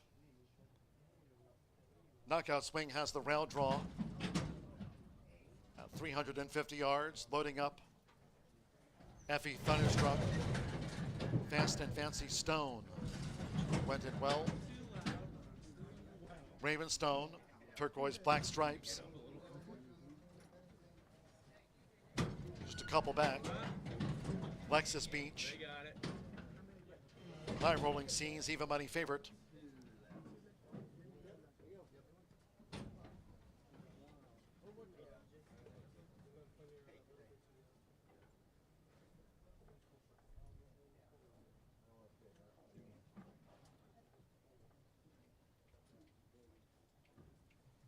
Lexus Beach going in. One more, Nacho Sentacha. Stormy Spirits won the first Harley Green Derby trial in 18.049. They're in the gate. And they're off. And High Rolling Seas broke inward, crowded at the start. Nacho Sentacha. Here's Crystal Stone nearest the inside. Lexus Beach. Lexus Beach has forged it in front. Inside 110 yards to go. It's Lexus Beach. Lexus Beach. Crystal Stone. Lexus Beach. Lexus Beach on the wire from Crystal Stone. Fast and Fancy Stone joined on the wire. Then Botticelli Beach and High Rolling Seas, the stand side rail.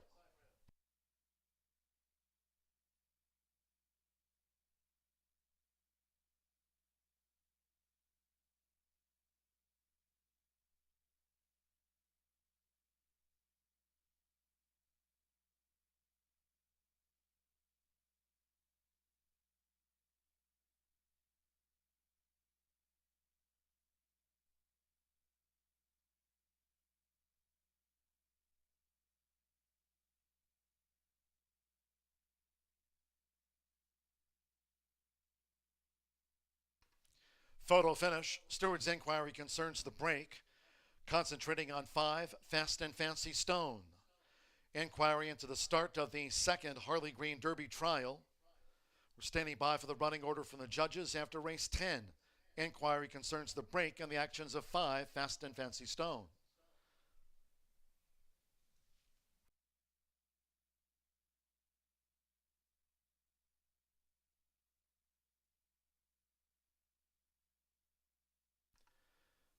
Four, 3, 5, 8, 2 for Crystal Stone.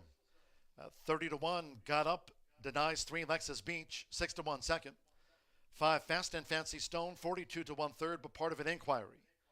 Again, hold all bets until official. Inquiry concerns the break. They're concentrating on the unofficial third. 5 Fast and Fancy Stone. 8 Botticelli Beach, 2-1 fourth, and 2 Effie Thunderstruck for the quarter horse Pentafecta. Hold all until official. It's 4, 3, 5, 8, 2. Crystal Stone for Jose Beltran. Gets up on the line at 30-1.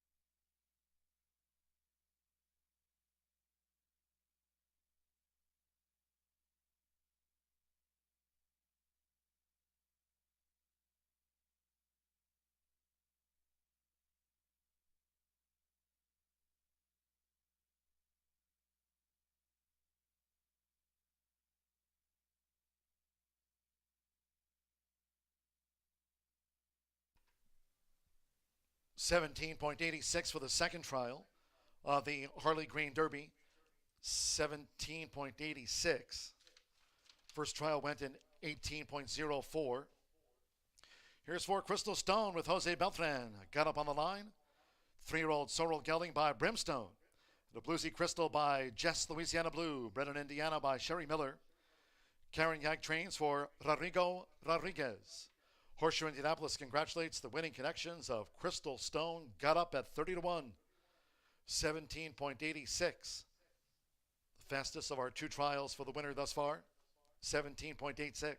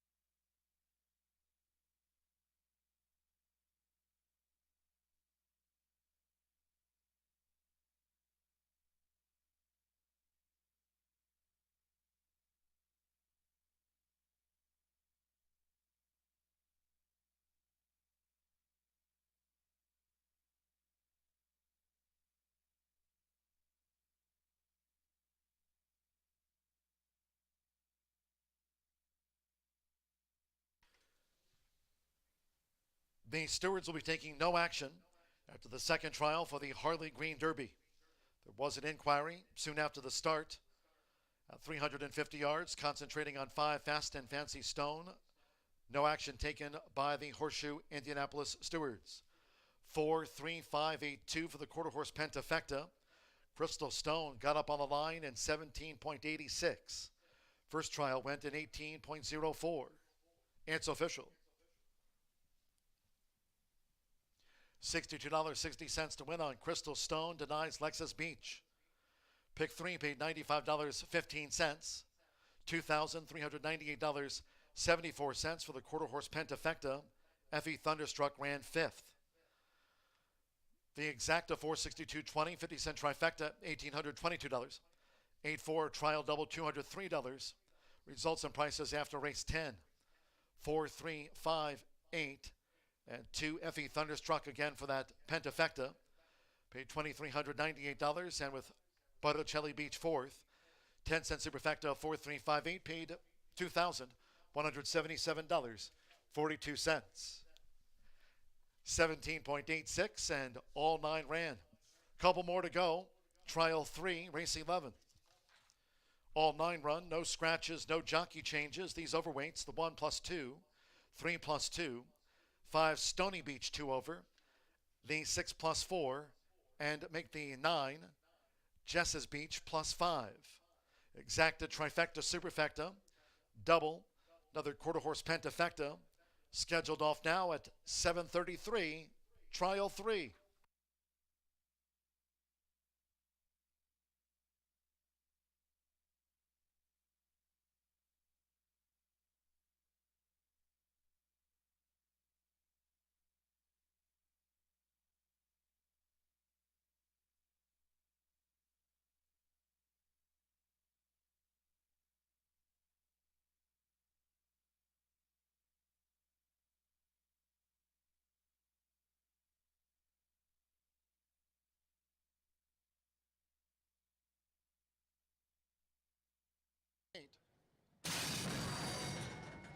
and they're off. And high rolling scenes broke inward, crowded at the start. Nacho Sintacha. Here's Crystal Stone nearest the inside. Lexus Beach. Lexus Beach has forged it in front. Inside 110 yards to go. It's Lexus Beach. Lexus Beach. Crystal Stone. Lexus Beach. Lexus Beach on the wire from Crystal Stone.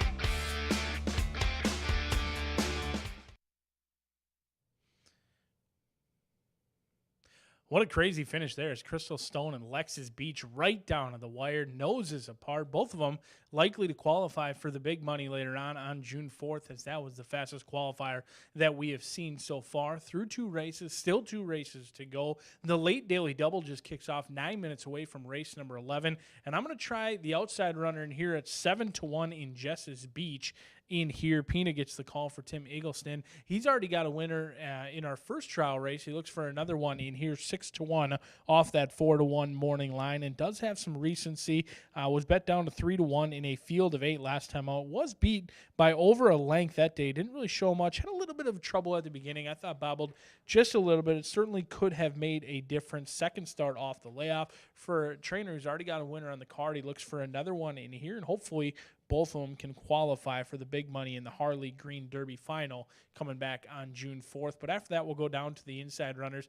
One of them taking action, the other one not, with number 3, H.H. Jess Trippin. Plenty of Jesses in this for John G. Dooley to try and navigate his way around. We've seen a lot of beach horses, quarter horse racing. Oftentimes you get a lot of Jess horses, and that's because Jess Zuman is the sire in here. 1 for 8. Another one who had a trip over the track, doesn't come in off of a layoff. Didn't show much that day, but the final time of 15.64 did come back awfully quick on a good main track.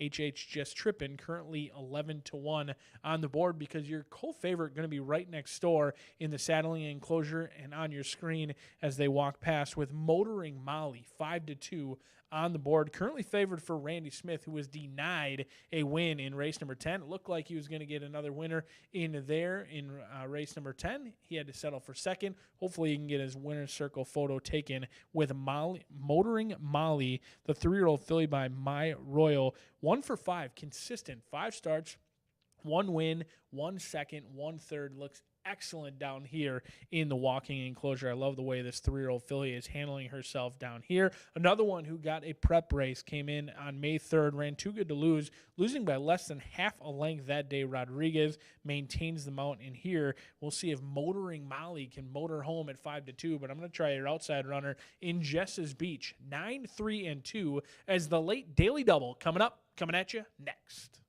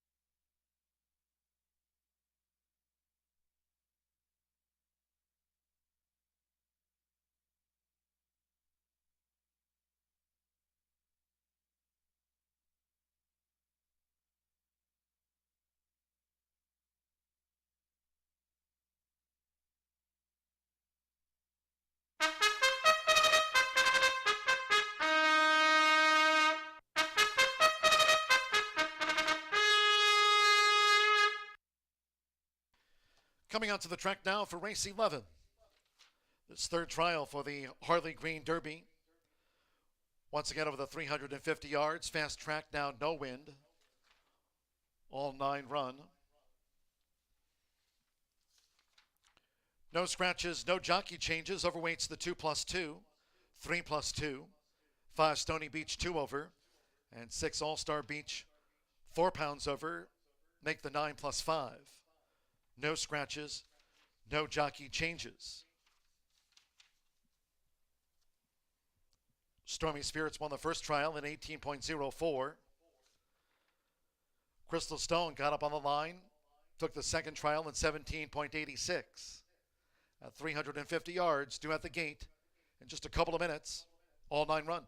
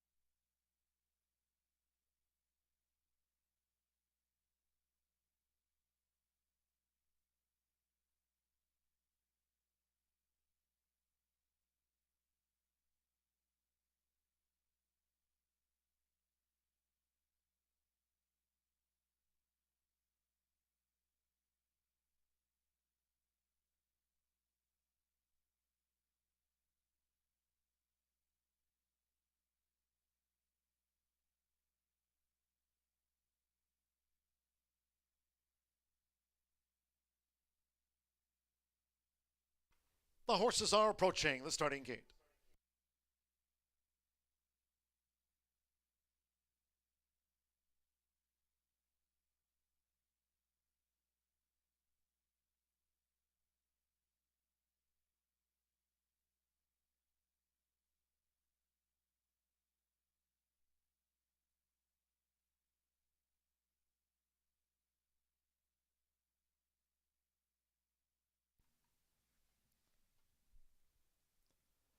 The horses have reached the starting gate now. It's post time. At 350 yards, they're going in. Stony Beach. Stony Beach joined by All Star Beach. H.H. Jess Trippin facing up to the gate.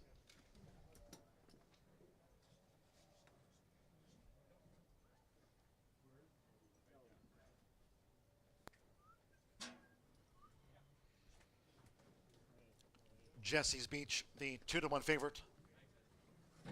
His third trial for the Harley Green Derby over the 350 yards. H.H. Jess Trippin in.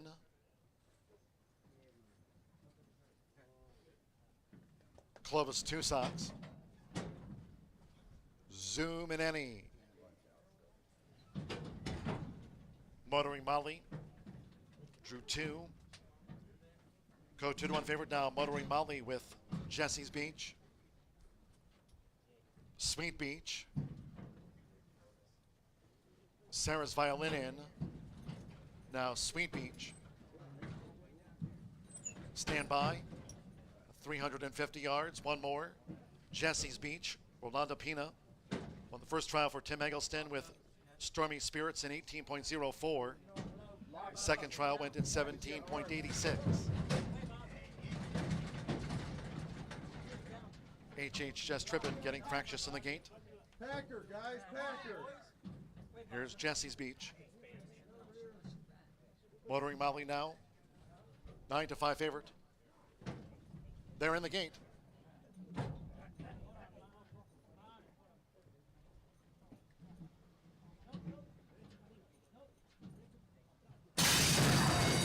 They're off. Motoring Molly leads out. Sarah's Violin. Standside Jesse's Beach getting reminders. And Motoring Molly just leads. Toward the inside, it's Clovis Two Socks inside the final 110 yards. And Sweet Beach is charging with Sarah's Violin. Here's Sarah's Violin. Clovis Two Socks. Clovis Two Socks with Sweet Beach along with Motoring Molly and Sarah's Violin. Blanket photo finish in the third trial of the Harley Green Derby.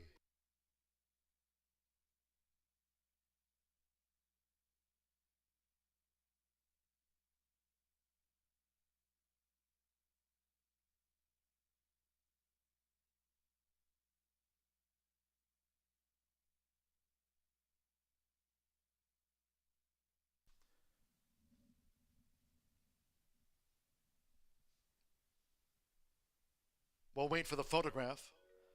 Photo finish after the third trial of the Harley Green Derby. Here comes another steward's call.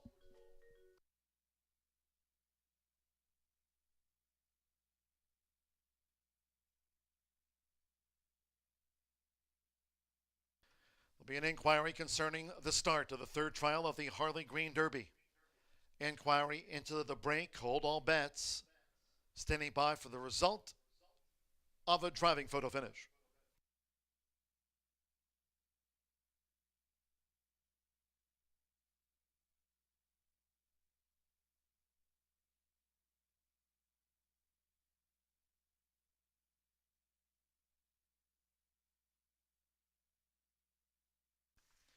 Results in, it's 4-1-2-8-9-4. Sweet Beach, 5-1 first. 1 Clovis Two Socks. 9-1 second. 2 Motoring Molly. 9-5. Third, 8. Sarah's Violin, 25-1 on the fourth. And Jesse's Beach completes the pentafecta. Inquiry concerns the break. 4-1-2-8-9 after race 11, third trial for the Harley Green Derby. Here, Sweet Beach gets it for Randy Smith. Juan Marquez on the son of Escondido Beach. Sweet Beach at 5-1 on the line.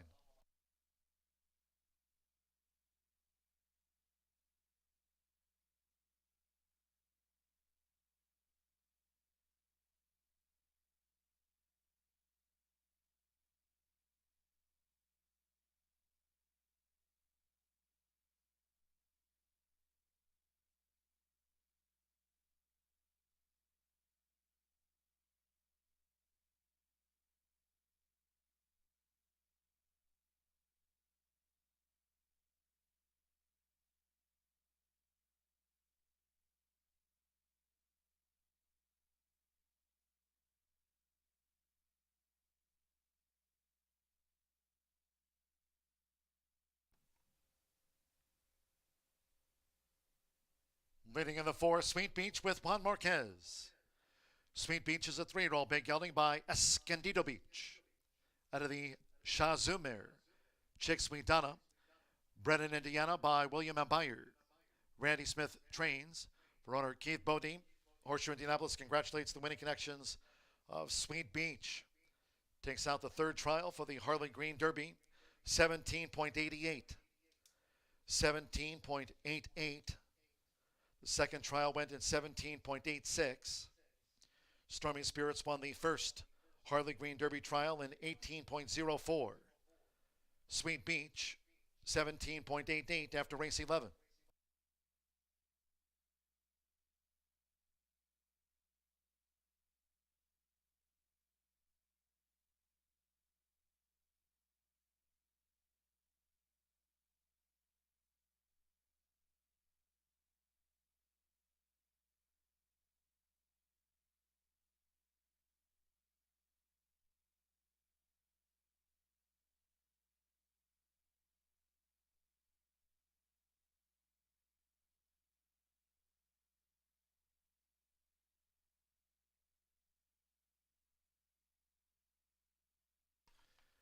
Once again, the break of the 3rd trial for the Harley Green Derby was under steward's review. Now, the stewards have made a disqualification. It does not affect the top 5. 4-1-2-8-9, the top 5 finishers. 3rd trial went in 17.88.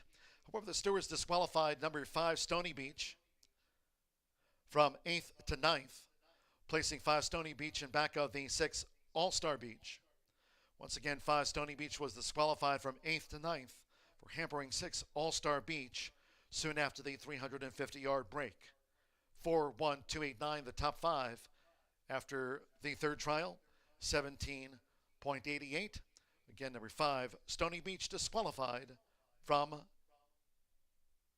8th to last.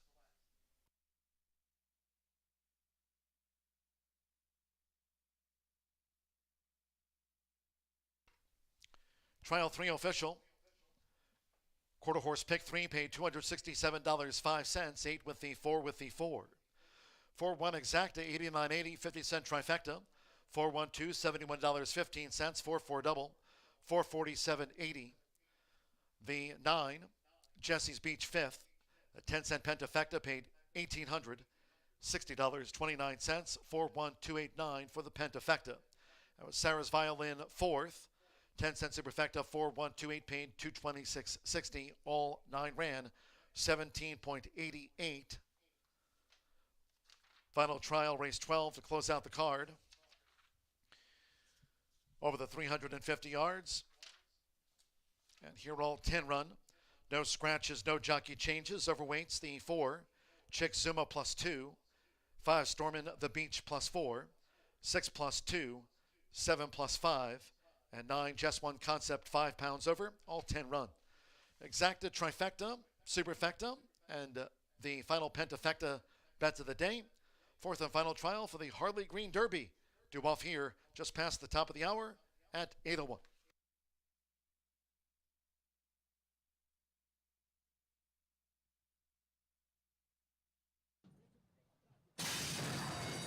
They're off. Motoring Molly leads out. Sarah's Violin, standside Jesse's Beach getting reminders, and Motoring Molly just leads. Toward the inside, it's Clovis 2 Socks inside the final 110 yards, and Sweet Beach is charging with Sarah's Violin. Here's Sarah's Violin, Clovis 2 Socks with Sweet Beach, along with Motoring.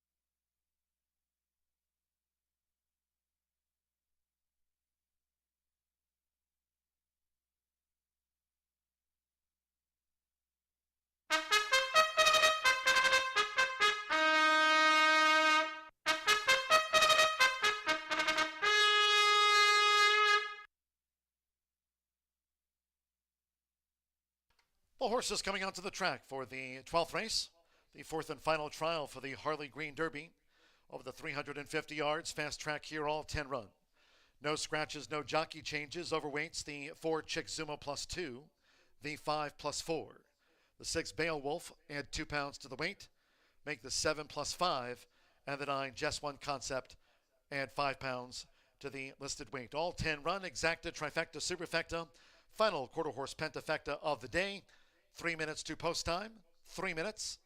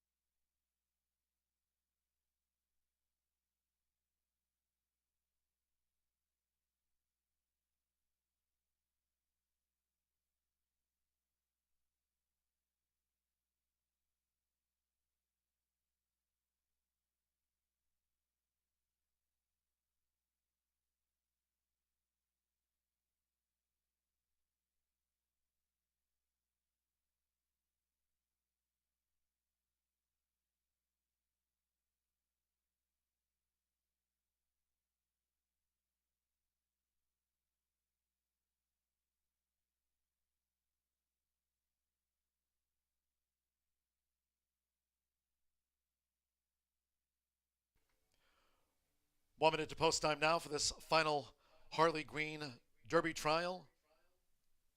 1 minute.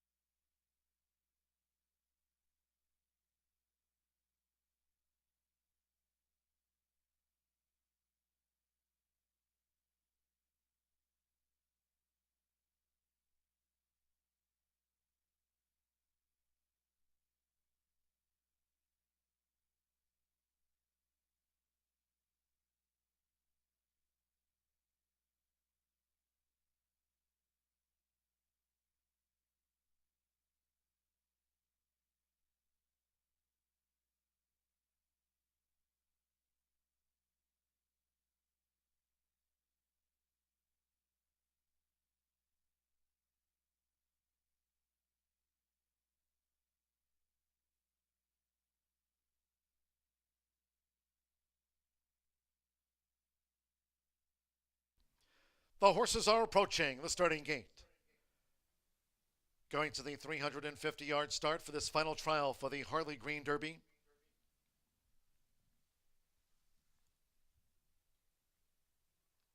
Chick Zuma first in. At the gate, it's post time.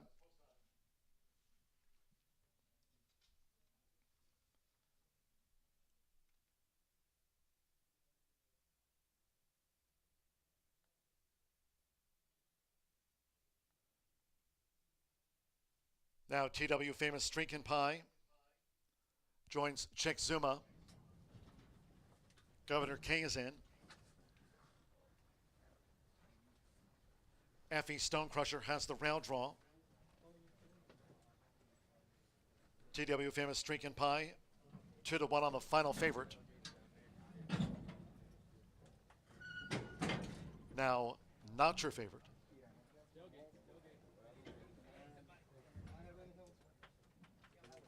Professor T coming up. Trio left to load. Beowulf's in. Storming the beach. Jess One Concept. Caesar Stakes Day here tomorrow off at 2:30. Here's Jess One Concept.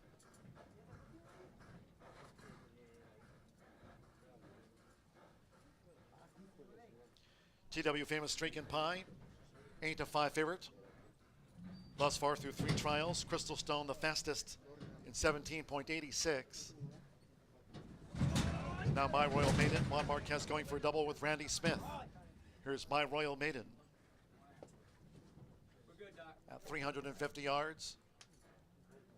Fast track at Horseshoe Indianapolis. Last of the day. They're in the gate.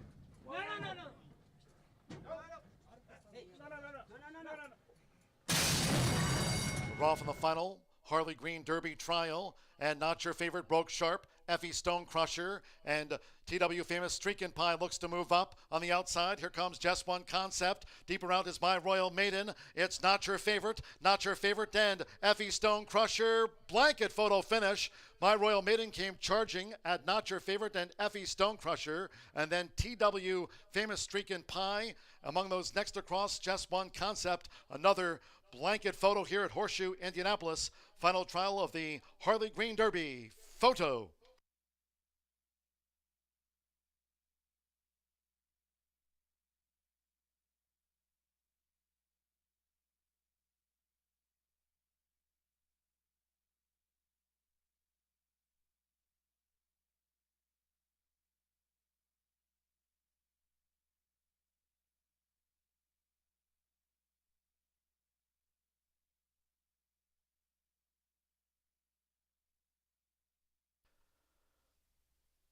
Fourth and final trial here at Horseshoe Indianapolis. Another in the judges' hands. Hold all bets.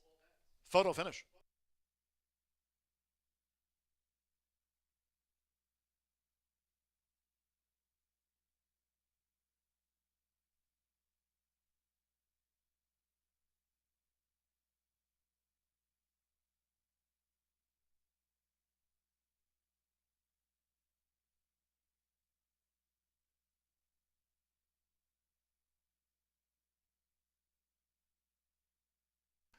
One, 3, 10, 2, 9 was fifth. 1 Effie Stonecrusher. 9-2 holds. 3 Not Your Favorite. 10-1 second. 10 My Royal Maiden. 6-1 joined on the line. 2 TW famous Streakin' Pie. 9-5 final favorite was fourth in this fourth and final trial. And 9 Just One Concept for the final pentafecta. Harley Green Derby trial. The fourth and final one. 17.89. 17.89, Effie Stonecrusher, German Rodriguez, Randy Smith in 17.89 in race 12.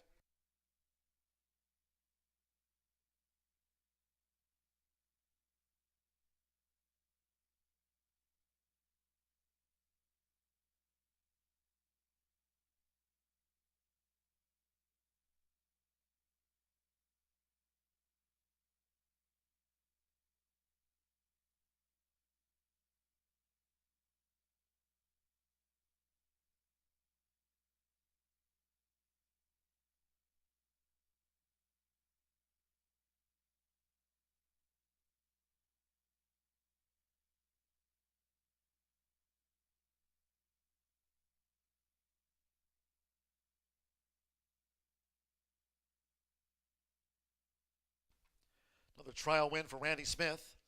Here with one, Effie Stonecrusher and Joma Rodriguez. Winners of 3-year-old Sorrel Gelding by Brimstone out of the Corona for Me mare, Luella Joy. Brennan, Indiana by Fouts Equine Incorporated. Randy Smith, Deborah Smith owns this final trial winner for the Harley Green Derby. It's Effie Stonecrusher, 17.89 after the fourth and final trial.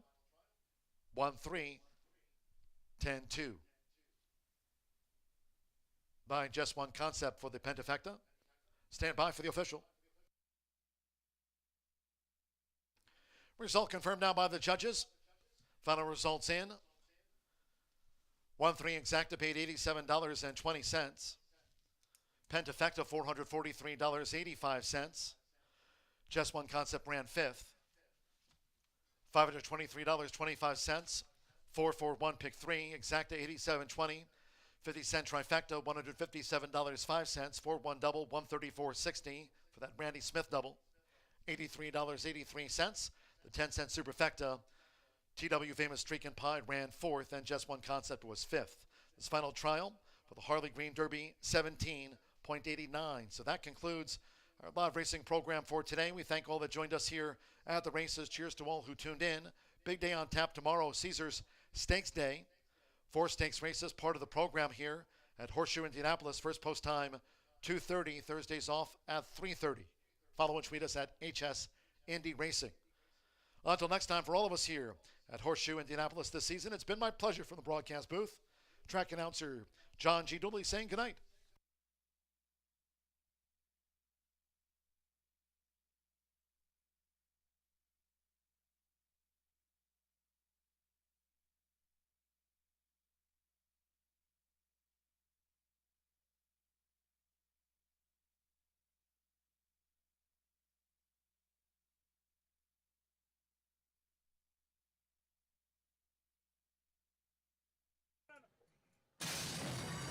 We're off in the final Harley Green Derby trial, and not your favorite broke sharp. Effie Stonecrusher and TW Famous Streak and Pie looks to move up on the outside. Here comes Just One Concept. Deep around is My Royal Maiden. It's not your favorite, and Effie Stonecrusher. Blanket photo finish. My Royal Maiden came charging at not your favorite, and Effie Stone.